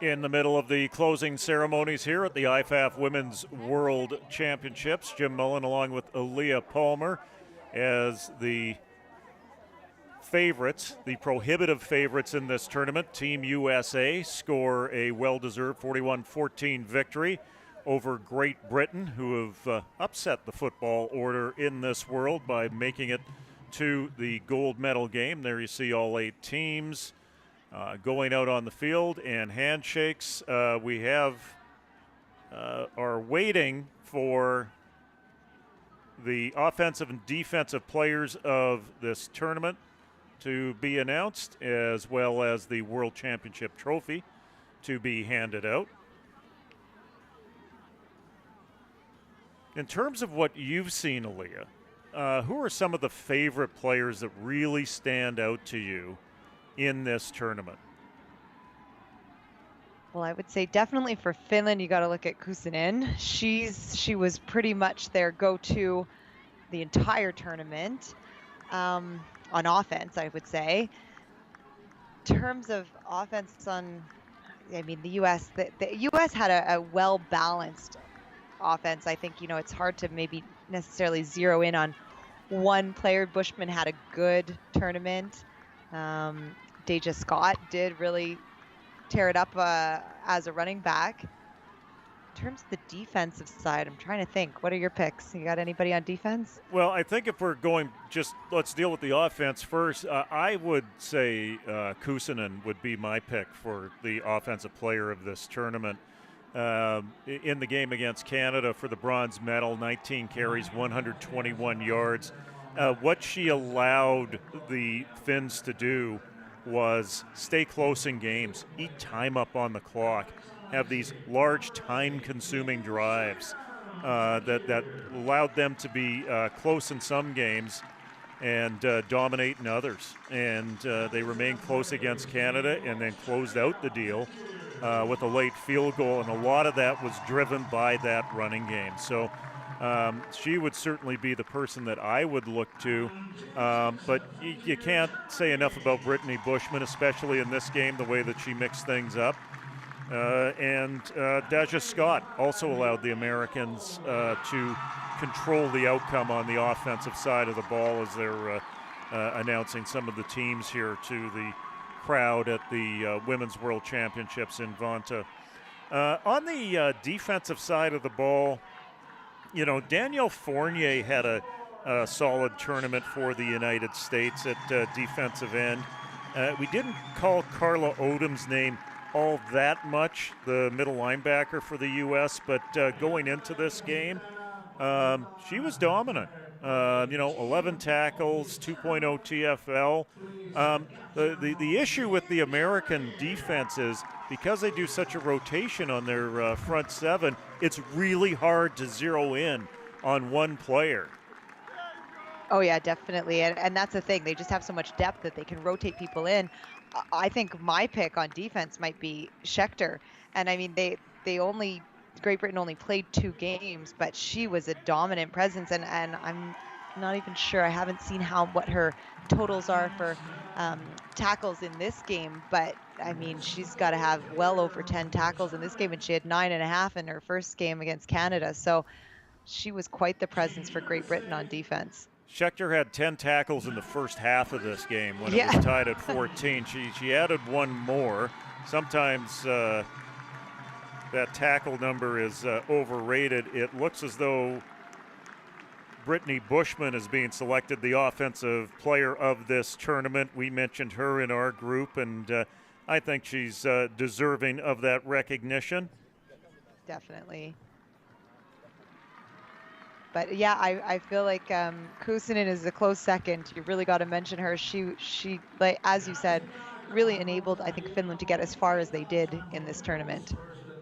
Phoebe Schechter with 20 and a half tackles over 2 games, averaging 10 tackles per game, a couple of pass breakups, an interception.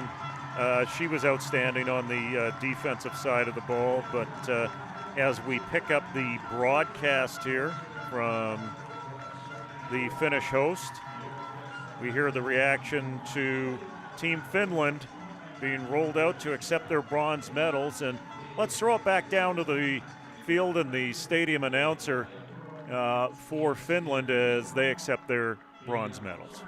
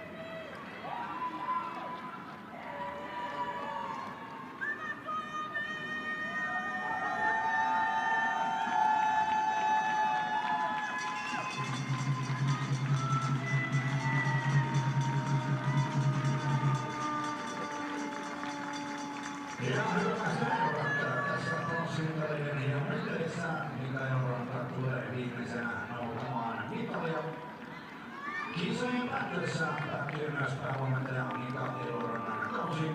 Mika on ilmoittanut siirtymänsä sivun tehtävästä ja SRJ haluaa kiittää Mikaa yhteisistä vuosista. SRJ:n koordinaatiojohtaja Mika Elorannan ja puheenjohtaja Robert Norman aloittaa Mikalle kanssakoulun ja Mika Elorannan joukkueen nimikirjoituksella arvostettuna. Kiitos Suomen amerikkalaisen jalkapalloliiton ja suomalaisen jenkkifudisen puolesta. Kiitos Mika.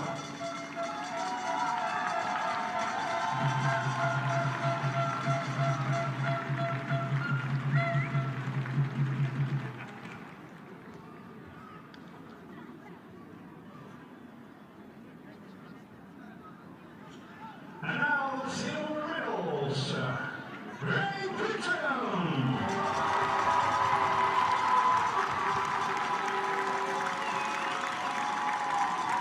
Ladies and gentlemen, joukkueessa Jones Mons, Emily Irvine, Rebecca Martin, Claire Davies, Ivy Lynch, Rachel Trim, Christina Hiroke, Sydney Green, Angelina Fisher, Amy Robson, Stephanie Wyatt, Phoebe Schechter, Sarah Halkino, Sophia Blair, Dorothy Matza, Emily Houghton, Tanya Dales, Antoinette Morgan, Giovanna Walker, Gabrielle Derrick, Victoria Hall, Liz Gavin, Summer Riders, Bethany Pilkington, Johnny Fine, Robin Stewart, Vanessa Monterey, Lisa Thomas-Guy, Rachel Mooney, Louis Deverin, Yesha Martin, Laura Guy, Rachel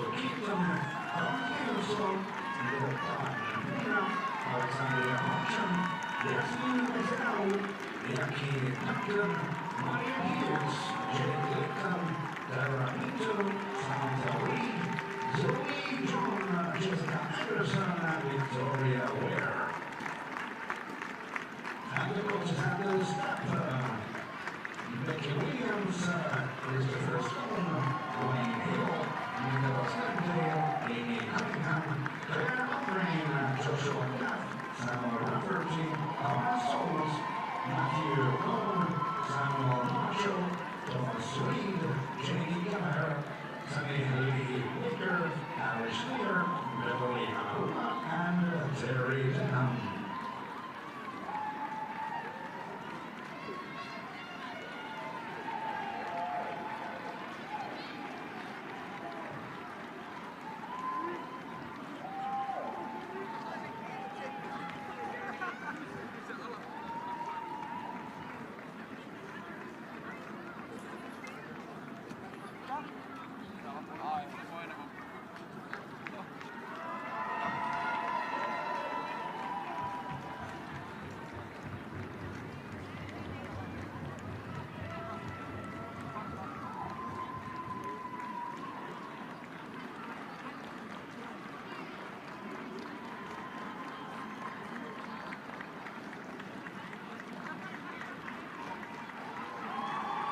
And now, to give them the medals, the champions, USA!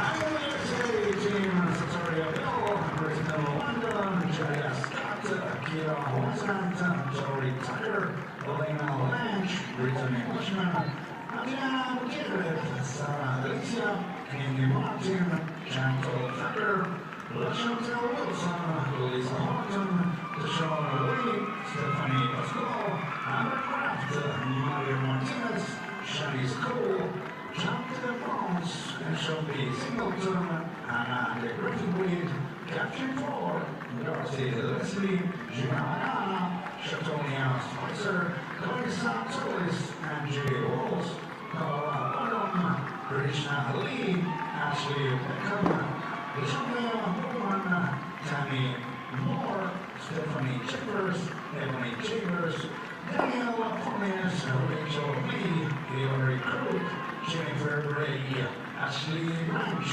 Elizabeth Jenkins, Maria Jackson, Angela Baker, Jenna Master, Sheena Reed, and Richie Leonard.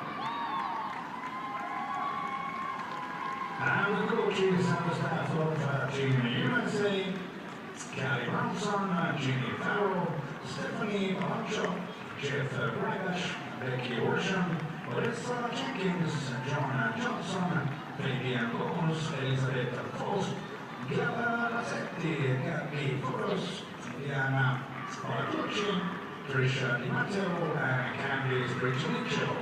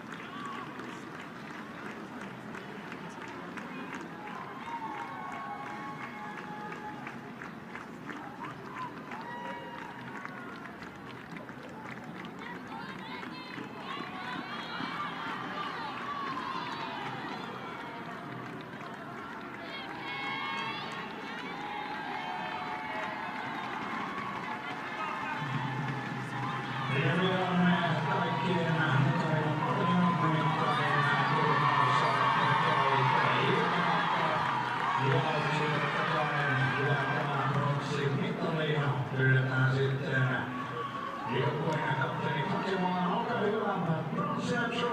bronze Team Finland.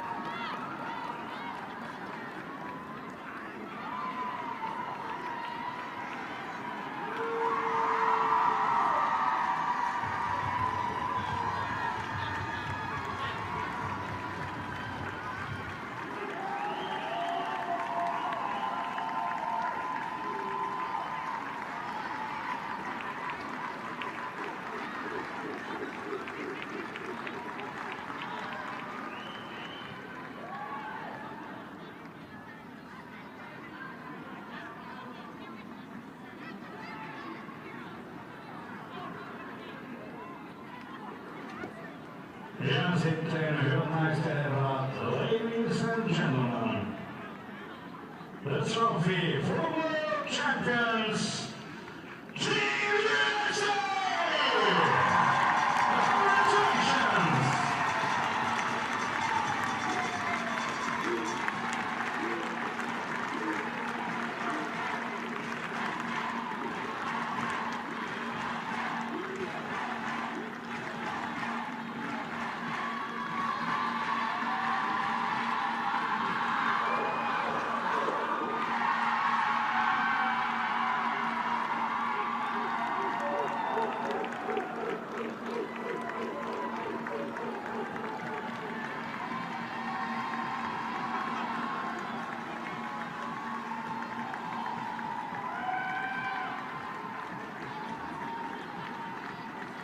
Ja tässä kohtaa Suomen amerikkalaisen jalkapalloliiton sekä IFAF tahto kiittää kaikkia teitä faneja, jotka olette uskollisesti koko viikon ajan seuranneet näitä otteluja. Kiitoksia myös kaikille joukkueille. Thank you for all the team. It was a great tournament. One more time, congratulations, world champions USA!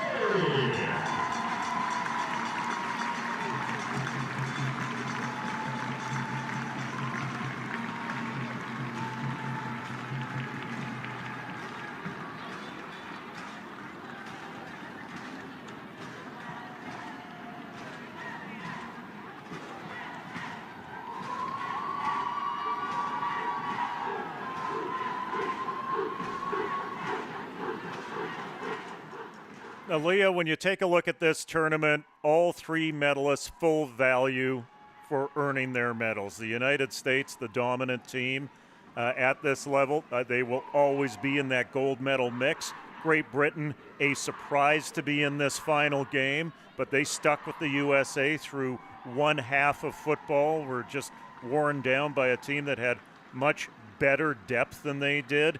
And the Finns were solid, and maybe if they were in another side of the draw, could have found their way to this final. All three teams very valid as medalists in this tournament. Your final thoughts?